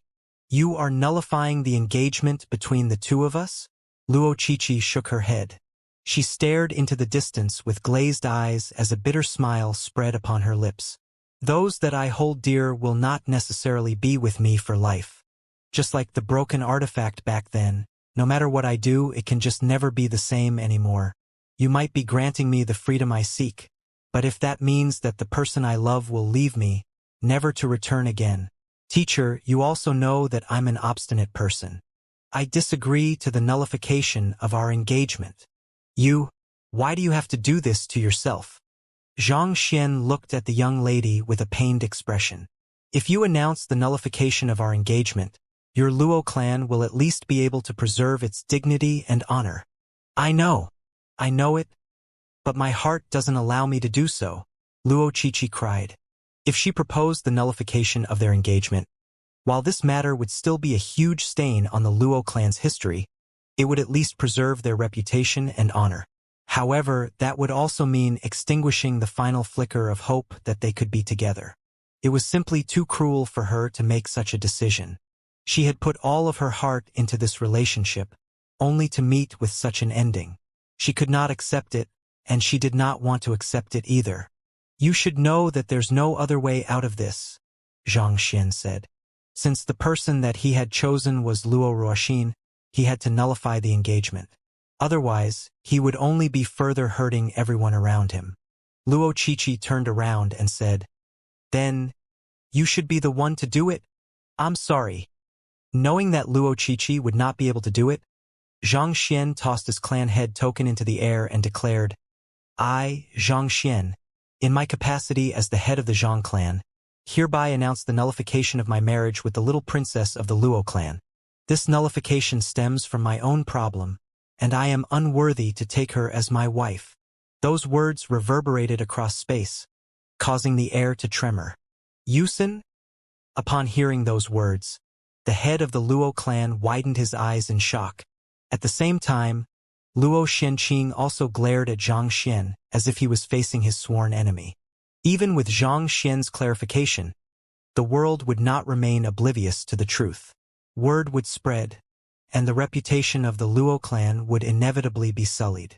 Pavilion Master Ren, I have already made up my mind. I'll have to trouble the Master Teacher Pavilion to relay my declaration to the world word for word. Xianxia took back his clan head token before clasping his fist toward Ren Qingyuan to make that request. The fastest way to disseminate the news would be through the Master Teacher Pavilion. I understand, Xianxia. Ren Qingyuan nodded. When it came to relationships, no matter how one tried, it was impossible for everyone to be happy. There would never be a clear right or wrong. Qiqi, take care of yourself. Having done that, Xianxia took one last glance at the forlorn back of the young lady before walking away. The elders of the Luo clan wanted to stop him, but looking at the dimension silencer floating in the air, they had no choice but to hold themselves back. Teacher. Barely after taking a few steps, the young lady's voice sounded once more.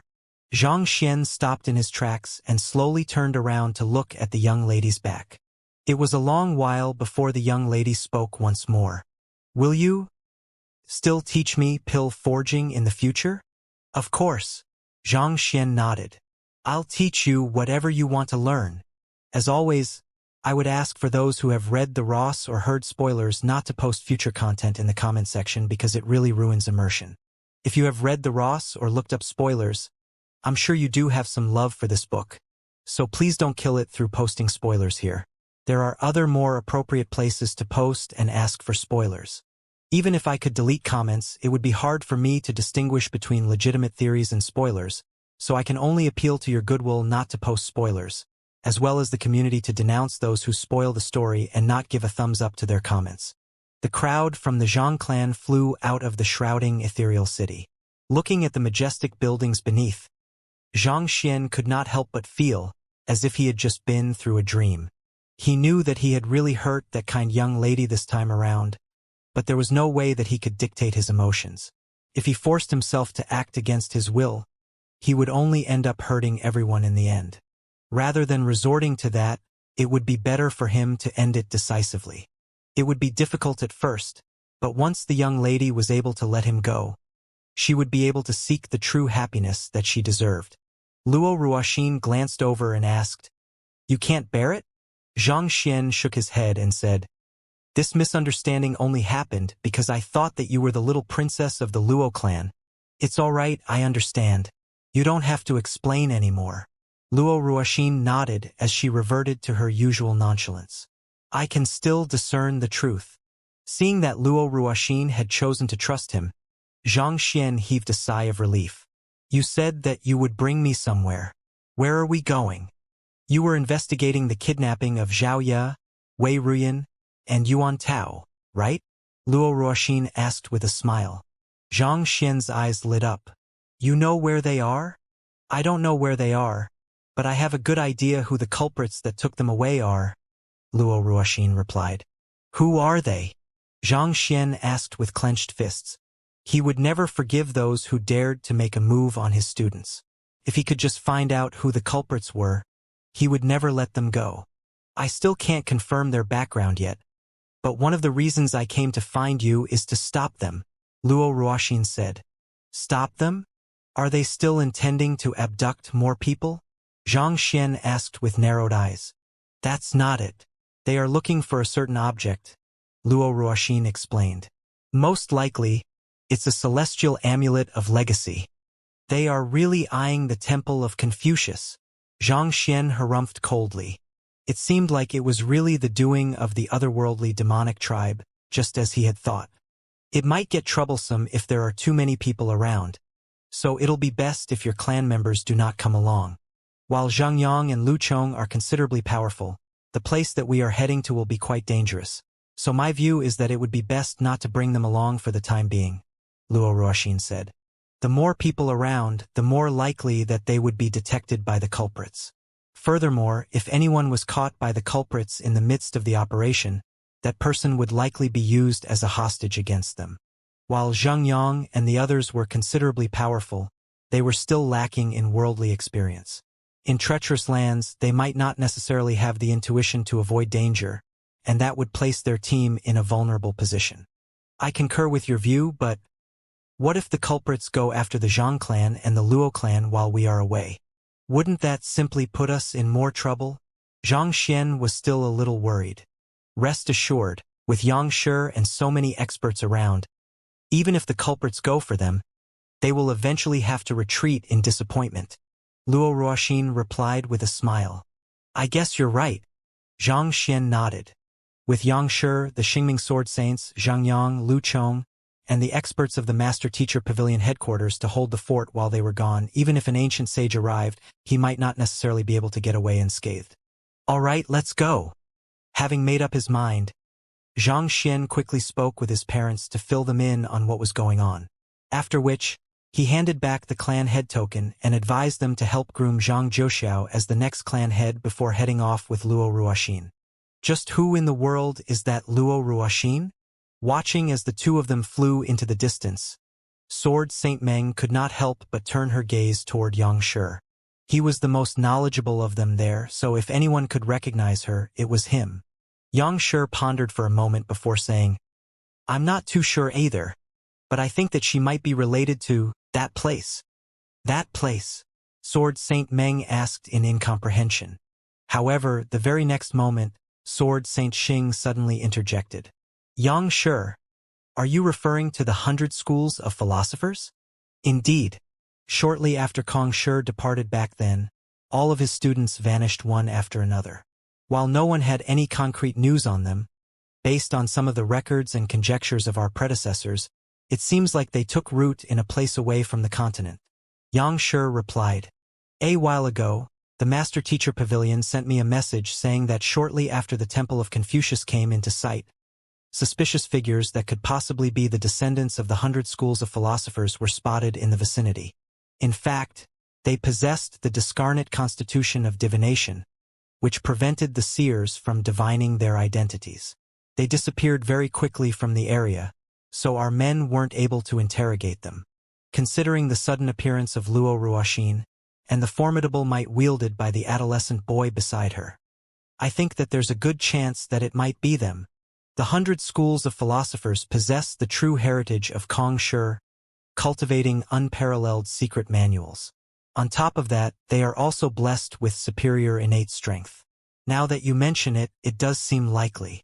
Sword Saint Meng also came to a realization. I was thinking that Xian'er was too short-sighted to have given up on a watermelon for a sesame seed. But since she's an offspring of the 100 schools of philosophers, I can rest easy now. After saying those words, a gleeful smile emerged on her lips.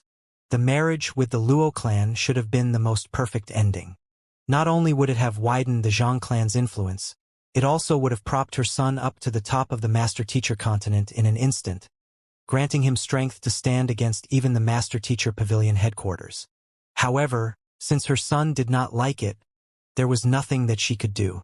She owed her son simply too much, so the least she could do was allow him to pursue his own happiness. Nevertheless, she still understood that this was a great loss to the Zhang clan, considering that they had made enemies out of the Luo clan. However, who would have thought that this mishap would actually end up drawing connections with the powerful 100 schools of philosophers instead? If that's truly the case, not only did the Zhang clan not make a loss, its future growth potential had also become unlimitedly great. Can feelings even be measured using gains and losses? Seeing his wife's response, Sword Saint Xing was rendered speechless.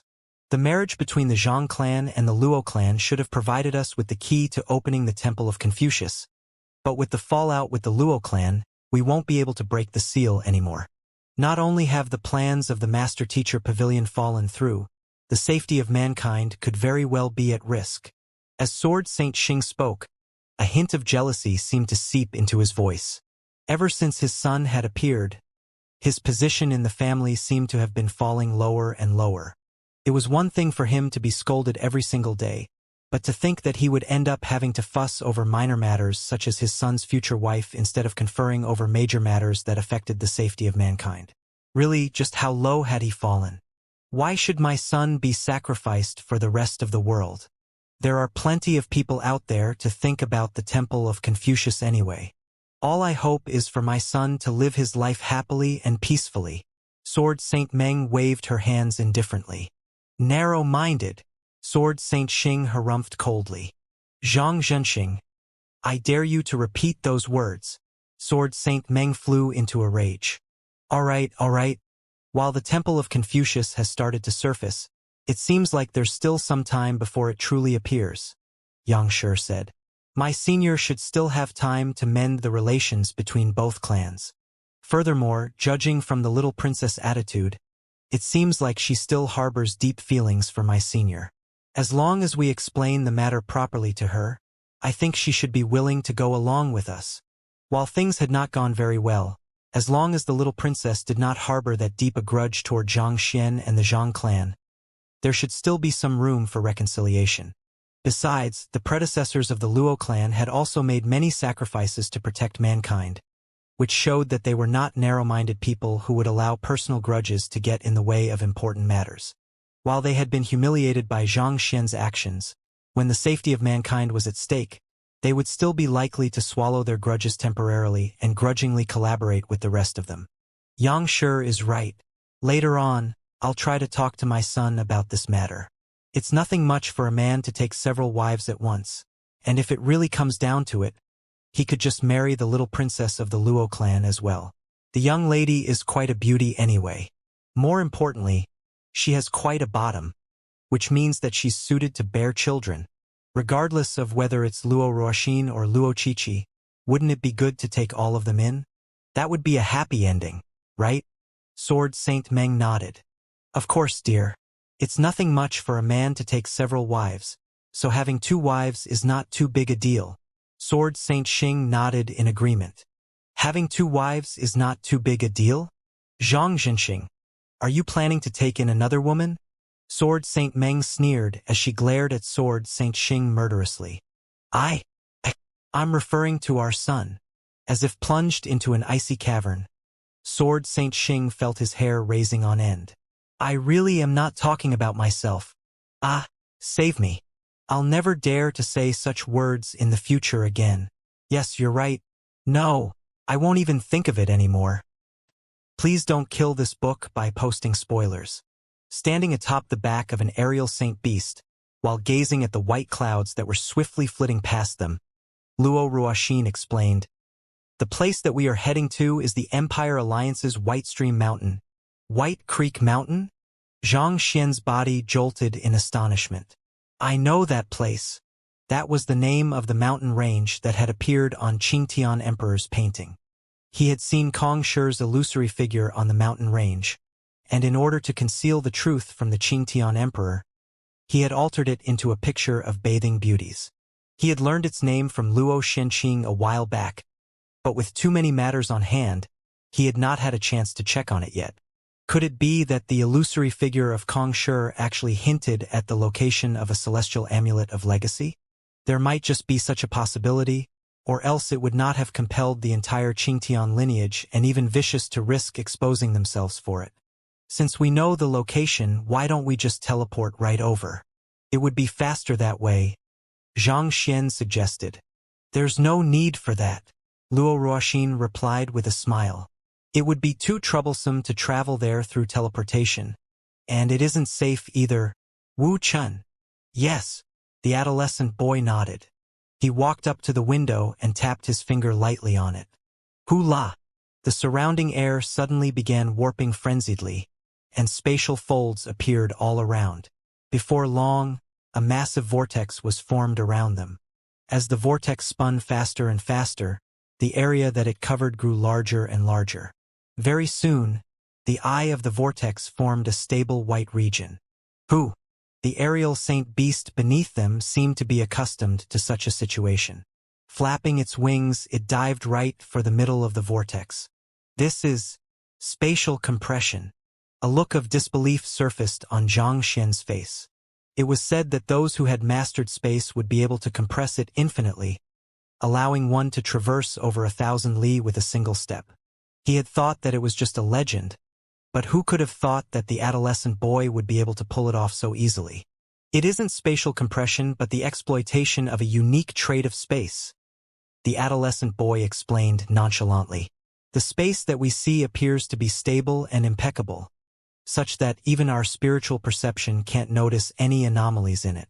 However, there are inherent wormholes weaved into it that can be utilized to swiftly leap from one location to another. I see. Zhang Xian could roughly grasp the concept, but it sounded a little far away to him. Even though he had learned the heavenly art of dimension unravel, he had only reached a mastery of 3 dan in it. There was still some way off before he could reach the top. Spatial leap is a technique that only ancient sages are able to utilize. Wu Chun is only able to pull it off due to the unique bloodline of the Saint Beast and his deep comprehension of space. Luo Ruoxin added. I see. Zhang Xian nodded. At this point, he could not resist asking out of curiosity. Given how young Wu Chun is, how can he wield such formidable strength? No matter how he looked at the adolescent boy, the latter appeared to be only around 13 to 14. Yet, the boy already possessed strength that he could only match while using Kong Shi's blood essence. This was inconceivable to him. Even if the adolescent boy was a Khanate saint, causing his body to age much slower than others, it was hard to imagine him achieving such strength within a short period of time. Wu Chun looks younger than he actually is due to his unique bloodline, Luo Ruoxin explained with a shake of her head. Not intending to linger too long on this topic, she pointed to the area ahead and said, We've arrived. Looking ahead, Xianxia realized that the aerial saint beast that they were on had already traversed through the passageway, and a majestic mountain range had appeared around him. The mountains around him pierced right through the layers of clouds, and they spanned a vast area around him. The imposing scale of the mountain range felt incredibly pressurizing, leaving one's breathing a little ragged. "It's the White Creek Mountain," Xianxia remarked grimly. This was indeed the mountain range that he was depicted on the painting of the copper-masked figure back then. They would have been identical if not for the real mountain range being even more towering and imposing. A celestial amulet of legacy is within the mountain range. I'm not too sure about its exact location at the moment, but we can check using a unique artifact. As Luo Ruoxin spoke, she flicked her wrist in the air, and a book materialized in front of her. This book carried an aura that left one with a dreamy feeling. Looking at it curiously, Xianxia was just about to ask what it was when he suddenly sensed something. He quickly flicked his wrist, and a crystal sphere materialized in his hand. This crystal sphere was none other than the Qiu Wu Palace. That was the ancient domain left behind by Kong Shi's follower, ancient sage Qiu Wu. He had entered its premises with Luo Ruoxin previously, and it had also been the location where they confirmed their relationship. At this moment, the Qiu Wu Palace was shaking non-stop, as if it was resonating in harmony to the book that Luo Ruoxin had taken out. This, Xianxia frowned doubtfully. As the master of the Qiu Wu Palace, he could clearly feel that the book before him had come from the same origin as the crystal sphere. There was an inseverable connection between the two of them. "I acquired this book from the Qiu Wu Palace. Using it, we will be able to find the exact location of the celestial amulet of legacy." Luo Ruoxin answered the doubts in Xianxia's mind. However, that only left Xianxia even more taken aback. He had been together with the young lady in the Qiu Wu Palace, so why was he unaware that she had acquired such a book? There were rumors that the Qiu Wu Palace contained a clue to finding the celestial amulet of legacy, so he had searched the entire place multiple times, only to be unable to find the supposed clue. Who could have thought that it was already in her hands? "The reason I wanted to enter the Qiu Wu Palace was to find this item. Do you remember how I wandered freely for quite a while after entering the Qiu Wu Palace? It was during that period of time that I found this book," Luo Ruoxin explained. "I see." Xianxia nodded. To be honest, he had found it bizarre how the young lady had insisted on entering the Qiu Wu Palace with him, only to refuse all treasures, cultivation technique manuals, and the like. Not to mention, she had even helped him assimilate the entire Qiu Wu Palace. So, it turned out that she had already acquired what she had been looking for. Wang. While the two of them were speaking, a light hum sounded from the book as it began surging toward the top of the mountain. "Let's follow it."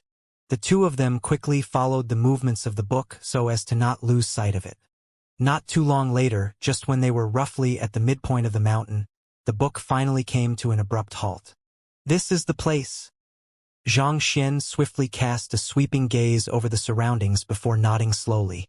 This was indeed the exact spot on the painting where he had altered Kong Shi's silhouette for the bathing beauties.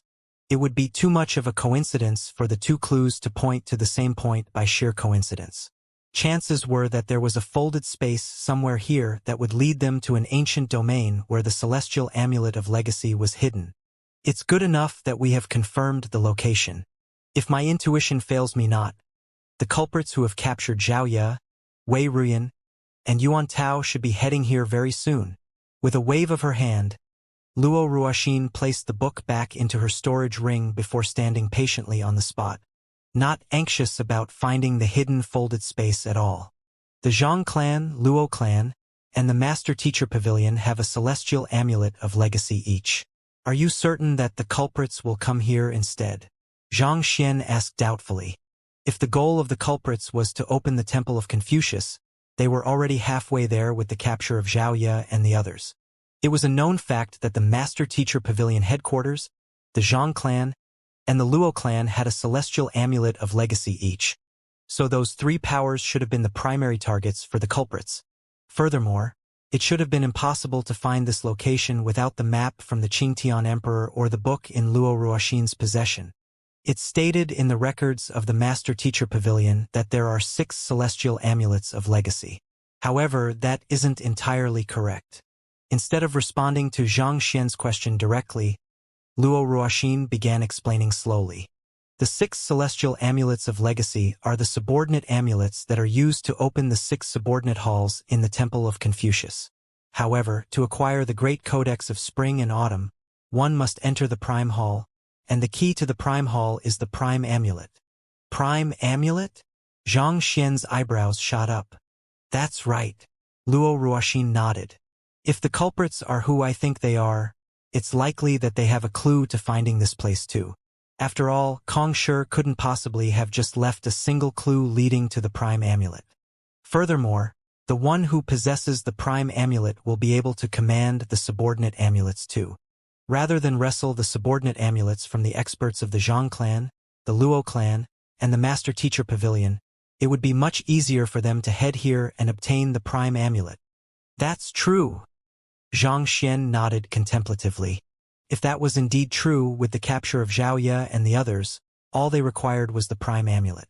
Given so, all the 2 of them had to do was camp there and wait for the culprits to arrive. Just that.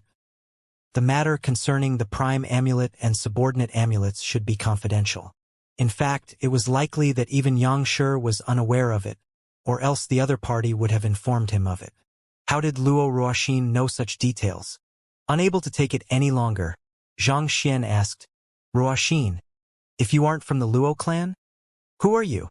Why do you know of so many secrets that even the Master Teacher Pavilion is unaware of? He reached out to grab the young lady's hand gently.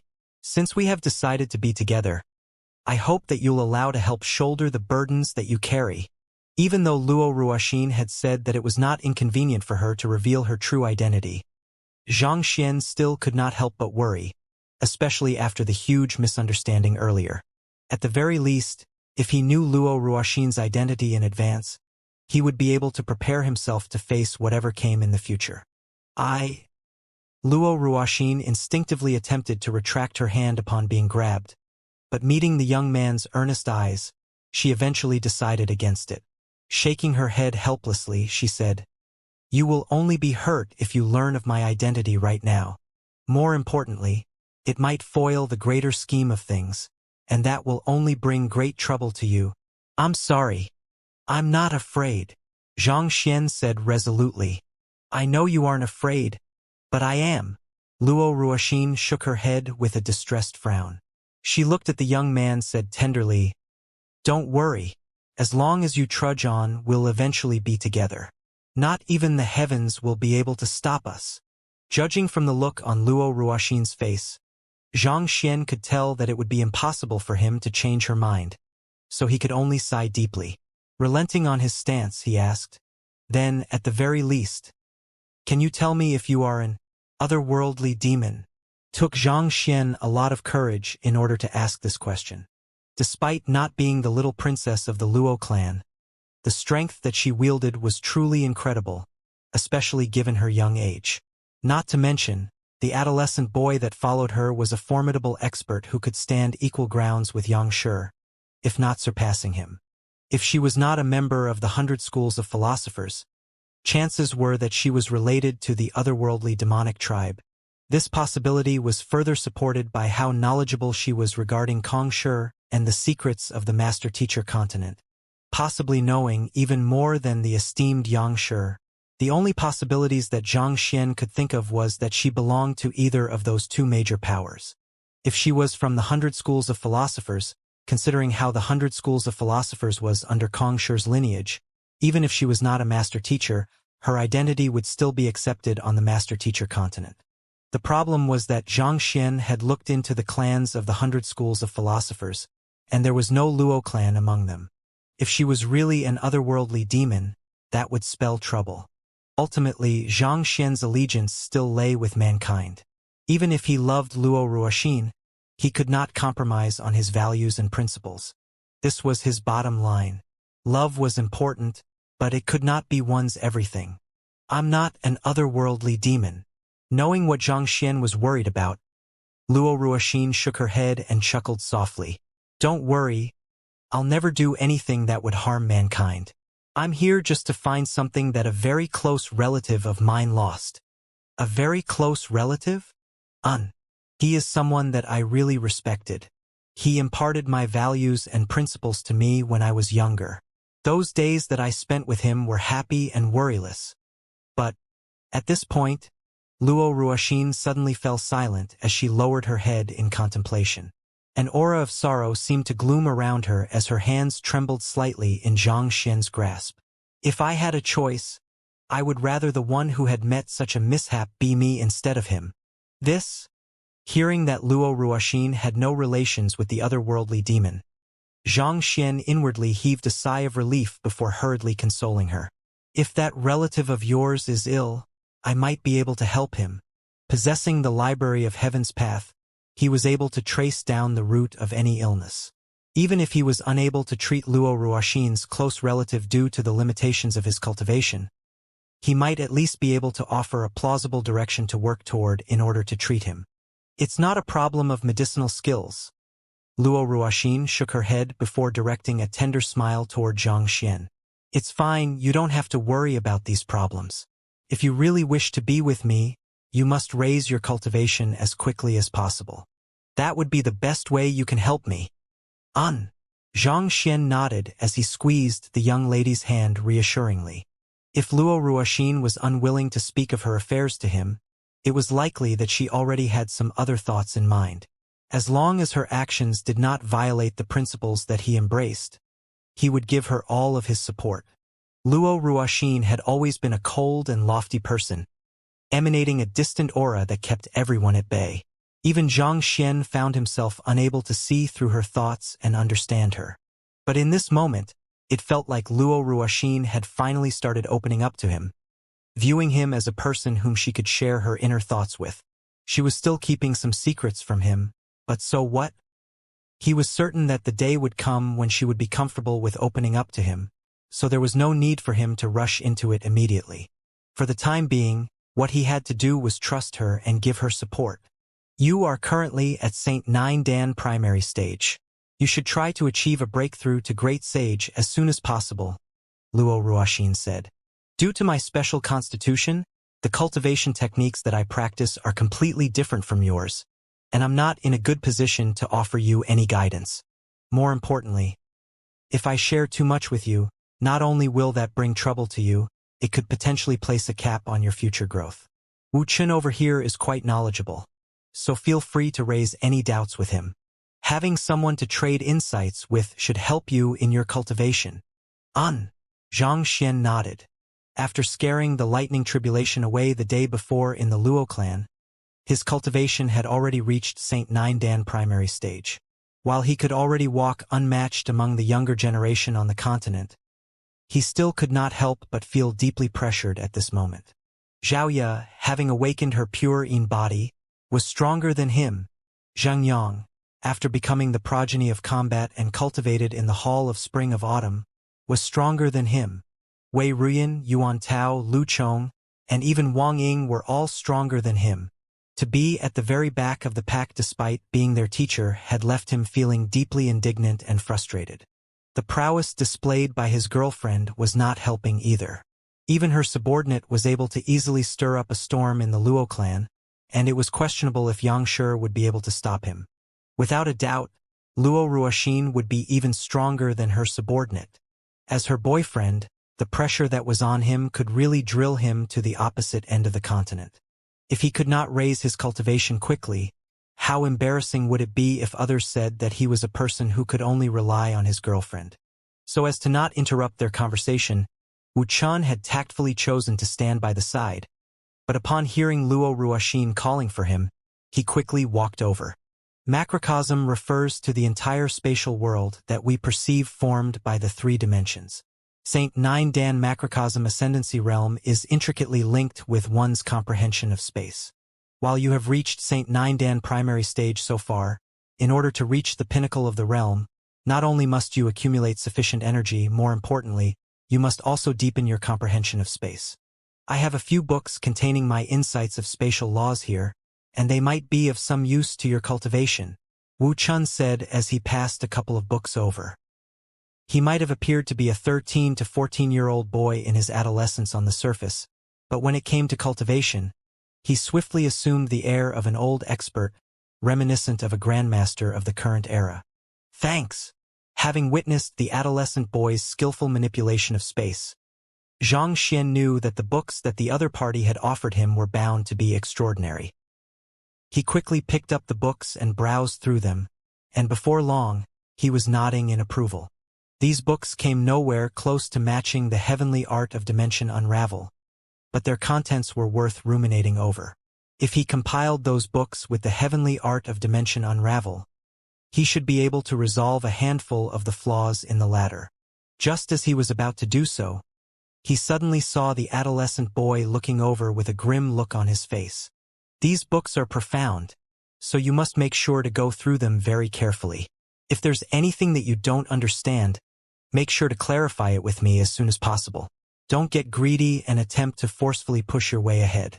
As long as you study diligently, given your talent, it won't be impossible for you to reach St. Nine Dan Pinnacle within a single month. A single month? Xianxia was taken aback. Indeed, the adolescent boy placed his hands behind his back and declared confidently, I know that it's inconceivable to achieve a breakthrough to St. Nine Dan Pinnacle in such a short period of time, but with my deep understanding of space, I'm confident that you'll be able to achieve it with my strict guidance. No, that's not what I meant. What I am saying is that 1 month is too long. Xianxia scratched his head awkwardly. Too long. The adolescent boy was flabbergasted by what he had just heard. Indeed, it'll be hard to explain it with words, so just give me a moment, and I'll show you, Xianxia said before closing his eyes. Hong long. In an instant, Xianxia drove his Jinqi to its limit, and soon, his cultivation began surging ahead. After leaving the main hall of the Luo clan, his parents had passed him a storage ring filled with the St. Nine Dan cultivation technique manuals that Ren Qingyuan had entrusted to them. With a swift glance over those books, he had collected them into the Library of Heaven's Path and compiled them to form the St. Nine Dan Heaven's Path Divine Art. While the adolescent boy's books on spatial laws were a great help, ultimately, they were only supporting material when it came to raising one's cultivation. In this world, there was nothing more suitable for raising one's cultivation than the Heaven's Path Divine Art. Back when he was still at the Zhang clan, Sword Saint Xing had given him a huge stockpile of cultivation resources. Even after raising his Jinqi cultivation, Soul cultivation, and the cultivation of the Inferno Qilin and Netherworld Azure Dragon Beast, he still had more than half of the stockpile left. Since there was nothing to do at the moment, this was a good opportunity to push for a breakthrough. Gugagugu. His Jinqi raced furiously through his meridians before accumulating in his dantian, and in just a few moments, he had already broken through his previous bottleneck. Macrocosm Ascendancy Realm Primary Stage. Macrocosm Ascendancy Realm Intermediate Stage. This? The adolescent boy could not help but stagger backward with a pale face. How can he grow so quickly? The macrocosm ascendancy realm required a cultivator to enhance their understanding of spatial laws and accumulate sufficient energy simultaneously in order to achieve a breakthrough. It was just a moment ago that he had handed over his books, and the young man was already achieving breakthroughs as if it was nothing at all. Furthermore, he was improving with an imposing momentum that showed no signs of slowing down at all, such that it almost seemed as if he was just releasing a seal on his cultivation. How could someone be so talented? Seeing how shocked Wuchan was, Luo Ruoxin explained with a light chuckle. His condition is a little special, so it's no surprise that he can achieve breakthroughs so quickly. As a celestial master teacher, a person whose talent was recognized by even the heavens, it did not come as a surprise no matter how fast he grew. Special? But no matter how special his condition is, such an extent is inconceivable. The adolescent boy exclaimed in disbelief. Boom! Before the adolescent boy could even finish his words, Xianxia's cultivation had already come to a halt. He exhaled a mouthful of turbid gas as his cultivation stabilized at St. Nine Dan Pinnacle. Done! Xianxia clapped his hand in satisfaction before directing a smile at Wuchan. How's that? It didn't take a month, right? The adolescent boy shook his head vehemently. almost as if he was expecting to see something different once he was done shaking. He had seen geniuses and experts from various races, and he had clashed with the top experts of the continent. It went without saying that he had confidence in his judgment and talent.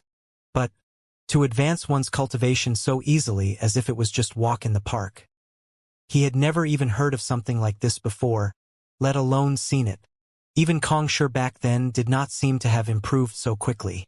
Was this still a humanly possible deed? You managed to achieve a breakthrough from the books I just gave you? The adolescent boy questioned. It was only after taking his books and flipping through them that the young man abruptly achieved breakthroughs to St. Nindan Pinnacle. Could it be that his books had inspired the young man? Then again, he had written those books personally, and he knew their contents by heart. There should not have been anything in them that would allow one to advance one's cultivation so quickly. Oh, I had a look at those books, and while they do offer a fresh perspective, there are simply too many flaws with them. It would be problematic to cultivate them directly. Xianxia replied earnestly. Too many flaws? Problematic. Those words immediately riled the adolescent boy up. He was able to overcome the demon-subduing sphere of the Luo clan easily with a flick of his hand and carry out a spatial leap to cover several million li in just a few moments. No matter how one looked at it, his comprehension of spatial laws was definitely on par with the heritage of the Luo clan, if not surpassing it. Yet, for what he had personally written to be described with too many flaws and problematic, and that disdainful look on the young man's face was not helping either. Disdain your head. May I know what kind of flaws there are in my books that made you find them problematic? Why don't you share them so that I can learn from my mistakes? It took some effort for the adolescent boy to calm himself down and squeeze those words politely out of his mouth. If not for Luo Ruoxin watching by the side, he would have given that arrogant young fellow a good smack. I guess I could enlighten you since you are asking so politely. Xianxia nodded. You wrote in the book that the more stable a space is, the more unlikely it will collapse. Only in stable spaces should one find wormholes and conduct spatial leaps, or else the stress from the spatial leap could potentially cause the space to collapse inward, and that would be dangerous. That's indeed the case. The adolescent boy nodded. The stability in folded spaces is severely lacking. If one places it under too much stress, it will collapse on itself. Thus, abilities like spatial leap are only feasible on the master-teacher continent, where space is far more stable. Is there any mistake in that interpretation? Such an interpretation of space had been acknowledged by expert cultivators over the past tens of thousands of years. It was impossible for there to be a mistake with it. Yes, there is a huge mistake in that interpretation. You are assuming space to be stationary, Xianxia replied. Assuming space to be stationary? Are you implying that space flows like a river? The adolescent boy burst into laughter. You must be messing with me. If the space we live in is moving, how can we possibly be unaware of it? The world we are standing on is constantly moving. Are you able to feel its movements? Xianxia replied. This? The adolescent boy was taken aback. He had flown high enough to see the entire master-teacher continent before, and from afar, he could tell that the continent was in a state of constant rotation, giving it day and night. But when he was standing on the continent, its rotation was imperceptible to him. It's due to the movement of space that the locations of spatial wormholes are constantly changing. If one is able to grasp the movement of space and move alongside it, movement through the spatial wormhole will result in minimal instability to the surrounding space, and naturally, the space won't collapse either. Xianxia explained. In truth, this was not a theory that he had come up with but something derived from Lu Chang's Soul Traverse. Through Soul Traverse, soul oracles were able to pull off short-distance teleportation discreetly, thus allowing them to conduct surprise attacks. If space was truly stationary, their abrupt movements would create a huge disturbance in space each and every time, making it impossible for their movements to be discrete. However, if they moved in harmony with the flow of space, the disturbance caused by their movements could be reduced to the minimum. The adolescent boy fell into deep thought. This was the first time that he had encountered a theory of moving space, so it was inevitable that he would be somewhat skeptical toward it. However, when he gave it further thought, he realized that it reconciled all of the spatial phenomena that contradicted the concept of flowing space. To put it in simpler words, it was indeed very likely for space to be flowing. This had really overthrown everything that he had thought in the past. There's one occupation in the world that boasts the greatest understanding of space. I have read all of the theories and speculations as to what the foundation of space truly is, and all of them are built on the idea of stationary space. This is the first time that I have heard something like this, the adolescent boy remarked in astonishment. The occupation you are referring to is soul oracle, right? Soul oracles are an agglomeration of will, which makes them more sensitive to the world around them. As a result of that, they have finer control over space than ordinary cultivators. However, you mentioned that you have books from the soul oracles. Xianxia frowned. Of all the occupations that he had come into contact with, the one that had the greatest control over space was indubitably the soul oracle. In fact, Soul Traverse was the very proof of the soul oracle's ingenuity when it came to space. It was unfortunate that the soul oracles and their heritage had been destroyed by the Master-Teacher Pavilion after they had chosen to ally themselves with the otherworldly demonic tribe. Even Lu Chong had only managed to obtain their heritage through entering the secret ancient domain of the soul oracles. So where in the world did the adolescent boy find the books of the soul oracles? Furthermore, judging from his tone, it seemed like he had accessed quite a huge collection of them at that. Or, could it be that the 100 schools of philosophers still had the heritage of soul oracles with them? That was possible, considering that their heritage had come directly from Kong Shi. Instead of answering Zhang Xian's question, the adolescent boy looked at him earnestly and asked, other than the idea of stationary space, may I know what other errors the books have?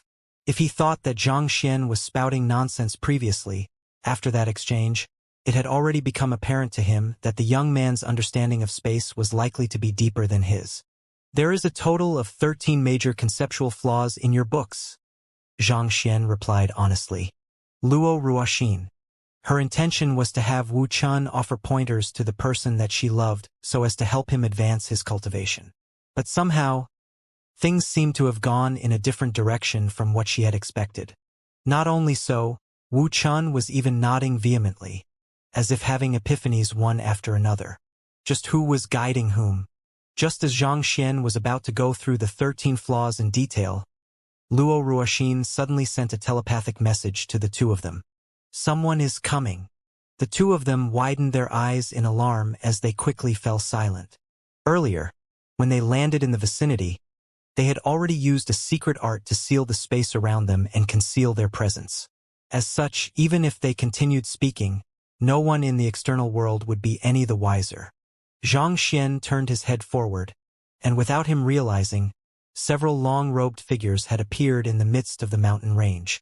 Their robes were made in a similar fashion to that of the master-teacher robe, but perhaps because they were made of black cloth, Zhang Xian could not help but find them a little incongruent and odd.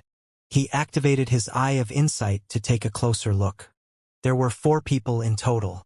They did not look too old on the surface, seemingly only in their early to middle 30s. Are they the otherworldly demons who have kidnapped Xiaoya and the others? Zhang Xian's eyebrows shot up. His previous analysis of the incident was that the culprits could only be the 100 schools of philosophers or the otherworldly demonic tribe. Since Luo Ruoxin was not an otherworldly demon, it stood to reason that the group in front of him was from the otherworldly demonic tribe. Clenching his fists tightly, he took a deep breath as he readied himself to activate the blood droplet in his hand at any moment. He turned to the young lady beside him and asked, "Now, wait a moment first." Luo Ruoxin shook her head. "We aren't too familiar with the ancient domain, so it would be best to let them enter first before deciding our next move." "All right." Zhang Xian nodded. He had only learned about this place from the copper-masked figure's painting. As for the exact location of where the ancient domain was, what was hidden in the ancient domain, and what kind of dangers lay in it, he was completely oblivious. Since these otherworldly demons were intending to enter the ancient domain, he was more than happy to let them scout the way ahead for them. Even if they were discovered afterward, He could activate Kong Shi's blood droplet to deal with them. As long as none of them were ancient sages, he was confident that he could kill or even apprehend them all. Where is it? While they were lying in wait, the 4 new arrivals were carefully scanning the area, seemingly trying to determine the exact location of the folded space. Give me a moment. I'll check on it. A frail-looking young man took a step forward, and with a tap on his finger, a book materialized and floated right in front of him, emanating a faint turquoise glow. It looks quite similar to the book you have, Xianxia remarked to Luo Ruoxin. In terms of appearance, it could be said to be identical to the one that she had acquired from the Qiuwu Palace. Seemed like she was indeed right. There was more than one clue leading to the ancient domain. It seemed like it was not without reason that the otherworldly demonic tribe had been able to render mankind utterly helpless until Kong Shi appeared. They were indeed far more resourceful than he had thought. Not even the Master Teacher Pavilion was aware of the distinction between the Master Amulet and the subordinate amulets. Yet the otherworldly demonic tribe had already acquired the artifact required to track the Master Amulet down. Wang! The book gradually drifted ahead, slowly combing the entire area before abruptly jolting. With a light buzz, it came to a halt. "It's here!" the frail-looking young man exclaimed. "Un!" The young man who had issued the command before nodded as he quickly rushed over. This young man had a clean-looking face and the air of a scholar, which formed a stark contrast to the vicious appearance of the otherworldly demons that Zhang Xian had met before. If not for the fact that he had appeared there was no way that one would have been able to imagine that he was one of the culprits who had made a move against Xiaoya and the others. Previously, Zhang Xian had heard that the otherworldly demonic emperors were able to impersonate humans, such that even master teachers would have difficulties seeing through their disguise. From the looks of it now, that was indeed true. "Open!" The scholarly young man raised his hand and pumped a surge of tremendous power into the space in front of him. "Jiaya!" A deafening noise echoed in the air as a door made solely out of light materialized before their eyes. Incredible energy flowed within the door of light, making it impossible to discern where the door would lead one to. Instead of entering the ancient domain immediately, the scholarly young man turned around and instructed severely, "Everyone, be careful. This ancient domain was left behind by ancient sage Ranqiu, so we must maintain the utmost caution." The other 3 young men quickly nodded in response. "Ancient sage Ranqiu?" Zhang Xian gasped in astonishment. The 72 direct disciples of Kong Shi were known as the 72 philosophers. Of them, the 10 strongest disciples were collectively known as the 10 apostles, and ancient sage Ranqiu was one of the apostles. He was equal to ancient sage Bo Shang in terms of standing, and in terms of strength, he was reputed to be the strongest among the 10 apostles. Back during the war with the otherworldly demonic tribe, he had charged into armies of enemies with just a single spear in hand, killing innumerable otherworldly demonic emperors. In fact, he was the founder of the Combat Master Hall. If he was indeed the man behind the ancient domain, there was little doubt that the ancient domain would be fraught with dangerous trials. "Let's go!" After warning the others to keep their guard up, the scholarly young man walked into the door of light, and with a pulsation of energy, he disappeared from everyone's sight. The other 3 young men followed behind him, and they vanished in the blink of an eye as well. "Let's head in too." Seeing that the 4 of them had entered the door of light, Zhang Xian was just about to step out of their concealment when Luo Ruoxin suddenly grabbed his arm and said, "Wait a moment first." Zhang Xian was taken aback for a moment before widening his eyes in realization. "Have they noticed our presence?" "I don't think they are able to sense our presence, but I think it's better to be safe," Luo Ruoxin replied before falling silent. They waited on the spot for roughly half a tea's time before the door of light suddenly wavered once more. The scholarly young man who had entered first earlier walked out, scanned the surroundings, and heaved a sigh of relief after finding nothing. After which, he entered the door of light once more. This time, the door of light did not last too long before dissipating. What a cautious bunch they are. To think that they would be hiding on the other side of the door, waiting to ambush anyone tailing them. If we had entered earlier, we would have been attacked. Zhang Xian was astonished.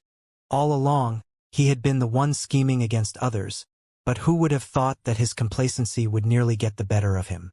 If not for Luo Ruoxin stopping him, he might have fallen into their trap. It was true that activating Kong Shi's blood droplet would grant him strength that was unrivaled by all those beneath ancient sage, but if he came under the simultaneous assault of 4 experts, it was questionable whether he could really hold his ground or not. He really would have to pay more attention to such matters so as to not fall into such traps again in the future. Humph, you want to play with me? Let's see who will be played with at the very end. Xianxia harumphed coldly. Back then, despite his weak cultivation, he had still managed to eliminate the entire Qingtian lineage. Now that he had reached St. Nindan Pinnacle and had Kong Shi's blood droplet with him, he could not possibly allow himself to fare worse than he did back then. Let's enter. Removing the spatial secret art around them, Luo Ruoxin walked up to the space where the 4 men disappeared from previously. Wuchen walked to her side, and taking a deep breath, he splayed his hand and pressed it downward. Wang! By infusing his energy into the space, just like what the scholarly young man had done previously, a door of light gradually materialized out of nowhere. Wu Chun was the first to enter the door, and he vanished on the spot. Zhang Xian and Luo Ruoxin traded glances before entering the door of light together. With a light buzz, Zhang Xian suddenly found himself standing in the midst of a vast grassland. There was a clear sky, and the surrounding air was crisp and refreshing. With a quick look, it felt as if they had been teleported away instead of entering a folded space. The space in here is really stable, Zhang Xian remarked in astonishment. Even folded spaces on the level of the Qiuwu Palace were extremely crass in construction, and exertion of excessive strength could easily result in their collapse. On the other hand, the space that they were currently in was extraordinarily stable, such that it made them doubt if they had really entered a folded space. The greater stability of the space only goes to show how dangerous it will be here. I'll first look ahead to scout the path they have taken. As long as we trace their footsteps, we should be able to avoid most of the dangers. Wu Chun clasped his fist. Luo Ruoxin nodded, granting her permission. Wu Chun quickly examined the surroundings. Slowly, a deep frown etched itself onto his forehead. It's very dangerous in here. There are formations and spatial rifts all around, and the slightest misstep could possibly land us in one of those. We need to be. Before Wu Chun could finish his sentence with the word careful, Zhang Xian had already taken a huge stride forward. As he walked, he even beckoned to them leisurely, saying, "Quick! Over here. Follow me." You? Taken aback by the young man's reckless action, Wu Chun suddenly felt his heart tightening in anger. What are you doing? Don't you know what kind of treacherous place we are in? I haven't found the path that they have walked in yet. It's very dangerous to be roaming dangerously in here. Just as Wu Chun was about to grab the young man back, he saw Luo Ruoxin following the young man's footsteps without saying a word. "Milady, it's dangerous," Wu Chun exclaimed anxiously. It was one thing for the weak Zhang Xian to not know better, but why would Luo Ruoxin be so rash as well? While Wu Chun was still panicking inside, Luo Ruoxin's voice drifted to his ears. "He has the Eye of Insight. It'll do to follow him." Eye of Insight? The ability that allows one to see through all facade. Wu Chun widened his eyes in astonishment. To possess the Eye of Insight and command such a deep understanding of space. Am I the expert or is he the expert? Why does it feel like my feeling of superiority as an expert seemed to vanish before the young man? The trio slowly advanced ahead. As they were following the trail of the group of 4 before them, they did not meet much danger along the way. Those 4 young men did not leave the slightest trail behind when they kidnapped Xiaoya and the others, which went to show that they had intentionally destroyed all marks of themselves. In this ancient domain, however, perhaps because danger was all around, they could not bother about it anymore, or maybe they felt that no one would be able to follow them there. Regardless, they had lowered their guard. That being said, their trail was still very faint, to the point of nearly being indiscernible, but fortunately it was still barely visible through the Eye of Insight. Those 4 are indeed powerful, Zhang Xian thought grimly. If not for his Eye of Insight improving along with his cultivation, Even he would have had trouble making out their nearly indiscernible trail. To be able to do so without intentional concealment, just how powerful would they really be? Most likely, even if they were not on Xianxia's level yet, they were not too far from it. If the four of them collaborated with one another, even Xianxia would be no match for them. With their cultivation and the element of surprise on their side, it was no wonder Zhao Ye and Wei Ruyan had fallen to them. They are likely notable figures even within the otherworldly demonic tribe. Zhang Xian thought with narrowed eyes. While those of the otherworldly demon tribe were born with greater innate strength and longer lifespans than humans, there was no doubt that only a small handful would be able to reach such a level, which meant that the group of four consisted of the elite of the elites.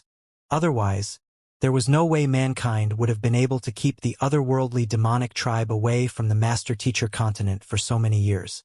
Even if Zhang Xian's group was able to subdue the four of them, chances were that they would sustain severe damage in the process. There are signs of battle ahead.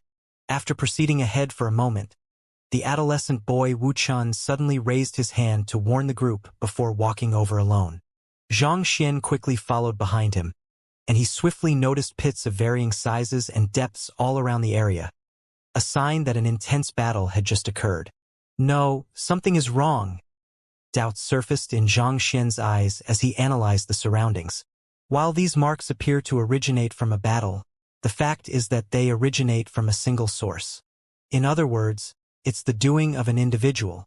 There are no marks around that suggests that he was facing an opponent. Through the discerning eye of insight, Zhang Xian could tell that despite the chaotic marks all around, they were all inflicted by the jinqi of a single person. There was no other person to fight with if a battle had truly happened here. Could it be? Luo Ruoxin's eyebrows shot up. A hallucination? There could only be one reason for a person to desperately launch attacks one after another in the presence of no opponent at all. He was in a disorientated state, thus compelling him to make such irrational actions. Such was the case when they entered the Qiu Wu Palace back then. They had immediately been exposed to a demonic tune, which placed them in a poor state of mind. If not for Zhang Xian finding the core of the formation and destroying it, the group would have marched on till they finally died of exhaustion. That does seem to be the case. Wuxia nodded. Illusory formations blur the distinction between reality and hallucinations, and that could be extremely dangerous in here. Milady, Xianxia, please wait here for a moment while I find a way to destroy the formation. Be careful. The fact that this formation was able to trap one of those four shows that it's of formidable prowess, Luo Ruoxin warned. I understand. Wuxia nodded. Gritting his teeth, he began advancing slowly. However, barely after taking 2 steps, he suddenly found Zhang Xian walking right past him before halting at a certain point and stomping his foot forcefully on the ground. Who? The surroundings seemed to waver for a moment, as if something had come undone. Clapping his hands together, Zhang Xian turned around and said, "Job's done. The illusory formation has been dispelled." Wuchun felt goosebumps rising all over his body. He hurriedly walked forward and extended his spiritual perception to the surroundings before he was able to convince himself that the formation had indeed been deciphered. You? Wuchun stared at the young man not too far away in frenzy. It was one thing for the young man to be more formidable than him when it came to spatial manipulation and eye of discernment, but to think that the young man would wield such amazing prowess in formations as well. He had not even located where the formation was when the young man was already done deciphering it. How could that be? Was there anything that the young man was incapable of? It was almost as if they had been given the wrong scripts. He was supposed to be the knowledgeable expert, whereas the young man was the countryside bumpkin. Milady? Wuchun quickly turned to the young lady behind him, wanting to see her reaction to this matter, only to see a faint smile on her face. It was as if she had known that the young man wielded such capabilities from the very start, and she was not surprised in the least. Seeing that Luo Ruoxin was not saying anything, he did not feel that it would be appropriate for him to comment on the matter. Thus, despite the strange feeling in his heart, he decided to keep his silence and trudge on ahead. This time, the group did not walk too long before a river came into sight. The river water was slightly yellowish and translucent, making it hard to see through it. Looking at it from afar, it did not seem to be flowing either, almost as if it was a still painting. Wu Chun observed it for a while before flicking his wrist to take out a Saint high-tier artifact to toss into the river. Tzzzzzzzzzzzz. A trail of smoke rose from the tip of the weapon, and it did not take long for the Saint high-tier artifact to be completely corroded by the river water, leaving nary a trace at all. Following which, Wu Chun took out a Saint pinnacle artifact and placed it in the river water. In less than 10 breaths, a scorched mark had already appeared on the surface. This is the yellow water of the netherworld. It's highly corrosive, capable of devouring a Saint high-tier artifact within moments. Even Saint pinnacle artifacts won't last too long in it. It's also extremely harmful to cultivators and their Xianxia. If one falls into the water, their primordial spirit will swiftly become corrupted, inflicting irrecoverable damage. Wu Chun said grimly. Yellow water of the netherworld? Xianxia frowned. He had read many books, but he had never heard of such a liquid before. It's a natural product of the world, and it's also commonly known as yellow spring water. Even great sage realm cultivators would not dare come into contact with it easily. From the looks of it, we'll have to cross this river in order to advance further in the ancient domain. However, the river corrodes the air directly above it as well, so even flying past the river will be extremely dangerous. Unless... Wu Chun paused for a moment before continuing. Unless we build a netherworld's bridge. Netherworld's bridge? Xianxia was even more confused. Was it not a little troublesome to construct a bridge on the spot? How did the group of 4 ahead of them manage to get past the river then? To cross the netherworld without falling into it, the netherworld's bridge is of paramount importance.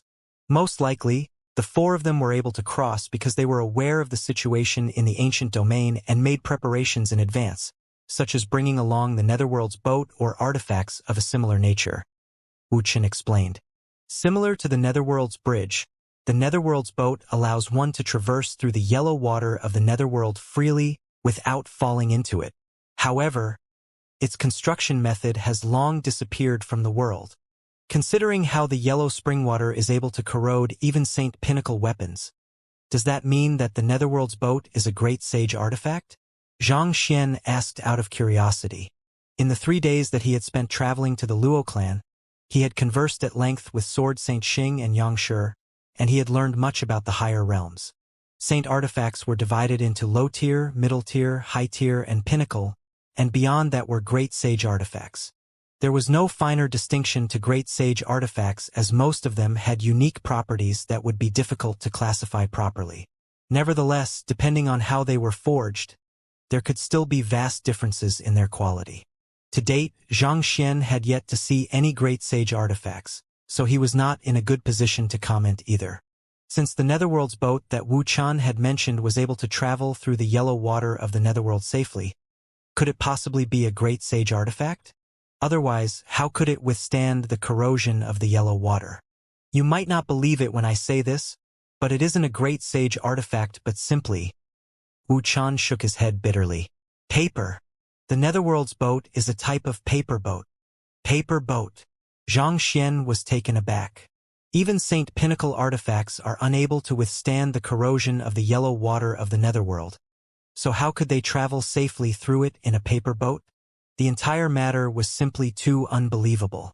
Even Saint Nindan pinnacle experts would not be able to destroy Saint pinnacle artifacts, and yet such an artifact could not last long under the corrosion of the yellow water either. On the other hand, even ordinary mortals would be able to tear paper apart, so it was ridiculous to think that a paper boat would be able to float one across the river. To be honest, I don't know either. This is beyond my understanding as well. It's said to be a method that Kong Shi came up with back then, but the art has long been lost. It's unlikely for even the Master-Teacher Pavilion to have a record on it. Wu Chun shook his head. Doesn't that mean that it'll be impossible for us to cross this river?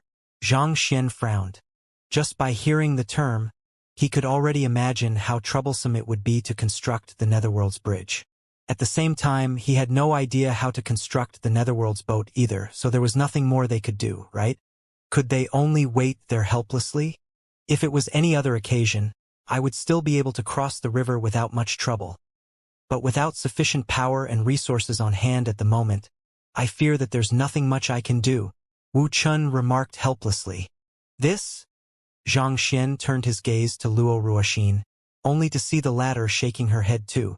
I do know of some methods that would allow us to cross the river, but with my current strength, it would be a little difficult for me to execute them. I see. I'll try to think of an alternative solution then, Xianxia said. Considering that the group of 4 ahead of them had already crossed the river, if they continued wasting time, it was likely that the master amulet would be gone before they could even set their eyes on it. Thus, after some hesitation, Xianxia walked up to the river and placed his hand into the water. Are you insane? Seeing the young man touching the water directly with his hand, Wu Chun nearly fainted from shock. Was he tired of living? Wu Chun was just about to rush over to drag the young man away when he saw a bizarre look surfacing on the young man's face.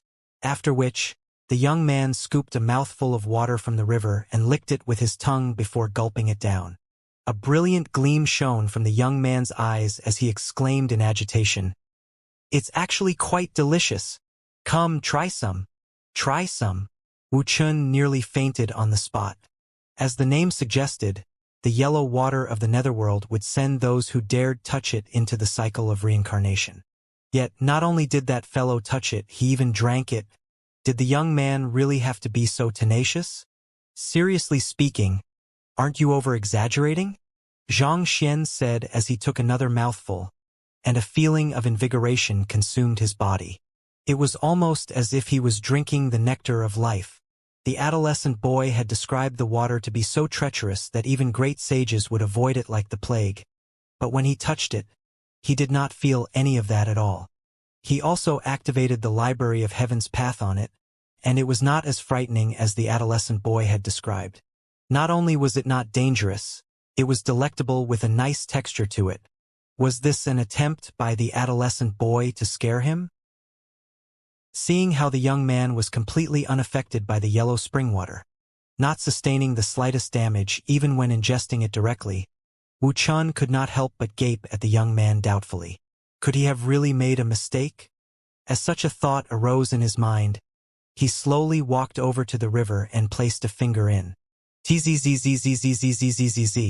A heart-wrenching pain assaulted him, and he swiftly retracted his hand like a bolt of lightning.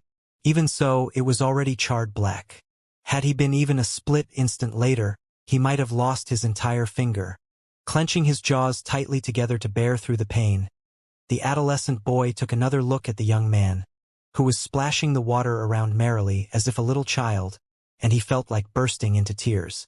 The adolescent boy had absolute confidence in his strength.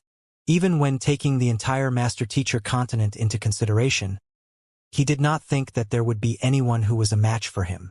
Even so, his finger still swiftly corroded upon contact with the water. Yet the young man was actually completely fine? This was illogical. No, that's not right. There's something wrong with your physical body and soul. Wu Chun widened his eyes in a mixture of realization and astonishment. There's something wrong with my physical body and soul?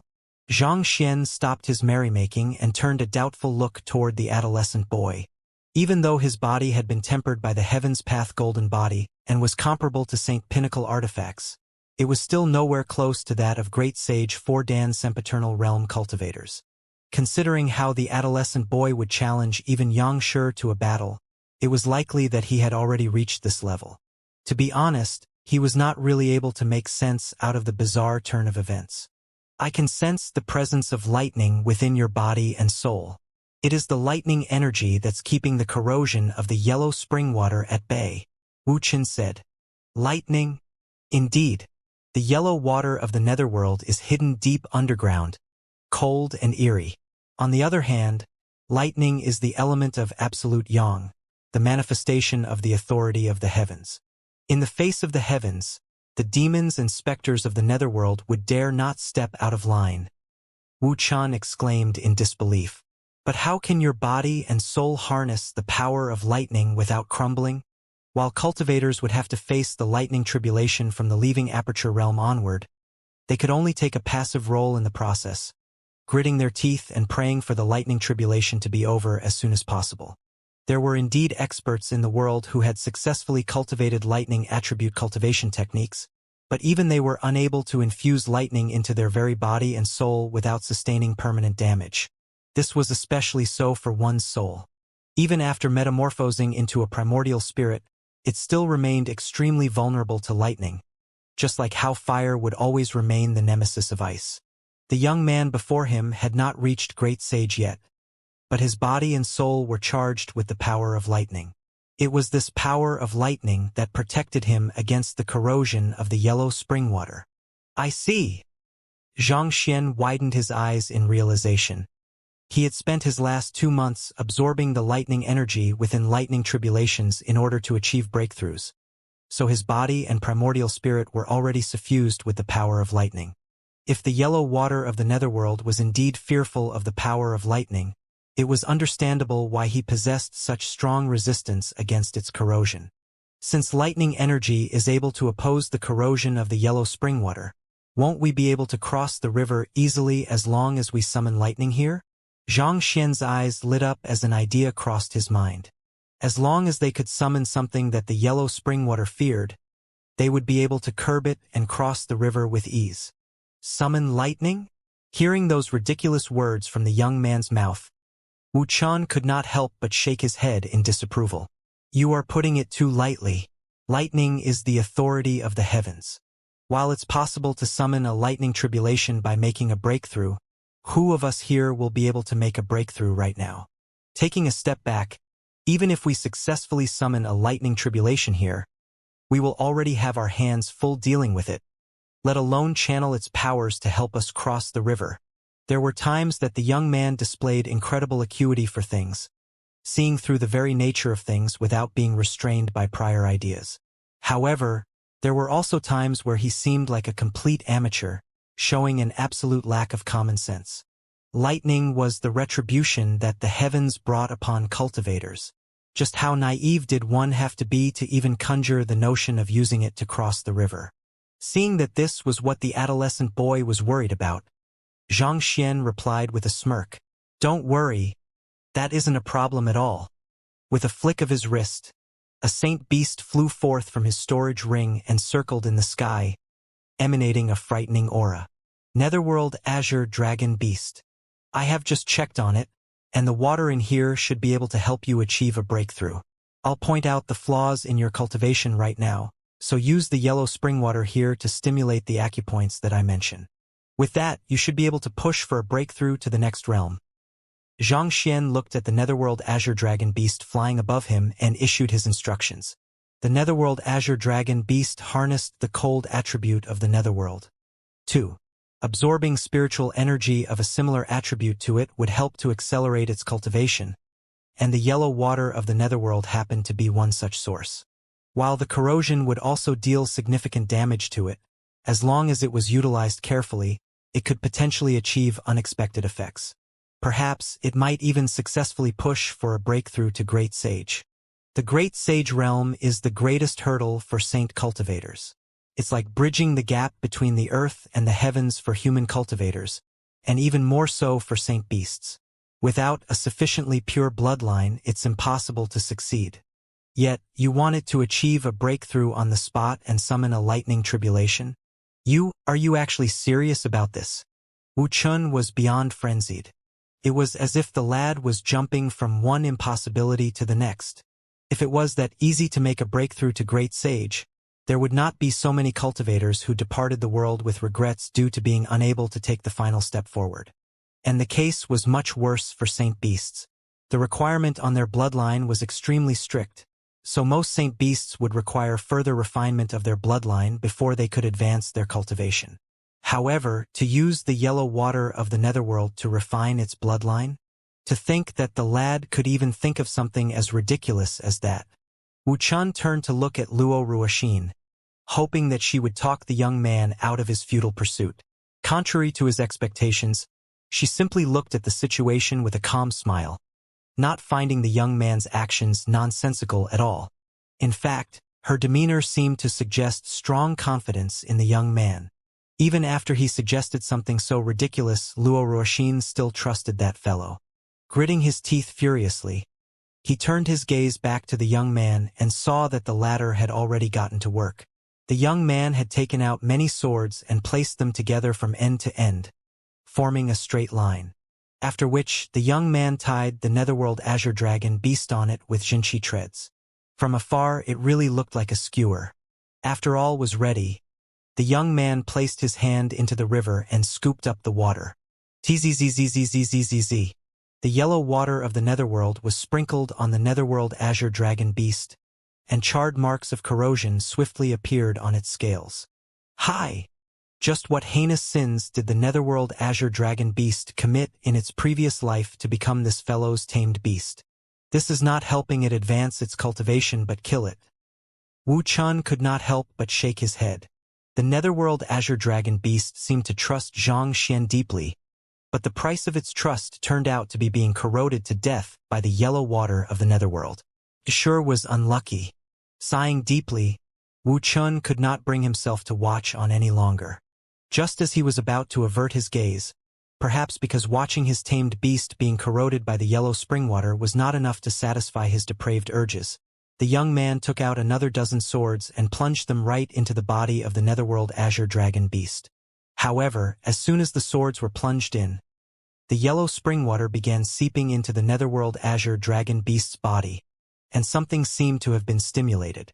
The Saint Nine Dan beast began writhing intensely, and a moment later, devastating might suddenly burst forth from its body. It seemed as if its bloodline had been filtered by the yellow spring water in an instant, raising its purity to a new level. Not only so, its body had also been tempered, and in the blink of an eye, its cultivation was already surging toward the level of the introspective convalescence realm. Hong long long. A deep rumble echoed as innumerable storm clouds slowly gathered overhead, carrying a might that could tear even space apart. He really managed to summon a lightning tribulation. Wu Chen's eyes nearly popped out of their sockets, and he tore out clump after clump of his hair. He had thought that it was utter nonsense. But the young man really had helped the netherworld azure dragon beast achieve a breakthrough and summon the lightning tribulation. To think that there was a breakthrough method that would require one being tied up like a skewer, lubricated and pierced. His eyes had truly been opened that day. Then again, what use was summoning the lightning tribulation? It was not as if they could use it to cross the river. Wu Chun turned a doubtful gaze over, wanting to see what the young man would do next, only to see the young man directing an amicable smile toward the ominous clouds in the sky. Little Lele, you are finally here. Come to your brother Xian's side. I need you to bring us across the river. Boom! The lightning tribulation in the air quivered a little as an aggrieved rumble echoed within it. However, after a moment of hesitation, a surge of lightning still streaked across the air, forming a massive tangible bridge. Let's go, Xianxia said. He moved the netherworld azure dragon beast back into his myriad anthive nest to have it slowly comprehend the strength that it had just gained before stepping onto the bridge of lightning, taking huge strides toward the other end of the river. There's actually such a method? Wu Chun was completely stumped. He had seen cultivators taming beasts, taming weapons, and even taming humans. However, he had never seen anyone taming the lightning tribulation before. This sight had really overturned what he had deemed to be possible and impossible. Let's go. Just as Wu Chun was shocked beyond words, he heard Luo Ruoxin's voice by the side, following which, he saw her stepping onto the bridge of lightning as well, slowly making her way over to the opposite end. Forget it, there's no point thinking too much into it at the moment. Seeing that the two of them were moving far ahead, Wu Chun knew that this was not the time for him to get shocked, so he quickly followed along as well. Countless volts of blue lightning crackled wildly beneath his feet, but unlike ordinary lightning tribulations, it did not deal the slightest damage to him. Instead, it felt warm and nourishing. With the presence of the lightning, the yellow water of the netherworld beneath dared not run rampant, so it could only lie there peacefully.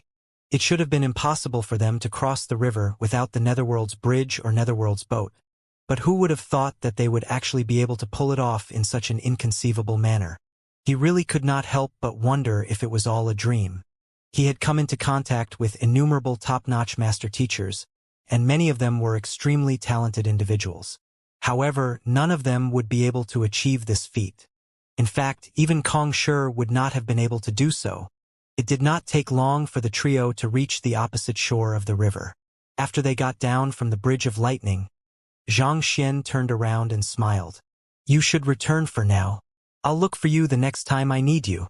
"Right, I realized that you made a lot of mistakes when you gathered your lightning energy together earlier, resulting in the rate of gathering being needlessly slow and its final output being diminished. If you have time, feel free to look for me. I'll give you some pointers to help you improve yourself." Boom! The thunder seemed to rumble with a quaver, seemingly unable to believe what it had just heard. It was actually possible for it to improve itself too? Seemingly seeing through its doubts, Xianxia placed his hands behind his back and nodded. "You have a total of 7 flaws. Listen to my words obediently, and I'll reveal these flaws to you along with the method to correct them slowly over time." How embarrassing it was for him to trouble little Lele each and every time. Earlier, when the storm clouds began gathering, he had observed the process carefully using the Library of Heaven's Path and found that there were many flaws in the process.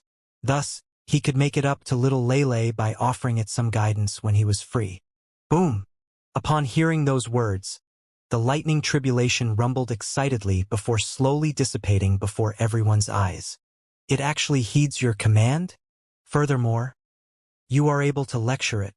Seeing that the lightning tribulation had really left like an obedient child, Wuxia clutched his hair in frenzy. It's a good kid." Xianxia nodded. "Good kid." Wuxia nearly spurted a mouthful of blood. The lightning tribulation had always been the nemesis of cultivators. Every year, countless cultivators would die in its hands, making it their object of fear. This was the very first time that he had heard someone describing the lightning tribulation as a good kid. If word were to spread, the cultivators of the world would go insane. If even the lightning tribulation could be obedient, was there anything in the world that could not be obedient? If the lightning tribulation has no flaws and is able to gather even faster, won't that mean that there will be even more cultivators dying from it? Wuxia could not help but voice the question on his mind. Putting aside how the fellow was able to make the lightning tribulation heed his orders, more importantly, if he was really able to correct its flaws and make it grow stronger, would the lightning tribulations for human cultivators not become harder? The death toll was already as high as it was. If the lightning tribulation grew any stronger, who would dare cultivate in the future? "Don't worry. I'll teach it ways to exploit the flaws of the otherworldly demonic tribe so that it will only strike down otherworldly demons in the future. I'm pretty free at the moment anyway," Xianxia replied with a shrug. "You?" Not expecting the young man to be so shameless, Wuxia felt his hair standing on end. Just as he was about to say something, Luo Ruoxin's voice suddenly sounded. "Look!" Xianxia and Wuxia quickly turned their heads over, and they swiftly noticed that a palace was floating quietly in the air not too far away. The palace carried an ancient and distant aura to it, as if it had existed for innumerable years. It felt like a construction that had transcended history. This was likely left behind by ancient sage Ranqiu. If there's really a celestial amulet of legacy here, it's probably inside, Luo Ruoxin said. With just a glance, it was apparent that the palace was extraordinary. It was not an infrastructure that ordinary beings were capable of constructing, and the means that were concealed within would strike fear even in the hearts of great sages. This did seem like the work of Kong Shi's strongest disciple. Activating his eye of insight, Xianxia quickly scanned the area around the palace, and a moment later he said grimly, "The trail ends here. Most likely, the 4 of them have already entered the palace. Let's quickly enter as well." Knowing how important this matter was, the 3 of them quickly flew for the palace ahead of them. While the palace might not have appeared to be too far away from them, roughly 20 li at most, they swiftly found that something was amiss. No matter how swiftly they tried to fly toward it, they found that the palace was still the same distance away from them, as if the gap between them and the palace had not reduced at all. Have we fallen into another illusory formation? Xianxia asked with an awful expression. He had met with such a situation back at the old Sword Maestro's Sword Lagoon. It was like a supernatural incident. No matter how far he walked, he would end up coming back to the same spot. Could this be the same situation as well? No, that's not it. Luo Ruoxin had noticed the problem as well, and a frown formed between her eyebrows.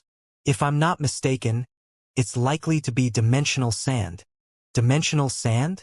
Xianxia was perplexed. Even Wu Chun was unable to make sense out of it. I read about it in a book of records.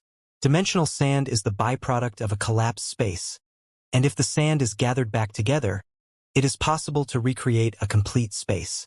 However, traveling through dimensional sand poses a huge challenge, Luo Ruoxin explained. To make an analogy, it is similar to rowing a boat against the currents. The faster you row, the greater the counterforce will be. As a result, no matter how powerful a cultivator is, they will be forced to stand helplessly before it, unable to advance a step at all. In other words, while we might feel as if we are traveling at a normal speed, the flowing space amid the dimensional sand is constantly repelling us, causing our movements to be as slow as a snail, thus creating the effect that we aren't advancing at all. There's actually such a thing in the world? Xianxia was astonished. He had never heard of dimensional sand before, but Luo Ruoxin's explanation made perfect sense to him. In a way, it was similar to running on a treadmill. While one was attempting to run forward, the treadmill would push one backward, thus resulting in zero net progress. No matter how fast one ran, one would be bound to the spot, unable to advance at all. If that's the case, it should be impossible to advance through here. Yet, how did those four manage to get through this obstacle? Wu Chun frowned in doubt. In terms of strength, they did not pale to the group of four that had come ahead of them, so why would the four of them be able to advance successfully through the dimensional sand while they could not? Most likely, they must have used some kind of artifact to seal the movement of the dimensional sand. Once the flow of the sand is stopped, it shouldn't be too difficult to travel past it, Luo Ruoxin explained. Isn't it possible for us to use spatial wormholes to leap past the dimensional sand?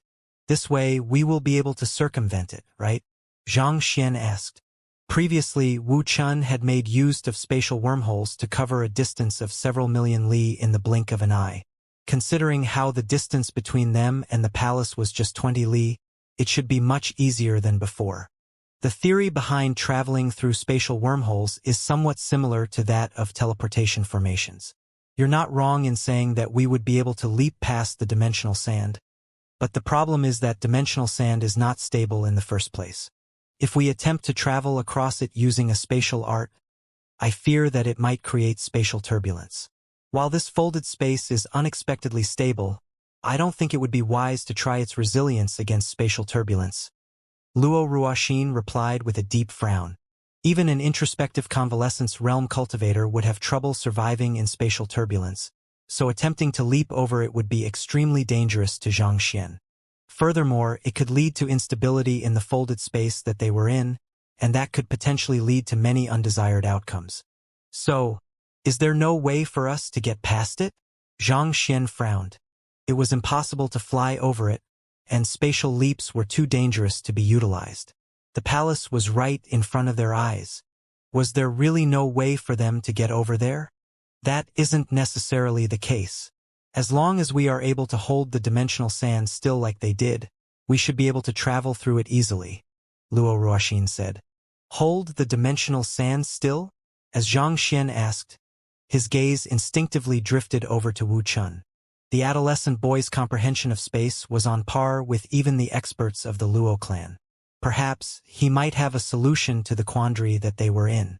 Sensing Xianxia's gaze on him, Wu Chun shook his head. If I had the Luo clan's dimensional silencer, I might still be able to pull it off. However, I fear that I won't be able to do so in my current state. Dimensional silencer? It's a treasure that the founder of the Luo clan found by chance. It wields the ability to hold space still and calm spatial turbulences. The dimensional sand in front of us is difficult to deal with, but with the dimensional silencer, we would be able to halt its flow directly. Wu Chan said with a nod of his head. The dimensional silencer is so formidable?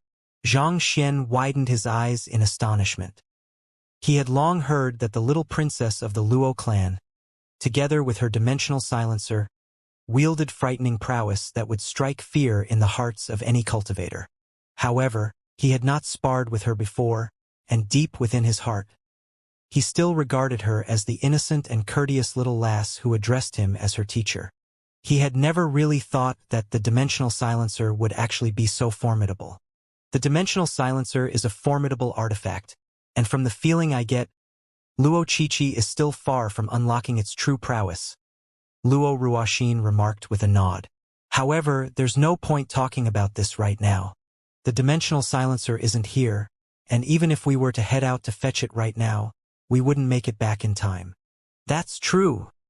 Xianxia nodded helplessly. As powerful as the dimensional silencer was, they did not have it with them at the moment. Furthermore, after the deep wound that he had dealt to Luo Qiqi's heart, no matter how thick-skinned he was, he could not possibly bring himself to head to the Luo clan and borrow their guardian artifact. Speaking of the dimensional silencer, an idea suddenly came into my mind. If we were to... No, that wouldn't work either. Never mind. Wu Chun suddenly interjected, but halfway through his words, a bitter smile broke out of his face, and he shook his head. Xianxia turned his gaze over and asked, "Feel free to voice of any ideas you have in mind. We might be able to build on them to derive a feasible solution." Actually, the Luo clan and ancient sage Qiu Wu's comprehension of space are derived from the dimensional silencer. As such, the quintessence of their spatial heritage lay in sealing and stabilizing space. If any of us are able to comprehend it, we will be able to halt the flow of the dimensional sand and easily fly across it, Wu Qin said. However, spatial quintessence is much harder to grasp than other quintessences. It took me countless years to achieve my current understanding of space, and I had to browse through innumerable ancient texts before I finally succeeded. Hearing those words, Xianxia suddenly recalled a matter and asked, "If I divide space by the levels of compress, traverse, control, creation, and destruction, which realm would I have to reach in order to comprehend the spatial quintessence of the Luo clan? If you were to divide it by those levels," Wu Chun pondered for a moment before replying, "you should be able to comprehend the Luo clan's spatial quintessence by reaching the fourth level, which is the level of creation." The fourth level? Those words made Xianxia's eyes light up in agitation, and his lips crept up confidently. With a heated look in his eyes, he asked, "You mentioned earlier that you have many ancient books concerning space. Do you, by any chance, have them with you? I would like to browse them." "You want to read right now?" Wu Chun was stunned to hear those words. He could not figure out what the young man was up to. Everyone is discussing how to escape from the dimensional sand and enter the palace in order to find the celestial amulet of legacy. But at this crucial moment, you are telling us that you want to read books. Can you propose anything more inappropriate for the situation than that? Xianxia, we are currently in a tough spot. We can't get to the palace, and there's no place for us to retreat to either. Why don't we discuss how we should proceed from here on instead? Wu Chun advised awkwardly. To be honest, if not for the fact that Luo Ruoxin liked this fellow, he would have already killed him with one crisp slap. The least you can do is get your priorities straight, right? I said that in order to get us out of this situation, Xianxia said. I have seen the Luo clan using their bloodline ability and their spatial secret arts. As long as you give me the books that you have concerning space, I think I might just be able to derive a similar cultivation technique, comprehend spatial quintessence, and resolve the current situation. You want to cultivate right now? Wu Qin nearly spurted blood. So that was what the fellow was thinking of. He sure knew how to daydream. Suppressing his overflowing rage, Wu Chun took in a deep breath to calm himself down before saying, "Xianxia, I know that you are a man of great talent, but spatial laws are the most difficult set of laws to grasp among the various laws of the world. This is even more so for the spatial quintessence of sealing space. Countless geniuses have devoted their lives to exploring this field of study, only to make no progress.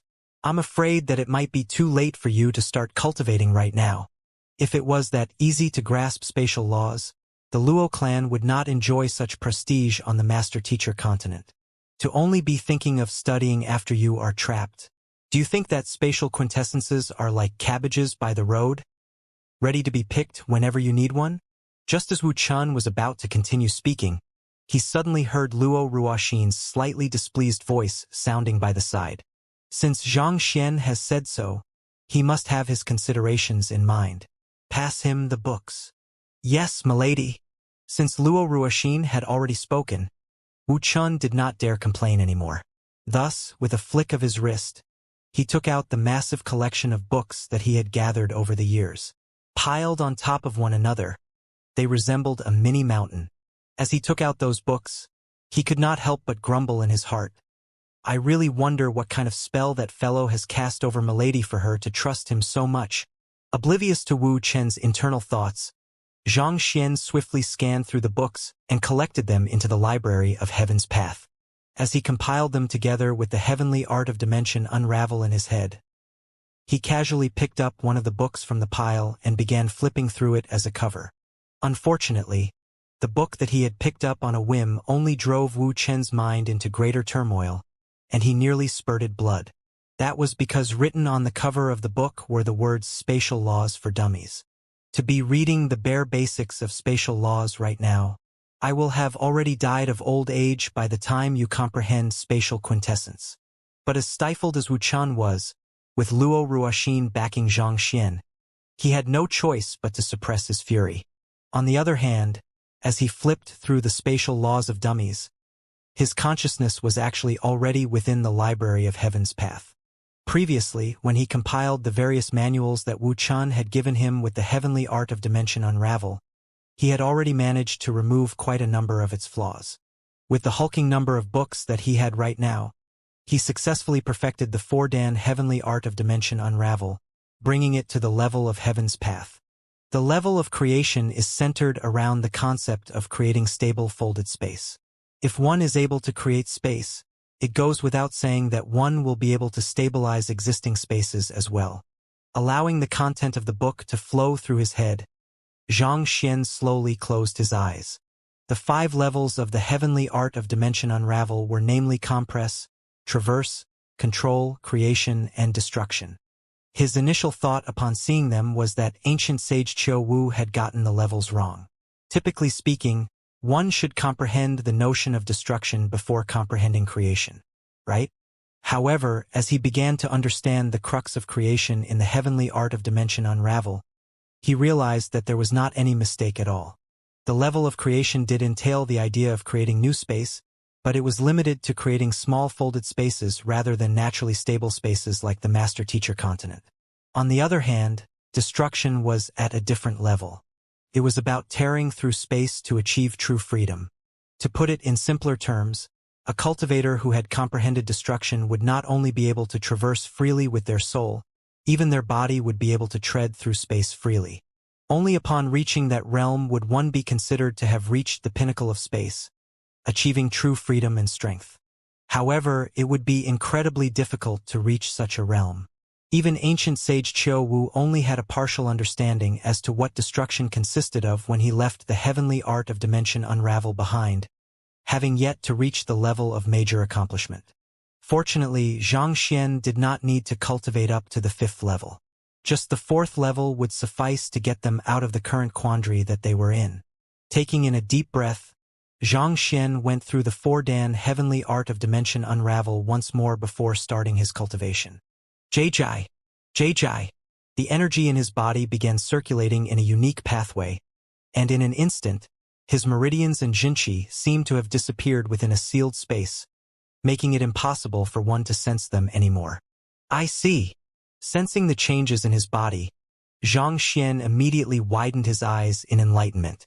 While Xianxia had stopped after cultivating the heavenly art of dimension unravel up to 3-dan, his understanding of space had still gradually grown deeper and deeper as he raised his cultivation. Of course, the deepening understanding of spatial laws as a result of the advancement of his cultivation was different from what he learned in the heavenly art of dimension unravel, but the 2 branches of knowledge did complement one another. The epiphany that had struck him induced greater clarity in his consciousness, allowing him to perceive the very foundations of space. Complete spaces are like parts of a honeycomb fitted together, fixed in structure. Even if an object falls on it, there won't be much of a change to its structure. Such a property that allows one to move through space. On the other hand, dimensional sand is similar to quicksand in nature. As soon as it encounters any external force, it will swiftly pull the foreign object in, preventing it from advancing any further. This deepening in comprehension of the nature of space also allowed Xianxia to see through dimensional sand for what it really was. The reason a space could be stable was because it was built up by countless smaller blocks placed over one another, similar to wooden sheets stacked over one another like a sandwich panel. Dimensional sand was essentially bits of space scattered loosely around the place, and traveling across it was like attempting to walk across water. There was simply no solid ground for one to step on. One had to first stabilize the dimensional sand in place first before traversing across it. While Xianxia was comprehending the three-dan heavenly art of dimension unravel, Wuxian was shaking his head grimly. "Milady, it isn't a solution to wait on like this. Those men have already gotten into the main hall. If they obtain the master amulet, there won't be anything more we can do. Do you have any other idea in mind other than waiting?" Luo Ruoxin glanced at Wu Chen leisurely, showing no anxiety at all. "If it really comes down to it, why don't I?" Wu Chen gritted his teeth and suggested. "No. That will alarm more people and complicate the situation." Luo Ruoxin shook her head. "Don't worry and put your trust in Xianxia. Since he says that he has an idea in mind, he'll surely find a way through." "Put my trust in him." Wu Chen was rendered speechless by Luo Ruoxin's blind trust. He has only begun to learn spatial arts, and the book that he picked up was the most elementary one. Who knows how many years it will take him to comprehend the spatial quintessence. By then, it will already be too late. Who? Before Wu Chen could finish his words, a slight breeze blew across his face. A breeze? How could there be a breeze coming from the dimensional sand? Wu Chen widened his eyes in astonishment.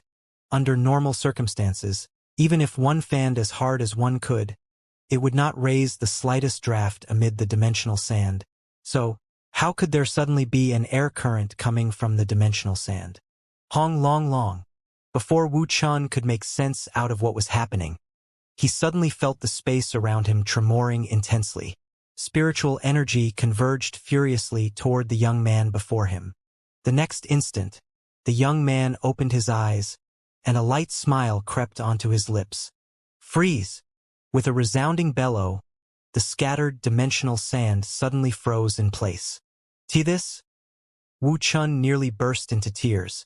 It was just a moment ago that he had thought that he would have already withered away like an aged flower by the time the young man comprehended spatial quintessence. But before he knew it, the young man was already freezing the dimensional sand in place. Did the young man really have to be so fast? In this moment, Wu Chen felt a stinging pain on his face. If there was a hole in the ground, he would have dived right in out of embarrassment. He was an expert, an expert, an expert. But in less than half a day after coming to know Xianxia, he had already been slapped 3 times in the face, and each time, it left him dizzy with disbelief. He had thought that since the young man was proficient in one field, he was bound to be weaker in another. Yet, as the facts had shown time and time again, the young man was strong in every respect. It was as if the concept of weakness did not apply to him at all. Each time he doubted the young man, the situation would turn on him and leave him too embarrassed to meet anyone. Just that, how did the young man do it?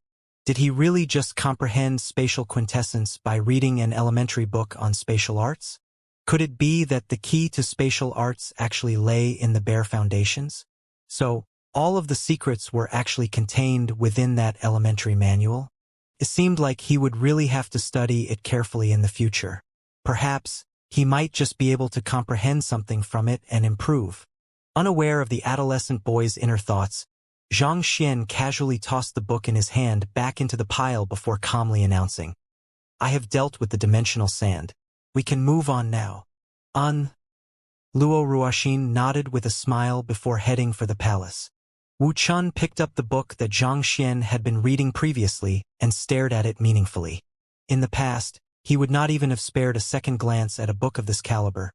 But in that moment, he could not even bear to grab the book too tightly, fearing that he would make the slightest dent on this unparalleled secret manual and hinder the progression of his fighting prowess. In the Luo clan, 2 ordinary disciples were currently walking toward the ancestral hall, where the tablets of founder Luo Yuntian and countless other predecessors were placed. These 2 disciples were on duty, and they had to clean the ancestral hall, offer incense sticks, and conduct the routine rituals to honor the predecessors. We have really embarrassed ourselves today. It'll be hard for the Luo clan to make a comeback after this. The green-robed disciple walking on the left grumbled with a shake of his head. When has our Luo clan suffered such humiliation since its founding? The gray-robed disciple on the right replied. What's even more infuriating is that our clan head doesn't pay any heed to the matter despite being rejected publicly. The green-robed disciple sighed in frustration. If she's unwilling to make a stand, what can the rest of us do? The gray-robed disciple harumphed. She isn't our clan head yet. The inauguration ceremony hasn't been conducted. Remember? It was only put off due to the engagement. If not for the engagement, given her bloodline and control over the dimension silencer, she would have already become the clan head ages ago. The green-robed disciple said. But after seeing how she dealt with the humiliation we suffered earlier, I really can't bear to think what will become of the Luo clan under her leadership. The gray-robed disciple sighed. Even if the Luo clan declines under her leadership, there's nothing we can do about it. The green-robed disciple sighed. It's not as if you are unaware of our clan rules. Only those whose bloodline has reached a certain level of purity can become the clan head. But there's no one other than her who has reached the mark. Unless someone who has comprehended our ancestors' spatial quintessence appears. But in the past tens of thousands of years, no one has been able to achieve that. So, it's only a matter of time before she becomes the clan head. We can't possibly go against the teachings of our predecessors over this one single matter. I know that too. But I really can't stand what's happening. Halfway through his words, the gray-robed disciple was suddenly disrupted by intense tremors beneath his feet. It's coming from the ancestral hall. Quick! Let's head over to take a look. Sensing that the tremors had originated from the ancestral hall right ahead of them, the face of the green-robed disciple warped in horror as he quickly dashed toward it. The gray-robed disciple swiftly followed suit. As soon as they entered the room, they were left in a daze by what they were seeing. The sculptures of their founder, Luo Yuntian, had turned toward the doorway, where they were standing, gazing deeply into the distance. With a slight smile on his lips, he clasped his fist and conducted a ceremonial greeting toward a fellow peer. At the same time, the many ancestral tablets behind him also seemed to bow down deferentially, as if standing in the face of a superior, not daring to look up at all.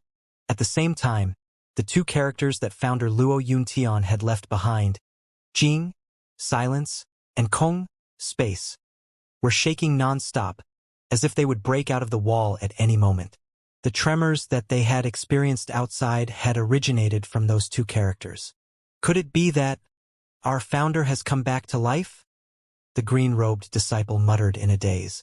Founder Luo Yuntian passed on countless years ago, so how could he possibly have come back to life? The gray-robed disciple was much calmer in the face of this unexpected turn of events. But even so, he was unable to make sense of the situation. I'm not too sure what's going on here, but something huge must have happened. We have to inform the deputy clan head, first elder, and the others right away. They might be able to figure out what has happened. All right. Not daring to waste any time, the green-robed disciple quickly whipped out his communication jade token and relayed the happenings in the ancestral hall to the elders. Soon, a sharp gust of wind sounded from above. The deputy clan head, first elder Luo Qingqin, Luo Shenqing, and the others were heading in their direction with anxious looks on their faces.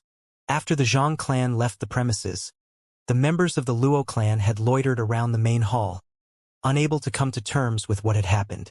It was just moments ago that they had finished clearing up the mess, But before they could return to their accommodation and rest, they received news that something had happened to the ancestral hall.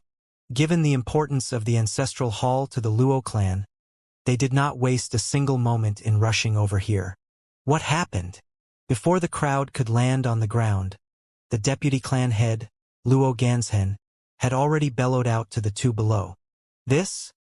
Not knowing how to explain the situation, the gray-robed disciple clasped his fist and said, "Deputy clan head, I think it would be best for you to see for yourself." Landing on the ground, Luo Ganzhen quickly walked into the ancestral hall. When he saw the sight within, he was visibly stunned for a moment before his hands began trembling in agitation. A crimson shade dyed his cheeks as he stuttered in excitement. "To this? Father, what's going on?" Taking Luo Ganzhen's expression into sight, Luo Shenqing frowned in incomprehension. The other elders were taken aback by the deputy clan head's bewildering response as well. Their deputy clan head had always been a calm person. Even during the fallout with the Zhang clan earlier, he had not lost his cool. Just what in the world could have happened for him to act in such a manner? Ha ha! Ha ha ha ha! The heavens are truly helping our Luo clan. Our Luo clan will rise to greatness once more. Luo Ganzhen roared in laughter before turning to face the crowd with glowing eyes. Are you all curious what this phenomenon means? This is the submission of the predecessors. Without a doubt, someone has managed to comprehend the spatial quintessence of sealing. Someone has comprehended the spatial quintessence of sealing? Could it be? Luo Qingchen widened his eyes in astonishment. Indeed, the spatial quintessence of sealing is the very core of our Luo clan's cultivation technique. If anyone can grasp it, they will be able to perfectly execute all of the secret arts of our Luo clan. In the tens of thousands of years since the founding of the Luo clan, only founder Luo Yuntian has managed to reach such a realm. The fact that someone else has managed to do it means that our Luo clan will rise to greatness once more. Luo Ganzhen exclaimed in agitation. He hurriedly issued instructions to the surrounding crowd. Quick, investigate the matter and find out which elder or offspring has managed to comprehend the spatial quintessence. After we find them, we'll immediately conduct the inauguration ceremony and crown them as our next clan head. Yes. Upon hearing the commands, the elders quickly nodded before scattering. Comprehending the spatial quintessence of sealing would mean reaching the very peak of spatial arts. With such an expert among them, there was no one who would be able to stop the Luo clan's rise to power. They would also be able to get back at the Zhang clan for the humiliation that they had suffered as a result of the rejection earlier. With this, they would let the world know how foolish it was for Xianxia to have rejected the Luo clan. Xianxia, you probably couldn't have imagined that someone in our Luo clan would make a breakthrough so swiftly after your rejection, Luo Ganzhen uttered as his eyes turned cold. Wait till we find this person and establish him as the clan head. I'll surely return this humiliation to you twofold. A person who had comprehended the spatial quintessence of sealing would have already grasped the very crux of the Luo clan's heritage. As long as that person's cultivation got up to par, the young prodigy of the Zhang clan would not mean anything at all. Indeed, I won't be able to quench my hatred if I don't slice that bastard in two. Luo Shenqing spat furiously. He had thought of the young man as his good friend. But the young man had actually trampled on his younger sister as if she was nothing at all. Hoo-hoo! It did not take long for the elders who had scattered to return once more. Reporting to the deputy clan head, we have checked all of the experts at the macrocosm ascendancy realm within the clan, but none of them have comprehended the spatial quintessence of sealing. Reporting to the deputy clan head, none of the members at the dimension sundering realm have comprehended the spatial quintessence of sealing. The elders swiftly revealed the results of their findings, and disappointed looks surfaced all around the room. The fact that even the founder had paid his respects was more than enough to show that someone had comprehended the spatial quintessence of sealing. There could not possibly be any mistake there. However, they had asked all of the cultivators in the clan, and none of them had noticed any peculiar phenomenon that could have suggested a breakthrough. This was truly baffling. There was nothing? How could there be nothing? Spatial laws have always been incredibly difficult to comprehend, and this is especially so when it comes to sealing space. Without the Luo clan's bloodline and heritage, it would be difficult for one to even grasp the bare basics. Luo Ganzhen could hardly believe the outcome of the investigation. Even founder Luo Tianyun had only succeeded in comprehending it due to him acquiring the Dimension Silencer and stumbling upon ancient sage Qiu Wu's heritage by a stroke of luck. If the person who had comprehended the spatial quintessence of sealing was not a person from their clan, who else could it be? We have even checked on the cultivators who have gone into seclusion. Could that person really not be from the Luo clan? Luo Qingchen asked with a deep frown. If the person was from the Luo clan, they would surely understand what it meant to comprehend the spatial quintessence of sealing. Even without them looking around for the person, they would surely appear before the elders of their own accord. However, no one was stepping forth at all. All of the evidence seemed to suggest that the person was not from the Luo clan. Look into it right now, we have to find that person. Regardless of the means, we have to get them into the Luo clan, even if it means locking them down by... Luo Ganzhen's eyes narrowed. Marriage! Marriage? Luo Xianxia was taken aback. That's right. The fact that that person has comprehended the spatial quintessence of sealing means that all of the Luo clan's secret arts no longer hold any secret to them. If that person becomes our enemy, the Luo clan would be doomed. Thus, no matter what condition we have to offer them, we have to get them into our clan. Even if they want to marry your younger sister, we can only allow it. Luo Ganzhen waved his hand decisively. No, but that... Hearing those words, Luo Xuanqing's eyes widened in horror. This matter is not open for discussion. There's already no hope between Zhang Xian and your younger sister, and since that's the case, we might as well find someone who has comprehended the spatial quintessence of sealing. This way, we will be able to get vengeance on the Zhang clan. We'll tell the world that our Luo clan will be able to stand at the very pinnacle without relying on anyone. Luo Ganzhen spat coldly. Hearing those words, Luo Xianqing stared at his father with a complicated look in his eyes. He did want to get vengeance on Zhang Xian and the Zhang clan as well, and he would be able to do so if they could get that person who had comprehended the spatial quintessence of sealing on their side. At the same time, the Luo clan would be able to recover its dignity. But after what had happened during the wedding, he could not bear to watch his younger sister being sacrificed again. Once was enough. All right, this matter is settled. Hurry up and dispatch our men to search for that person. Once that person has been found, report to me immediately. I'll personally pay that person a visit. Luo Ganzhen flung his sleeves imposingly. Yes. The elders hurriedly scattered into the area. Without the dimensional sand to block their path, the trio was able to advance ahead swiftly. Soon, they stopped at the entrance of the palace. Zhang Xian raised his head and looked beyond the towering stairs in front of him. On both sides of the entrance gate were two rock sculptures shaped in the fashion of adolescent boys. They were dressed in rather ancient-looking clothes and sported long hair. They were bent into a bow, seemingly paying respects to the visitors of the palace. There was a plaque above the entrance with 3 massive words written on it.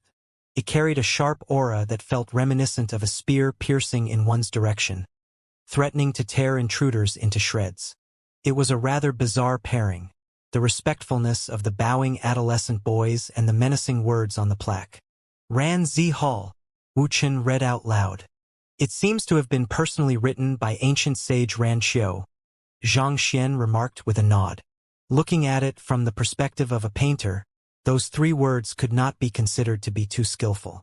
Nevertheless, it had a high and lofty conception that even someone of Zhang Xian's eye of discernment was not able to see through. It was hard to imagine that it had come from a hand other than that of ancient sage Ran Qiu. Shaking his head, Zhang Xian bowed deeply to both of the adolescent boys and the plaque at the center. Attainment, solidarity, propriety, erudition, and integrity. The fact that propriety was placed before erudition and integrity showed how much Kong Shi valued this trait. Since they were in the ancient domain of one of his direct disciples, it was best for them not to forget their etiquette. Right after paying his respects, there was a slight tremor. The adolescent boy sculpture on the left slowly opened his eyes before looking upon them with a smile. Guests of the Ranzi Hall, I applaud you for having come this far. Unfortunately, I have to inform you that you have yet to earn the right to enter the Ranzi Hall yet. If you wish to enter it, you will have to clear the trial, the adolescent boy sculpture said. May I know what trial it is? Xianxia asked as he clasped his fist. Ancient sage Ranqiu has never liked excessive formalities, so the trial that he has set is very simple as well. You'll have to challenge one of our warriors of strength equaling yours, and if you are able to achieve victory, you will be granted passageway. Otherwise, I'll have to ask of you to turn around and leave, the adolescent boy sculpture said as he raised his palm. Voila! The three massive words on the plaque abruptly fell onto the ground, and with a slight waver, they warped into three identical-looking golden-armored soldiers. This? Xianxia widened his eyes in astonishment. With his eye of discernment, he could tell that those three soldiers were not any kind of special artifact but true embodiments of the words on the plaque. They carried the same strikingly sharp aura as the words on the plaque, sending shivers down one's spine. Noting the look of bewilderment on Xianxia's face, Luo Ruoxin explained, These are golden warriors of Mentor's calligraphy. Golden warriors of Mentor's calligraphy? Xianxia asked in confusion. He had heard of importation of heaven's will and heart of teacher, but he had never heard of golden warriors of Mentor's calligraphy before. Legend has it that powerful master teachers are able to retain their own spirit and psyche in the form of words. Under specific conditions, these words will transform into golden warriors to battle with others, Luo Ruoxin explained. As these golden warriors are the manifestation of the master teacher's spirit and psyche, they possess the master teacher's fighting instinct and moves, thus making them formidable foes. Possess the master teacher's fighting instincts and moves. Since these words were left behind by ancient sage Ranqiu, doesn't that mean that these golden warriors possess his fighting prowess? Xianxia narrowed his eyes in shock. Ancient sage Ranqiu was reputed to be Kong Shi's strongest direct disciple. So naturally, his strength was not to be underestimated. If these golden warriors really possessed his fighting instincts and moves, it would be nigh impossible for those of the same realm to defeat them. Actually, it isn't as exaggerated as that. While the golden warriors do possess the battle instincts of the master teacher behind the calligraphy, the circumstances in battle are ever-changing. The slightest lapse in response can create the largest difference in the results of the battle. It would be amazing if the golden warriors could wield even half of ancient sage Ranqiu's true strength, Luo Ruoxin remarked with a light chuckle. In the end, even if the calligraphy was infused with ancient sage Ranqiu's will and psyche, it was ultimately just a couple of characters. It was not really as fearsome as it sounded. You're right, Xianxia nodded. Who should go first? Allow me. Wu Chun stepped forward and volunteered himself. Allow me to pave the way forward for Milady and Zhang Shi. Xianxia nodded. While Wu Chun might have appeared to only be a 13 to 14-year-old adolescent boy on the surface, the strength he had displayed so far was completely unlike what Xianxia had seen before, so he did not think that there was anything to worry about. Instead, this would be a good chance to see what those golden warriors of Mentor's calligraphy were capable of. Let's begin. Seeing that someone had stepped out, the adolescent boy sculpture nodded, and the Ranward golden warrior walked over with widened strides. Its body shuddered a little before its aura began surging right to the level of the great sage realm, equivalent to that of Wu Chun. Formidable. Xianxia nodded in awe. For calligraphy to be able to raise its cultivation and fight like a human, he never would have believed such a thing to be possible if he had not seen it with his own eyes. It was no wonder the clans would go fight desperately just to obtain a small scroll of Kong Shi's personal writing. It seemed like every single word of an ancient sage wielded extraordinary capabilities. Hula. After raising its strength to Wu Chen's level, it whipped out a spear and thrust it toward Wu Chen without any hesitation. Even while the spear was bolting for Wu Chen's heart, it tore a rift through space in its path, exhibiting the frightening might infused into this thrust. What impressive spearmanship! Xianxia clenched his fists excitedly. The skills of a true expert would show even in a simple thrust. As the one who had imparted his spearmanship to Zhang Yang, it went without saying that Zhang Xian's mastery of the spear had reached a truly profound level. Admittedly, the spearmanship of the Golden Warrior was not as simple and effective as his, but it had still managed to capture the crux of spearmanship. Its sharpness was keenly directed to seal its opponent's movements and will, thus making it extremely difficult to withstand or escape from. Naturally, Wu Chun also noticed the dangers behind the spear thrust, and he chuckled softly. Good move. That being said, instead of dodging the spear thrust, he raised his finger and directed it right toward the spear tip, seemingly intending to face the Golden Warrior's attack straight on. Under normal circumstances, facing a spear with one's finger was a foolproof method to win a date with death. But Wu Chun had channeled a revolving sphere of energy at his fingertip. If the spear tip really came into contact with this sphere, it would swiftly plunge the attack into the midst of a spatial turbulence, thus creating an opportunity for Wu Chun to turn the tables on the Golden Warrior. Perhaps the Golden Warrior had instinctively sensed danger from Wu Chen's revolving sphere of energy, but without the slightest emotion on its face, it raised its spear abruptly. This transformation in moves did not have the slightest hint of hesitation or delay in it, as if the earlier thrust was only a feint, and this was the real killer move. To be able to switch from one move to another so swiftly was definitely not an easy task. Even for Zhang Xian, it would take quite some effort. Truly impressive. Just this transformation grants the attack a third of my strength. Zhang Xian could not help but compliment. With the Library of Heaven's Path and Eye of Insight, he was able to easily see through the flaws of the opponent's moves. As such, if he proclaimed himself the number 2 in executing offensive transformations, no one would dare declare themselves number 1. The fact that the Golden Warriors, who were solely made out of words, could wield a third of his true strength was already quite a terrifying feat. Heh! Taken aback by the transformation in the Golden Warrior's spear art, Wu Chun harumphed coldly as he bent his finger downward and flicked it. Wang! A burst of sword chi surged forth from the tip of his finger and struck the Golden Warrior's spear, inducing a metallic clang. The spear was immediately sent flying from the Golden Warrior's hand. Dang dang dang dang. At the same time, the Golden Warrior was forced to retreat 4 steps before its body abruptly dissolved like flowing water, transforming back into the Ranward before flying back into the plaque. Incredible!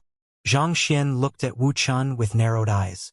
In terms of individual fighting prowess, this Golden Warrior would be stronger than even Zhang Yang.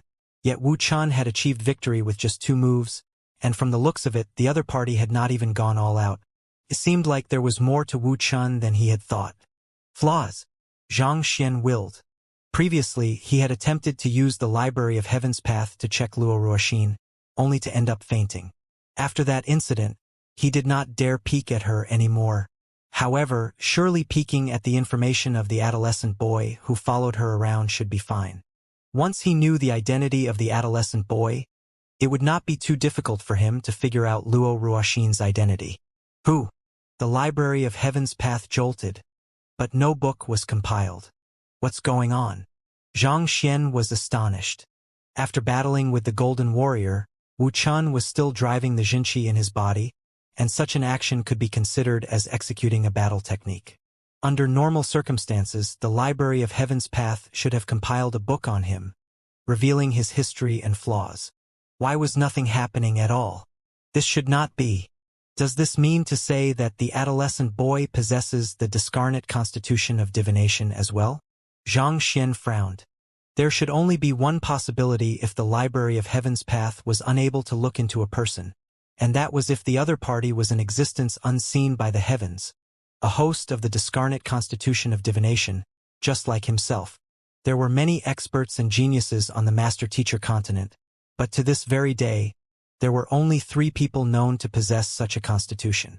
The first one was him, the second one was Luo Qiqi, and while the last one still remained a mystery, the chances were that the mysterious lady that Elder Feng had mentioned back then was Luo Ruoxin. The fact that seers were unable to peer into this girlfriend of his, and the Library of Heaven's Path was unable to read her proved this fact. It was one thing for Luo Ruoxin to have the discarnate constitution of divination, But to think that it would be the same for the adolescent boy, this was too fearsome. When did such a constitution become so cheap and commonplace? It's really about time for me to raise the level of the Library of Heaven's Path. Maybe I should find some time to pay a visit to the Shrine of Seers. Xianxia stroked his lower jaw and pondered. He had been raising his cultivation, but he had not really upgraded his Library of Heaven's Path over time. While the Library of Heaven's Path was still plenty formidable without being upgraded, it was a little unnerving that there were some things that he could not see through. Perhaps this problem could be resolved after it was upgraded.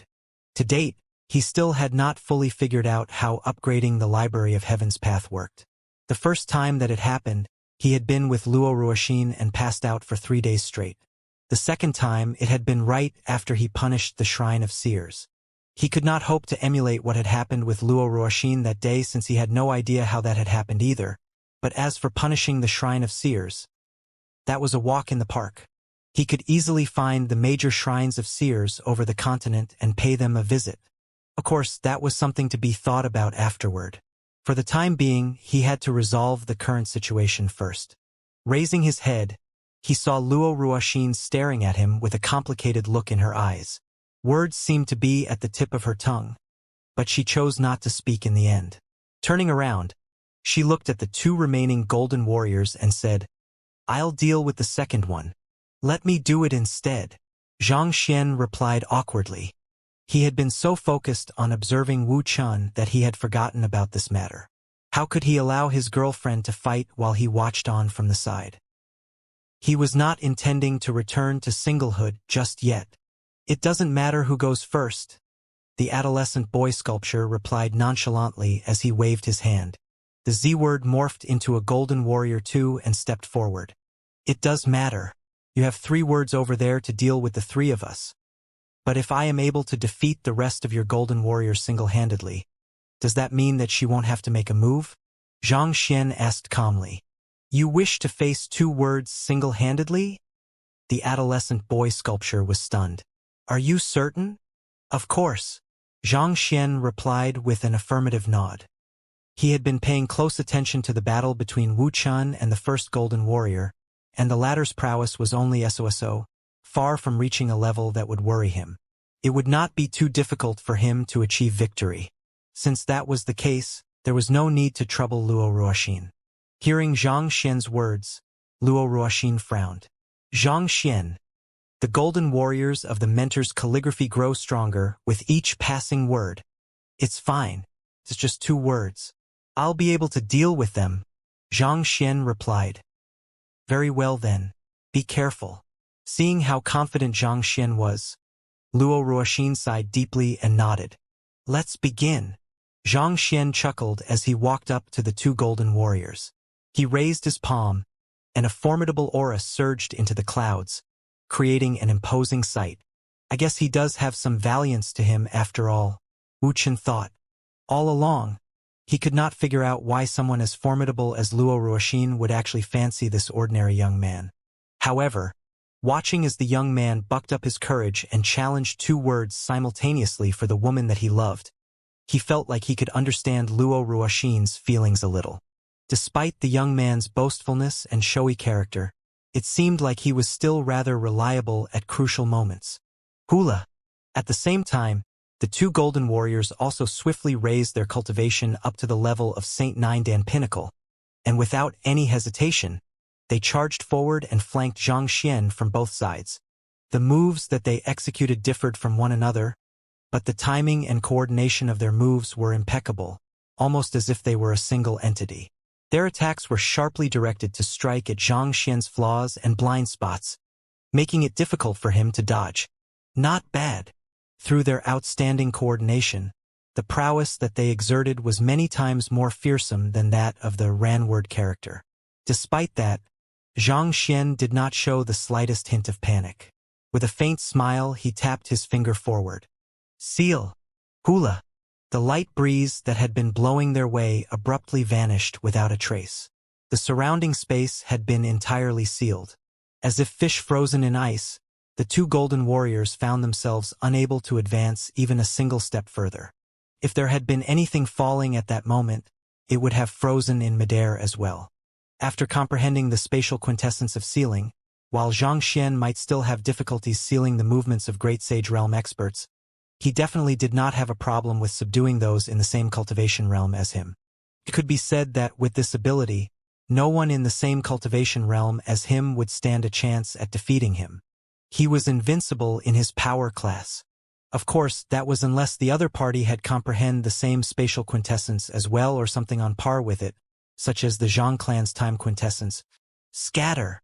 After freezing the two golden warriors in place, Xianxia raised his finger with the intention to dissipate the two of them when the adolescent boy sculpture suddenly exclaimed at this point in time, "Ancient sage Qiu Wu's spatial quintessence of sealing?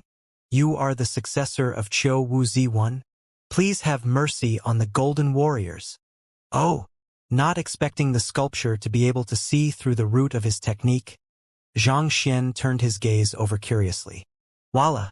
In the moment that Xianxia's mind laxed, the sealed space around the two golden warriors loosened, and the light breeze continued whistling once more. At the same time, the frozen attacks of the two golden warriors continued bolting forth toward him.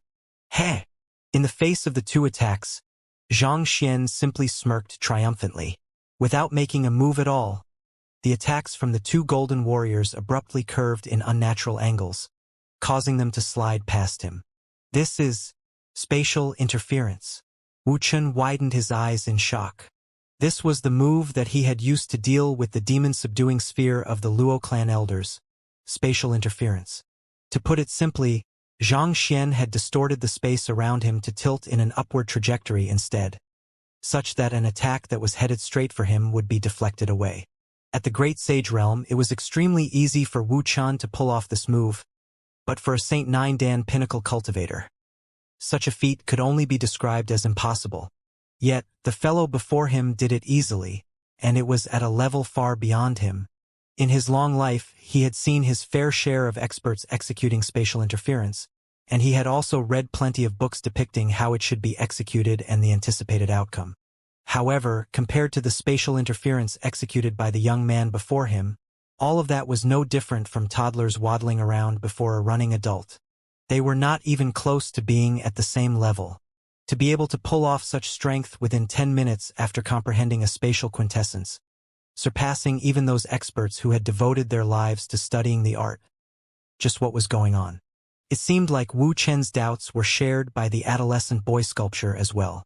With a deep frown on his forehead, he asked in incomprehension, "Qiu Wu Zi's spatial quintessence is formidable, but not even the person in question would be able to pull off spatial interference as smoothly as you did."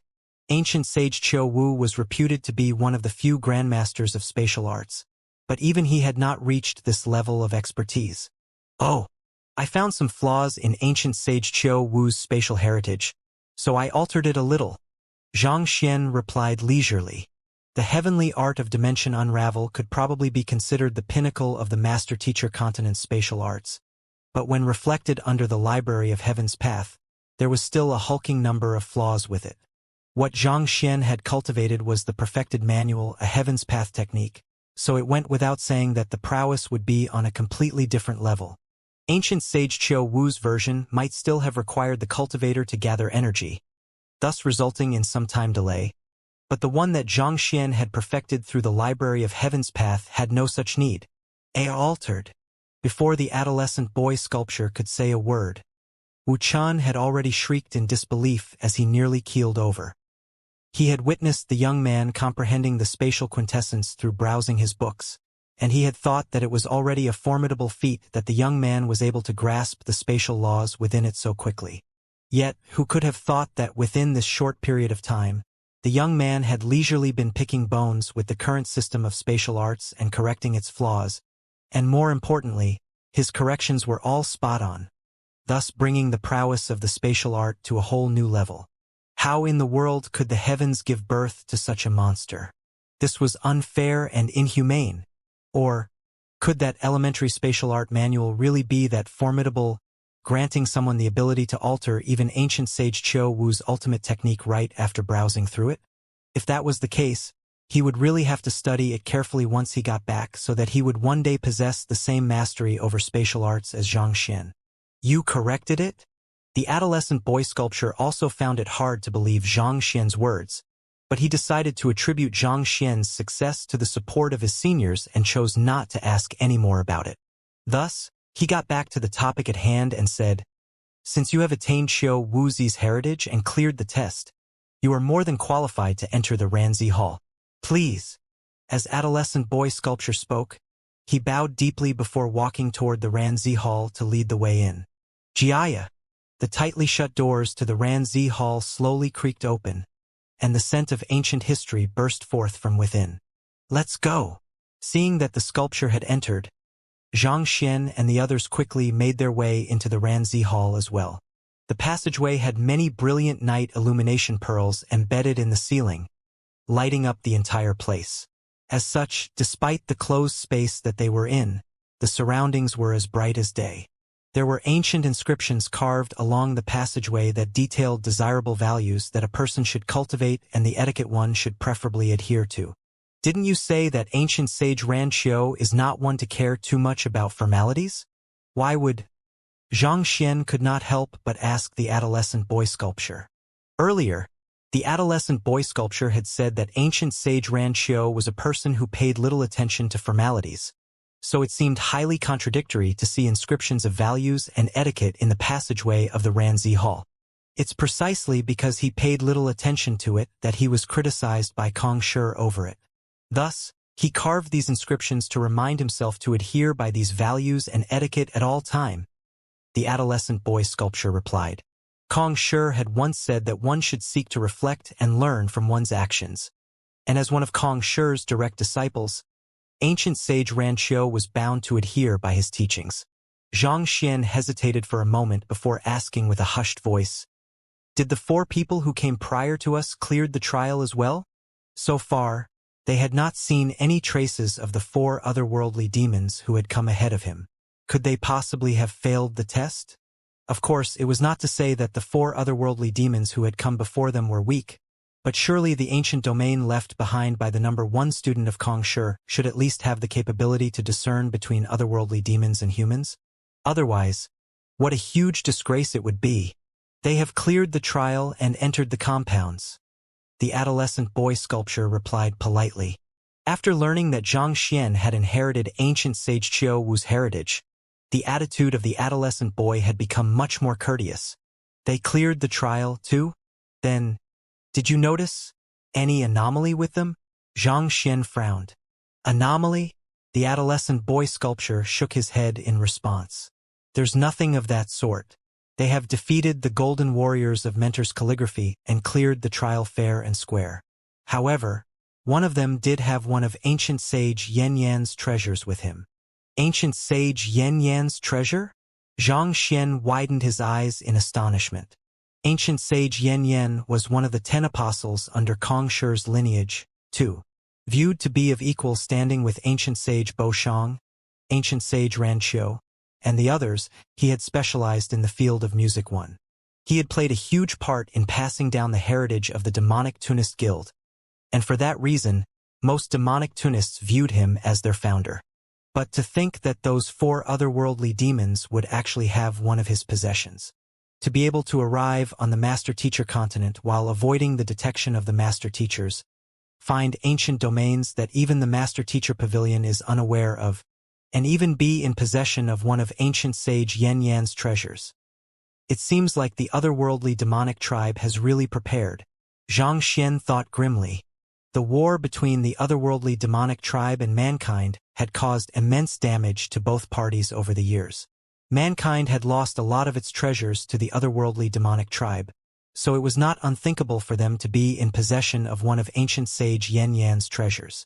However, Xianxia was a little surprised by how well prepared they were. It was definitely no easy feat for one to fool the eyes of the adolescent boy sculpture. The reason Xianxia had asked that question was to warn the adolescent boy sculpture.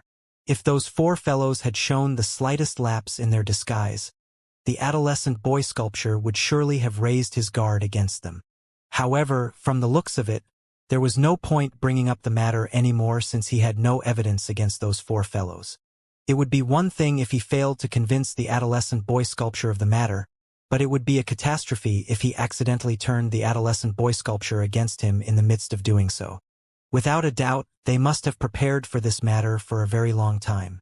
It was no wonder they had been able to capture Xiaoya and the others so easily. Indeed, it would not be easy to deal with those four after all. We have arrived. In the midst of his thoughts, Xianxia suddenly heard a voice from the side. Raising his head, he found that they had already arrived in an atrium.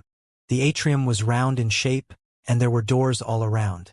With just a quick glance, he could already spot nearly 100 of them.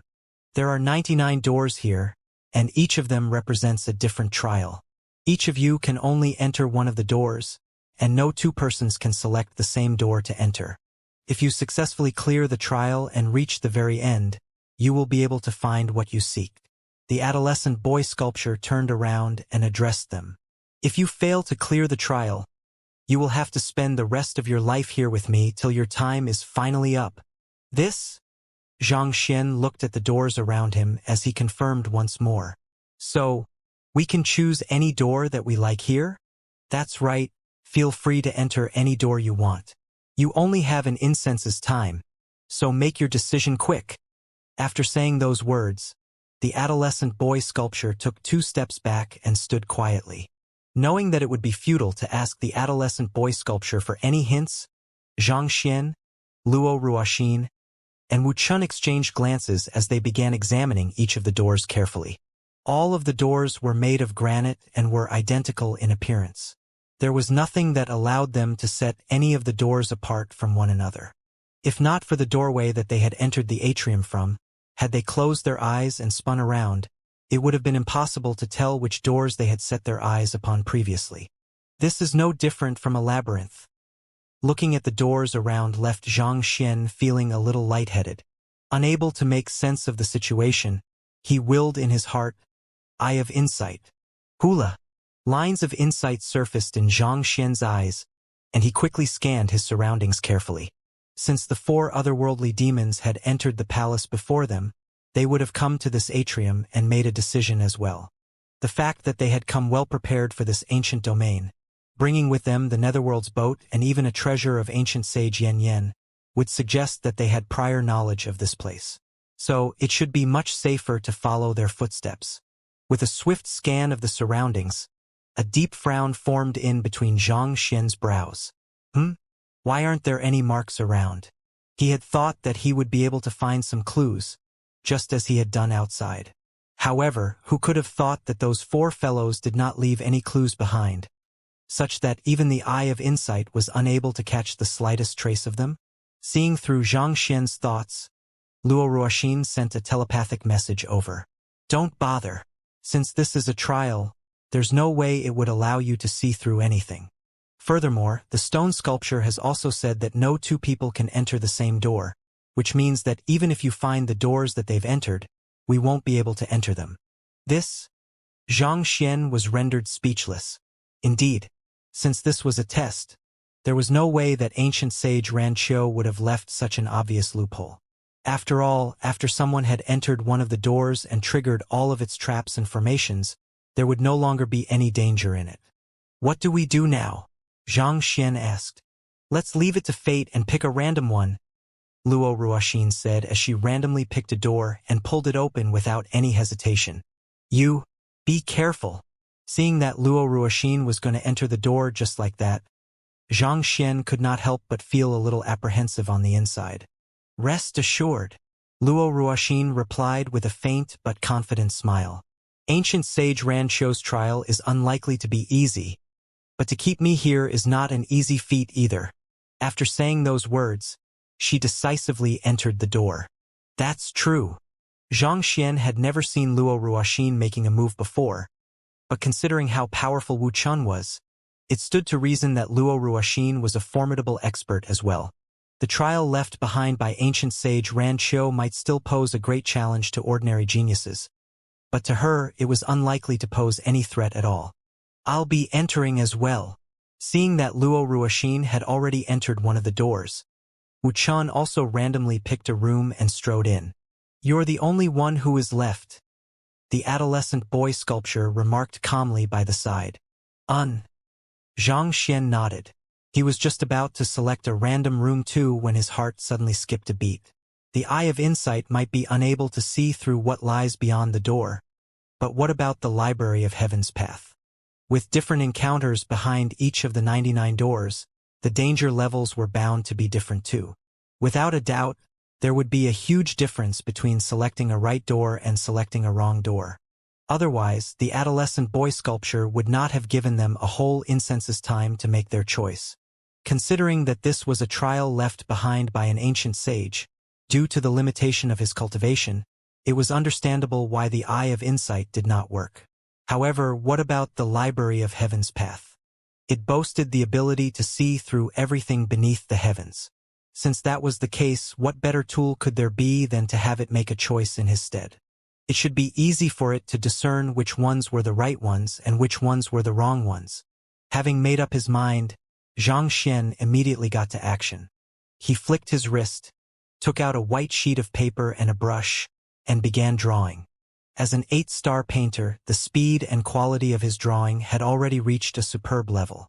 In less than 3 minutes, he had already replicated a lifelike view of the entire atrium. After that was done, he swiftly wrote the words correct on each and every door. Given how many doors there were here, there was bound to be one that was more correct than the others. The library of heaven's path was able to analyze the flaws and mistakes of objects, so by looking at the flaws, he would be able to determine which door he ought to enter. While Xianxia was busy doing all of this, the adolescent boy sculpture looked on with a completely bewildered expression. He had thought that the young man would simply select a door and enter, but who could have thought that he would suddenly take out a brush and paper and begin drawing and writing? All you have to do is choose one of the doors. Surely you don't have to go through so much trouble just to choose one, right? Do you have difficulties making choices or something? Time's almost up. If you don't enter soon, your qualification to challenge the trial will be revoked. The adolescent boy sculpture warned. Noted. I'll make my choice soon. Xianxia replied as he finished scribbling correct on the final door. Once that was done, he placed his finger on the painting. Who? An identical painting appeared in his mind. Soon, upon finding the correct door to enter, he heaved a sigh of relief. Opening his eyes, Xianxia said with a smile, "All right, I have made my choice." Seeing the confused look on the adolescent boy sculpture's face, he explained with a light chuckle, "Actually, I'm also an avid painter. Whenever I see interesting scenes, I have an urge to draw them. This bad habit of mine kicked up earlier when I saw this splendid atrium. So I ask for your understanding." Interesting scenes? Splendid atrium. The adolescent boy sculpture was rendered speechless.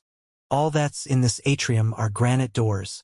If even such a sight is interesting to you, your right hand must be really busy. Well, I don't blame you for not understanding. You are just a stone sculpture, so it's understandable that you don't share the aesthetics of us humans. Xianxia laughed heartily a little as he patted the shoulder of the adolescent boy sculpture sympathetically before heading toward one of the doors. You? Realizing that he had just been mocked, the adolescent boy sculpture bared his teeth furiously. Ancient sage Qiu Wu had been an upright and austere person, so how in the world did he end up taking in such an infuriating little brat as his student? A person as troublesome as you is doomed to be single for life.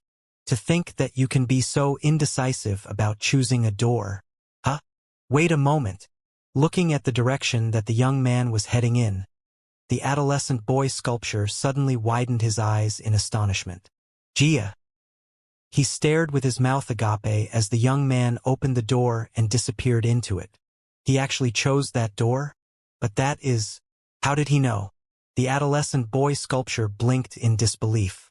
Of the 99 doors, the chances of that young man choosing that door randomly was simply too slim, so he did not think that the young man would be able to select that one. Who would have thought that he would be so lucky as to choose that door out of so many choices? It was almost as if Lady Luck was shining on him. Soon, the adolescent boy sculpture recovered from his shock and harumphed coldly. Even if his luck is good, he'll need some strength to match his luck. That fellow in the door is far more violent and merciless than I am. Even if he has chosen the correct door, he could very well lose his life in there. Jia. As the granite door closed, Xianxia found himself standing within a passageway. He took a few more steps forward, intending to scan his surroundings so as to see what was around.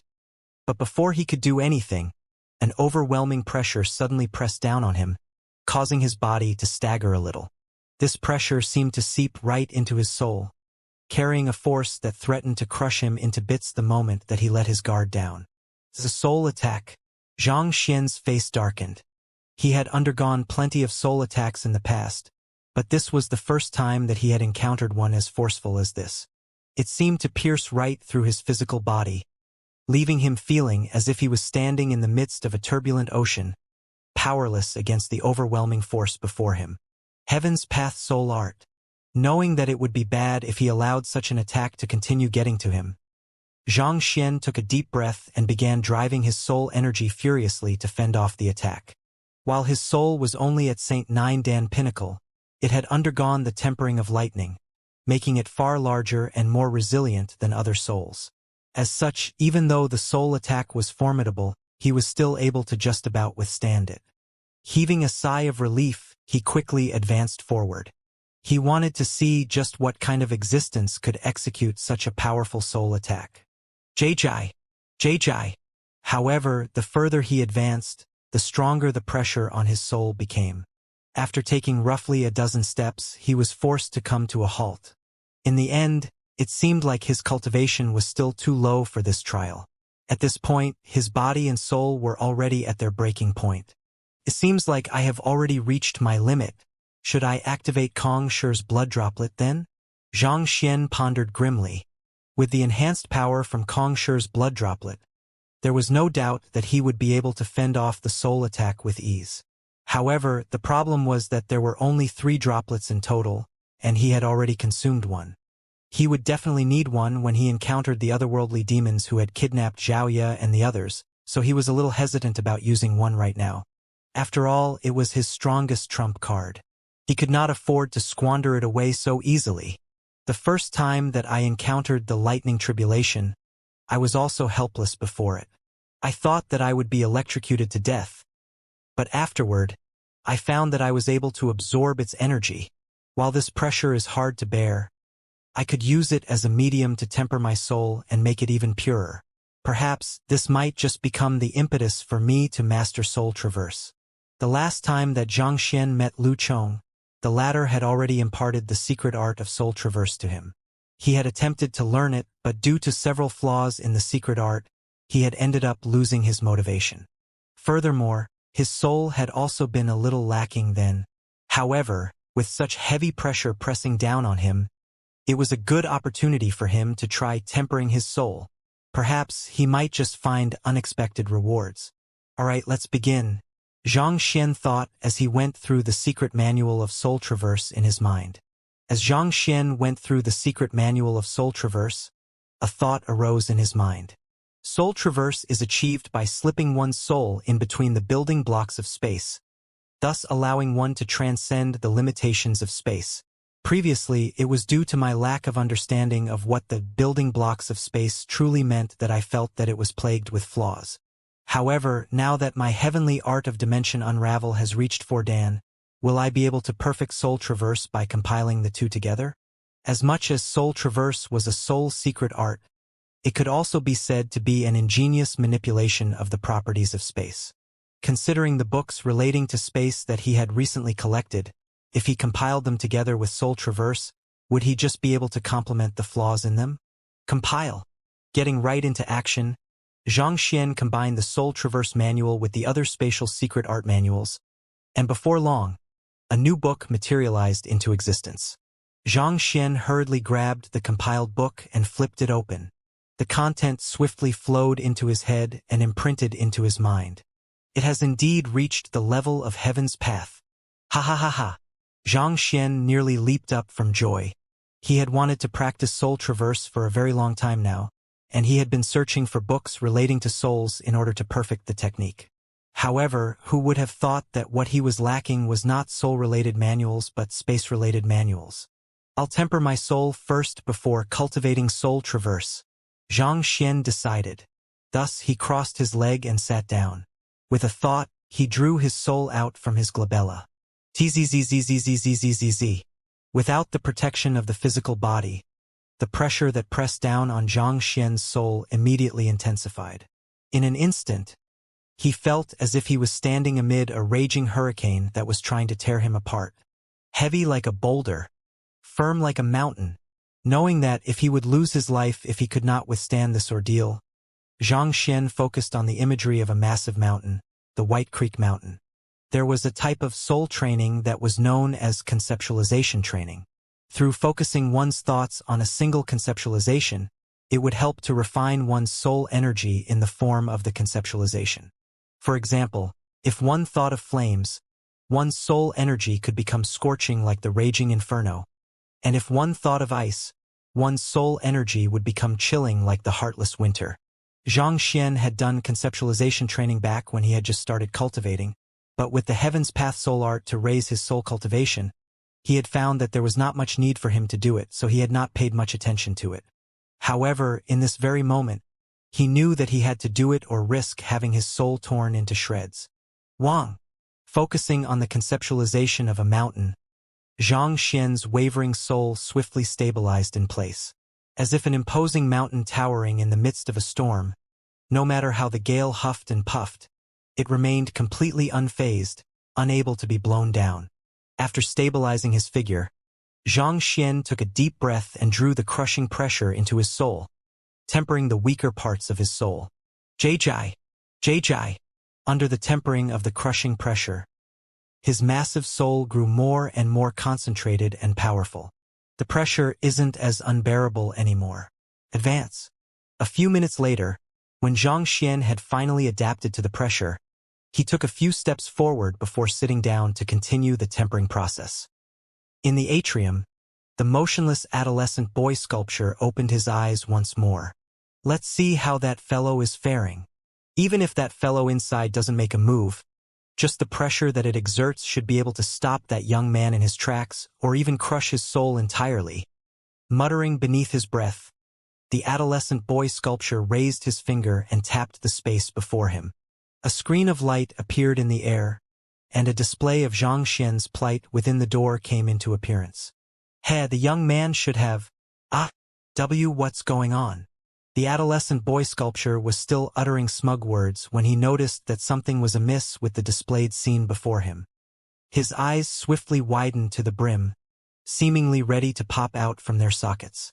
In the screen of light, the young man had his hands on his hips, and he howled indignantly with an infuriated look on his face. Where the hell is the pressure? You coward!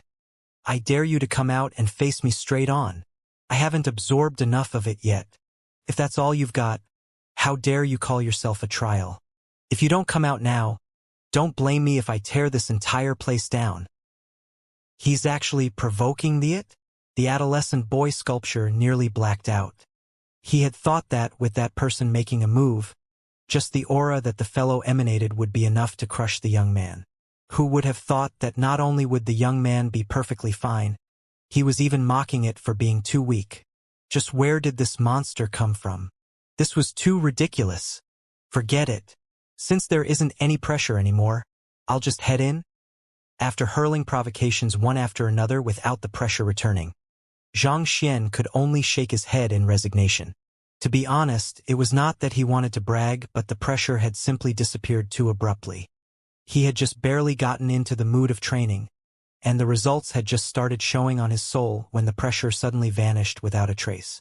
Anyone would have been infuriated in such a situation. After all, if he could just cultivate a little more, there was a good chance that he would reach the prerequisites to carrying out soul traverse, thus raising his fighting prowess by a notch. Let's see where the source of the pressure comes from first. I might just be able to do something about it, Zhang Xian thought as he advanced forward. Hula! Barely after taking a few steps, as he was turning a corner, he suddenly felt a chilling sensation consuming his body, following which, he sensed a powerful might rushing in his direction. He quickly pressed himself tightly against the wall by the side. Pooh! A small hole appeared in the wall of the passageway. What the? Zhang Xian's eyebrows shot up in alarm. What had just shot over was not a hidden weapon, sword chi, or anything of the sort. It was an ordinary droplet of water. Just a droplet of water had succeeded in breaching his defenses and piercing the wall of the passageway. Without a doubt, the person who had made a move on him had to be at the Great Sage Realm at the very minimum. I'll wait and see who the person is before deciding whether I should use Kong Shi's blood droplet or not. Placing his finger right above the droplet mark in his hand, ready to come into contact with it and activate the power at any moment, Xianxia hesitated for a moment before taking another step forward warily. He only had 2 more uses of Kong Shi's blood droplets, so he could not afford to waste it. Voila! Barely after walking around the bend, he saw dozens of water droplets of varying sizes flying over rapidly, sealing all his paths of escape. These water droplets were not really infused with tremendously powerful Xianxia, but the speed of their movements was simply frightening. Given his current cultivation, if they got a clean strike on him, he would definitely sustain severe wounds or even lose his life. Bloodline activate. Knowing that there was no time for him to escape, Xianxia immediately activated the Zhang clan bloodline, which Sword Saint Xing had given him previously. In an instant, time seemed to have slowed down. The water droplets that had been surging in his direction furiously a moment ago seemed to have become mired in a swamp, such that he could perceive them clearly even with his plain eyes. He raised his finger and tapped the closest water droplet to him lightly. The water droplet immediately scattered apart, moistening his finger. He moved on to tap the remaining dozens of water droplets, and they scattered into the surroundings too. Knowing that he was finally out of danger, Xianxia heaved a sigh of relief as he nodded in awe. As expected of the Zhang clan bloodline, its prowess was even more fearsome than the Luo clan bloodline, displaying astounding might upon activation. If he had not utilized this ability, there was no doubt that he would have sustained severe injuries from the barrage of water droplets. However, through the acceleration of his time, the water droplets were slowed to the speed of a snail's crawl, thus posing no threat toward him anymore. Unfortunately, the rate of depletion of the blood essence is simply too great. As excited as Xianxia was, he could not help but shake his head helplessly after seeing the amount of power that he had left from the droplet of Zhang clan blood essence. Just to pop a couple of water droplets, he had actually expended more than half of a droplet of Zhang clan blood essence. In other words, he could only repeat what he had done 6 more times before completely depleting the Zhang clan blood essence that he had. This was simply too wasteful. With another thought, he returned from his state of time acceleration, and the scenery before him reverted to its original state. It was then that he realized that he was standing in the midst of a vast hall. At the very center of the hall was a lake of a radius of several hundred meters. The water in the lake were bubbling furiously, as if it was being boiled. Just as Xianxia was perplexed as to how the lake could conjure such swift bullets of water, he heard an intense rumbling from beneath the water, following which, a bizarre entity spurted forth from the lake of water, surging upward. Voila! More water droplets whizzed into the surroundings. Woo! Carrying the might to pierce through the air, the water droplets tore through everything that stood in their path. Even the water droplets that it flicked out so casually wield such formidable might. Xianxia narrowed his eyes in astonishment. He was still wondering how the water droplets had come about, and the answer had surpassed his wildest imagination. If even the water droplets flung out by a casual flick from the fellow in the lake harnessed such might, just how powerful would that fellow be? Would Xianxia even be a match for it? Bloodline activation. Knowing that it was no time for him to be dozing off, he quickly burned the remaining half a droplet of Zhang clan blood essence, and the time around him slowed once again.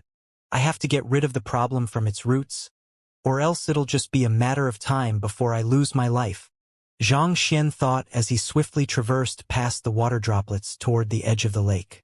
Voila! Right after doing so, the half a droplet of blood essence also burned dry, and the water droplets ended up striking the wall all around. Papa! Xianxia raised his head to take a look at what was ahead of him. The fellow that had risen from the lake was a massive skeleton.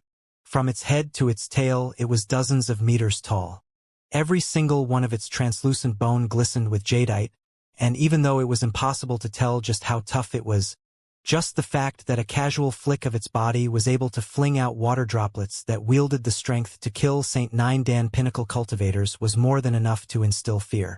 Upon catching the true appearance of the skeleton, Xianxia jolted in shock. This is the skeletal frame of a dragon? Having tamed the netherworld azure dragon beast, he had some understanding of the physical structure of such lifeforms.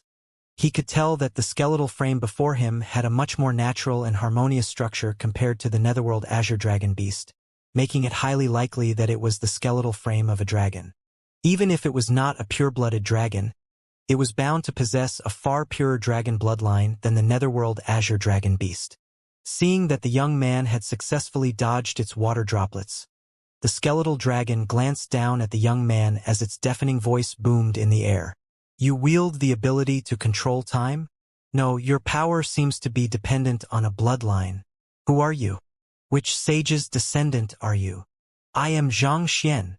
Noting that the skeletal dragon had no intention of attacking him for the time being, Xianxia heaved a sigh of relief as he clasped his fist and bowed toward the massive fellow before him while discreetly examining it. The skeletal dragon had a dark exterior, and the voice seemed to have originated from the dragon's head. Its eyes were basically two holes imbued with faint green light.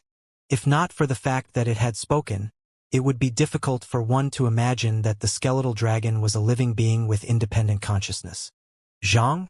You aren't a disciple of Kong Shi? The skeletal dragon asked. I'm not. Xianxia shook his head.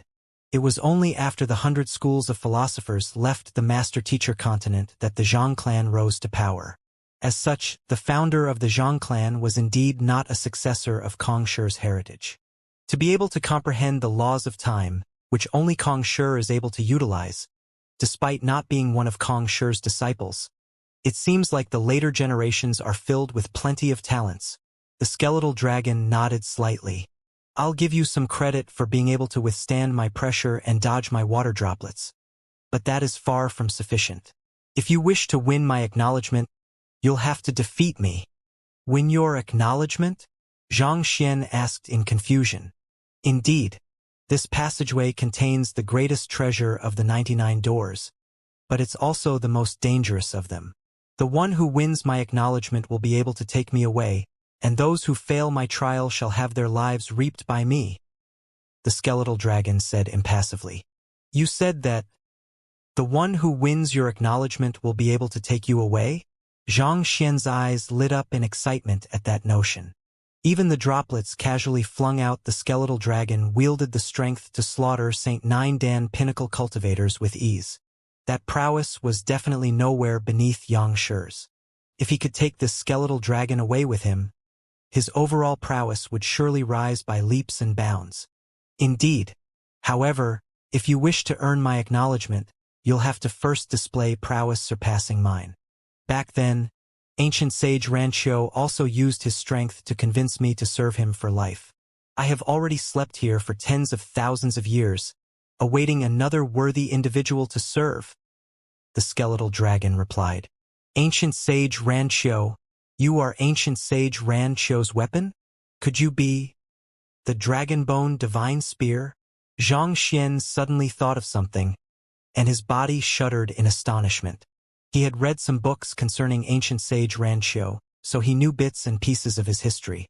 The dragon-bone divine spear was the weapon that ancient sage Ranqiu had wielded as he slew hordes of otherworldly demons, as if a mortal manifestation of the god of war.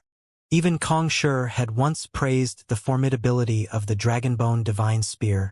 Could this skeletal dragon really be that legendary weapon? If that was the case, he really had made the right choice choosing this passageway. Indeed, the skeletal dragon replied nonchalantly. Ancient sage Ranqiu has sealed my powers, such that my fighting prowess is only at the level of great sage at the moment. Nevertheless, as long as you are able to defeat me, I'll willingly leave with you. Otherwise, no matter who you are and what background you come from, I'll pierce a gaping hole through you for your arrogance of daring to challenge me. Of course. It's only right that you should do so, just that. Xianxia raised his head to look at the skeletal dragon earnestly. As you can see, I'm only a Saint 9 Dan pinnacle cultivator myself. Even if you can only tap into the strength of a great sage at the moment, I'm still no match for you. Won't you consider suppressing your cultivation to my level before fighting it out? You want me to suppress my cultivation to match your level? The skeletal dragon asked with a hint of displeasure in its voice. Having been sealed here for a long time, I believe that you are craving to dive into the world and clash with some worthy opponents. Right now, I'm the only one who has chosen this passageway, and if no one else comes by after me, doesn't that mean that you'll never be able to get out? That would be the greatest tragedy for a top-notch weapon like you. Wouldn't it? Xianxia exclaimed passionately. Since it's a duel, it will only be meaningful if the both of us are on equal standing, right? Otherwise, what fun will it be if you win in a single move? The skeletal dragon hesitated upon hearing those words. It's settled then. You are the trump card of ancient sage Rancho, so your fighting prowess is bound to be at the very top. There's no way a weak cultivator like me will be able to pose a threat to you, even if you do suppress your cultivation down to my level. Xianxia remarked admiringly. But if you aren't feeling too confident, I guess it can't be helped then. Humph. There's no way I would lose to you with my cultivation suppressed. Provoked by Xianxia's words, the skeletal dragon harumphed coldly. Fine. I'll suppress my cultivation down to Saint 9 Dan Pinnacle. In truth, the skeletal dragon knew that Xianxia was intentionally provoking it, but its pride still got in its way. More importantly, it did not think that it could possibly lose to Xianxia. Boom! The next moment, the Dragonbone Divine Spear's powerful aura gradually reduced to a level equivalent to Xianxia's. Saint 9 Dan Pinnacle. Humph! Let's begin then. After sealing its cultivation, the skeletal dragon was just about to make its move when the vision before it abruptly blurred. Unknowingly, the young man who had been standing right there a moment ago was already standing before it, sending a punch right toward its dragon head. You! Caught off guard by the other party's swift movement and abrupt assault, the skeletal dragon felt a little stifled inside. It swiftly whipped its tail to strike down the young man, but the next instant, it found that the space around it had been completely sealed. As if a frozen river, it was unable to move at all. Ancient Sage Qiu Wu's spatial sealing art?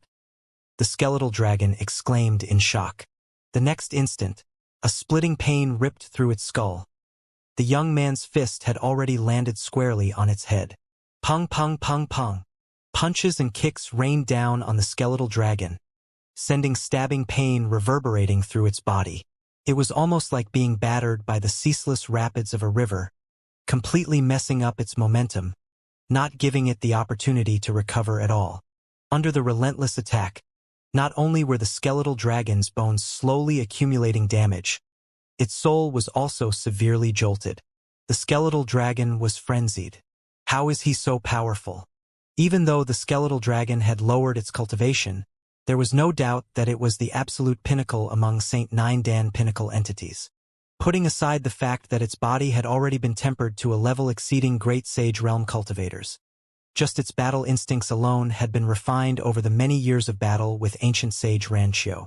It had encountered all kinds of cultivators and many different ultimate techniques, but this... What the heck was this?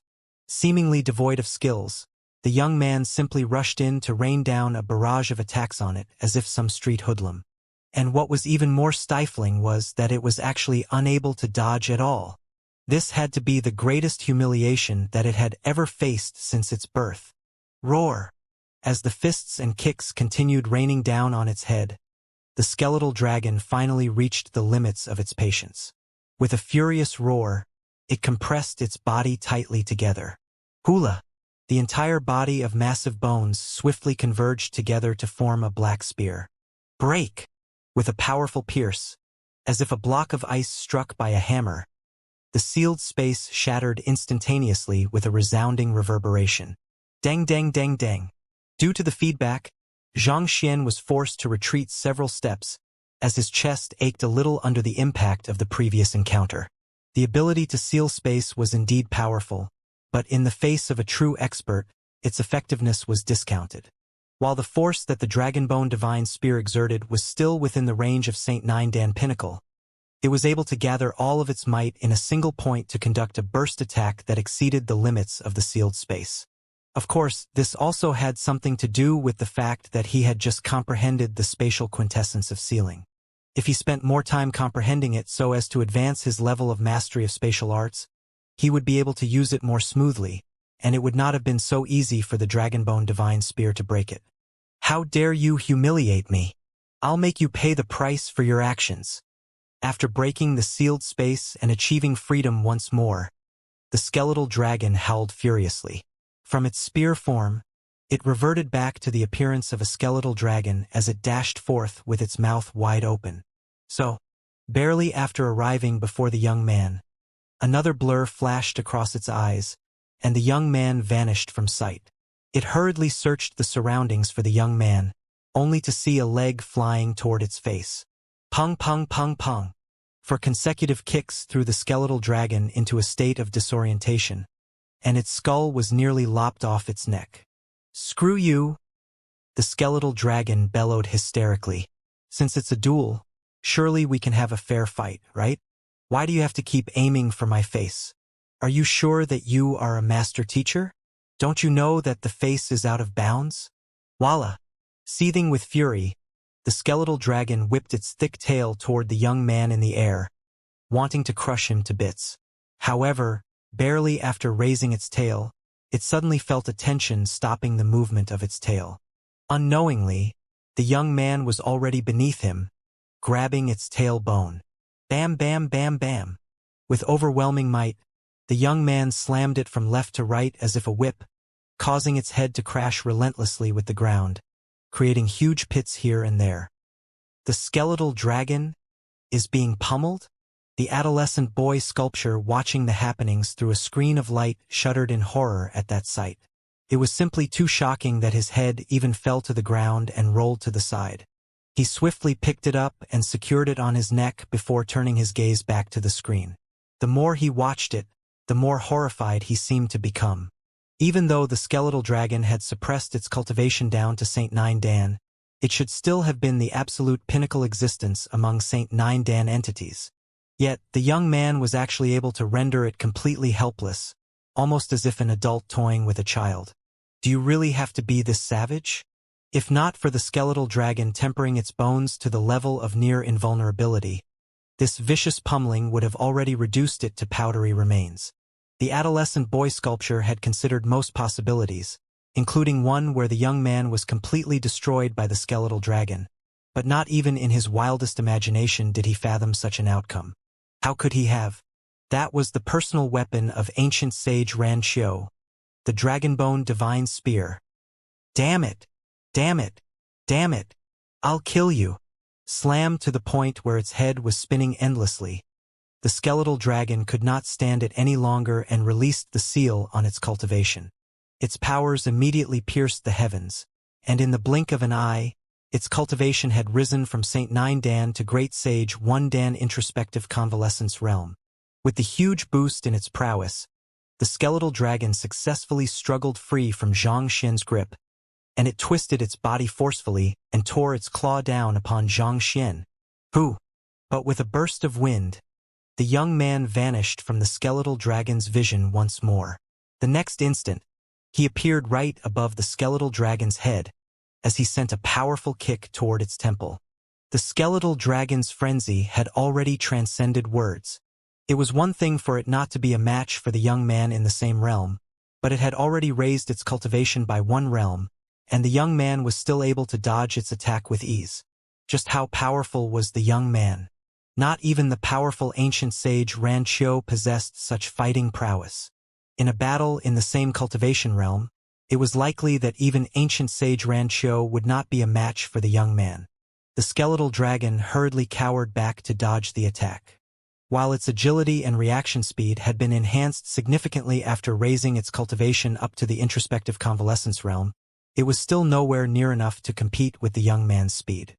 If the young man executed that time bloodline ability once more, it could still have accepted its loss. After all, there were no moves that could possibly outdo time. But the young man was only relying on some unique movement arts and his understanding of spatial laws to render him powerless. Honestly, the skeletal dragon was still trying to figure out how this had happened. It was as if the other party knew where it would attack in advance, easily finding the blind spots and flaws in its attacks. The more the skeletal dragon fought, the more stifled it felt. Pung pung pung pung. After suffering yet another 4-kick chain combo, its rage finally exploded, and its cultivation surged forth once more. Despite wielding such strength, the young man had actually duped it into lowering its cultivation. Without a doubt, it was a vicious scheme, and against schemers, there was no need for it to uphold its principles. Thus, it decided not to suppress its cultivation anymore, and in the blink of an eye, its cultivation broke through the bottleneck of introspective convalescence. Aureate body, intuitive impulse, sempiternal. In less than a single breath, it had returned to the overwhelming expert from before. Lad, didn't you have a lot of fun pummeling me? Very well. Let me see how you'll cope with this. The skeletal dragon roared furiously. But even so, the young man still vanished from its sights once more. Hurriedly raising its head, it saw that the young man was already sitting on a stone bench not too far away from the lake, holding a cup of tea in his hand like a refined gentleman. Hearing the skeletal dragon's roar, Xianxia put down his teacup calmly and replied, "Don't you think it's really barbarous to be talking about pummeling and killing? Since you are ancient sage Ranxio's personal weapon, you should understand the propriety of respect and magnanimity. Since you have already lost, you should obediently acknowledge me as your master." You want me to acknowledge me as your master? An insolent brat like you actually dares to. If its emotions could be materialized, the skeletal dragon would have burst into flames there and then. You were the one who was viciously pummeling earlier, but now that I have restored my cultivation, you suddenly said that you don't want to fight anymore. How can there be something so convenient in the world? Dream on. If I don't leave several holes in you and reduce you to a pile of meat, I shan't be known as the Dragonbone Divine Spear anymore. Are you sure you don't want to acknowledge me as your master? The young man asked calmly. Ha! If you want me to acknowledge you as my master, why don't you try defeating me right here and... The skeletal dragon sneered furiously.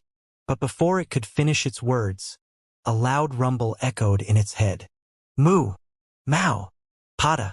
All of a sudden, the skeletal dragon felt its body stiffening in place. It felt as if a superior being was exerting dominance over it, suppressing it very down to the core. Unable to move at all, it plummeted from the sky. It's out of respect for you that I allowed you to clash with me, but you seem to be climbing over my head. Harumphing coldly, Xianxia composedly rose to his feet and placed his hands behind his back. Acknowledge me as your master right now or face the consequences of your insolence. Regardless of whether the huge fellow carried the dragon bloodline or was a pile of dragon bones. Since there was a dragon in its name and it had not reached the level of a pure-blooded dragon, it would be suppressed by the 8 notes of heavenly dragon.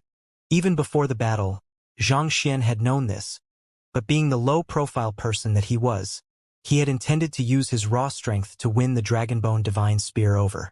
However, who would have thought that the other party would be so shameless as to raise its strength after seeing that it was on the losing end? I could still turn a blind eye to you raising your cultivation by a realm, but raising it by several at once, that would really be going too far. Even someone as magnanimous like me can't turn a blind eye of it. Thus, he had mercilessly used the 8 notes of Heavenly Dragon. And of course, as expected, the Dragonbone Divine Spear was immediately suppressed. Lying on the ground, the skeletal dragon asked through chattering molars, "Why you are a pure-blooded dragon?"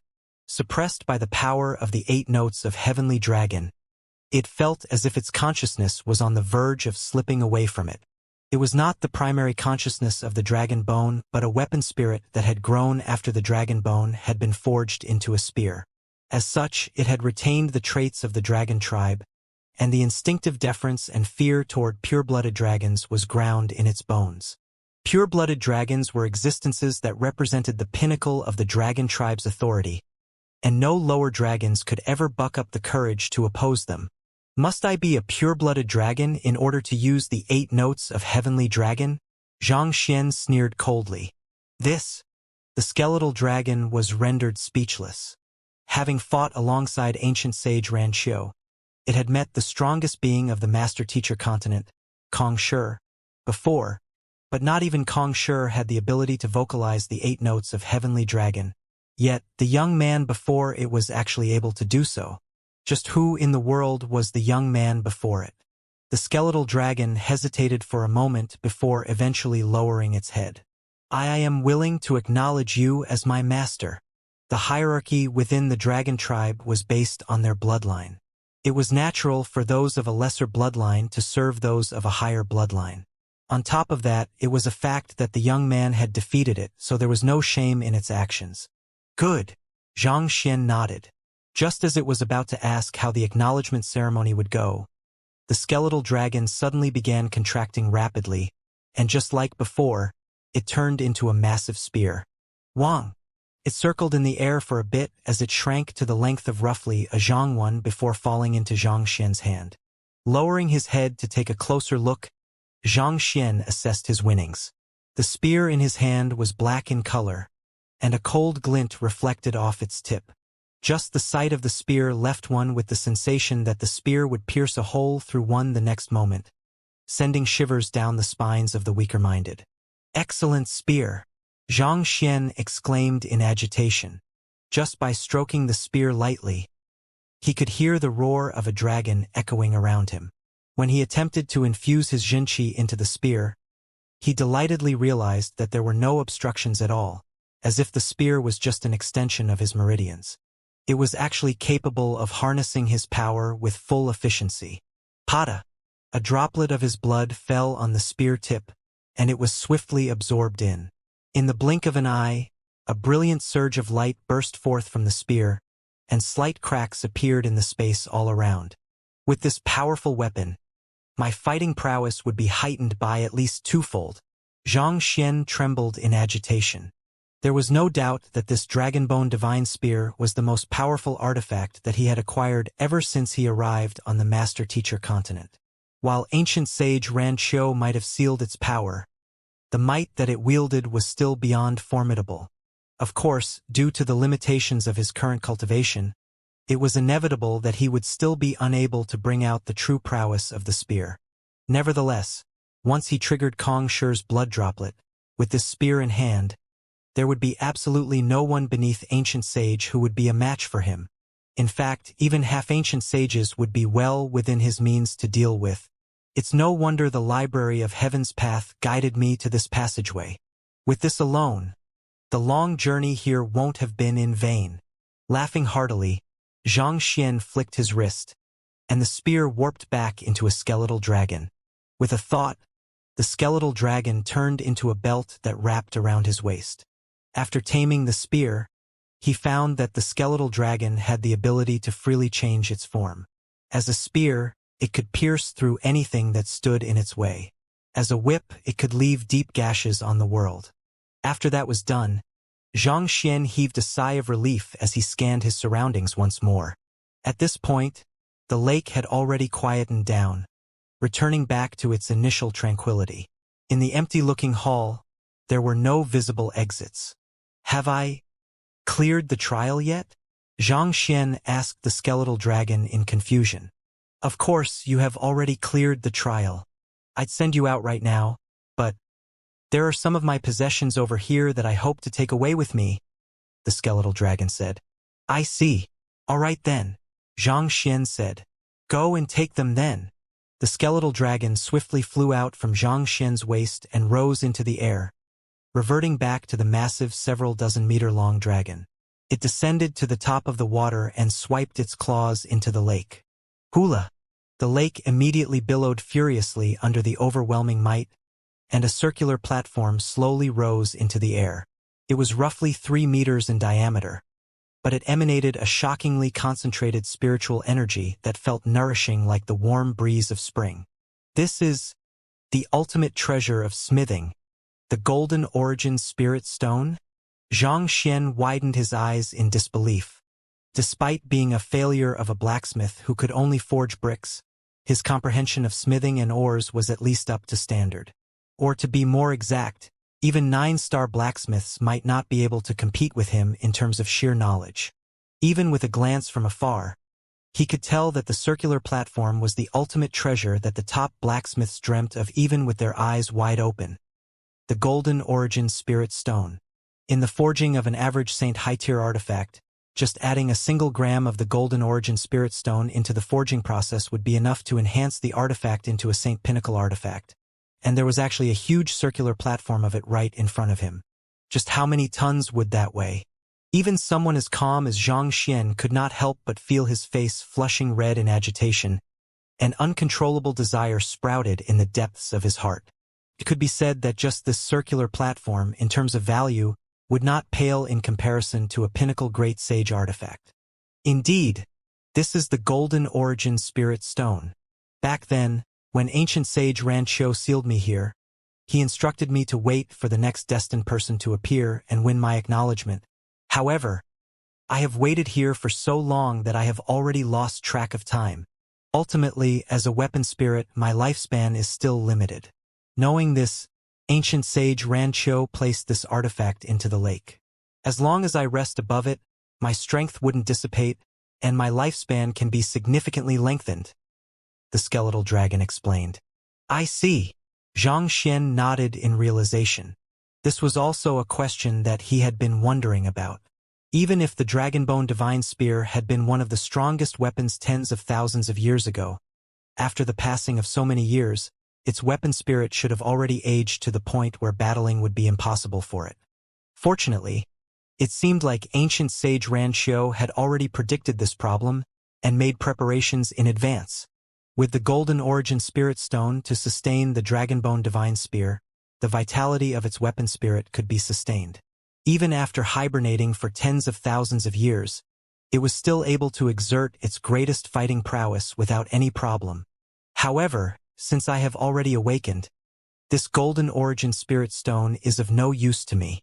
Thus, I'm willing to offer it to you, Master. With a wave of its claw, the Golden Origin Spirit Stone flew toward Xianxia. Xianxia hurriedly caught it and stowed it into his storage ring. Ha ha ha! I won't turn down your gift then. Seeing the possessions and magnanimity of Sword Saint Xing had made him acutely aware of how shallow his view of valuable was compared to others. While this Golden Origin Spirit Stone might be an invaluable treasure to him, it likely meant nothing to an expert of ancient sage Rancho's caliber. Since the skeletal dragon was willing to offer it to him, he had no reason to turn it down. Furthermore, it just so happened that the Golden Origin Spirit Stone was an ideal resource to reforge the Golden Origin Cauldron. With this, he would be able to upgrade the Golden Origin Cauldron once more, and it would be able to aid him in his future battles. Master, we can leave right now. After handing the Golden Origin Spirit Stone over, the skeletal dragon warped back into a belt and wrapped itself around Xianxia.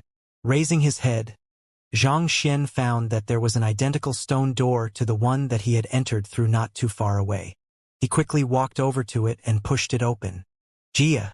When the stone door opened, he found that he had returned to the atrium, where two groups of people were standing against one another. Their jinchi crackled in the air, hinting at an impending battle.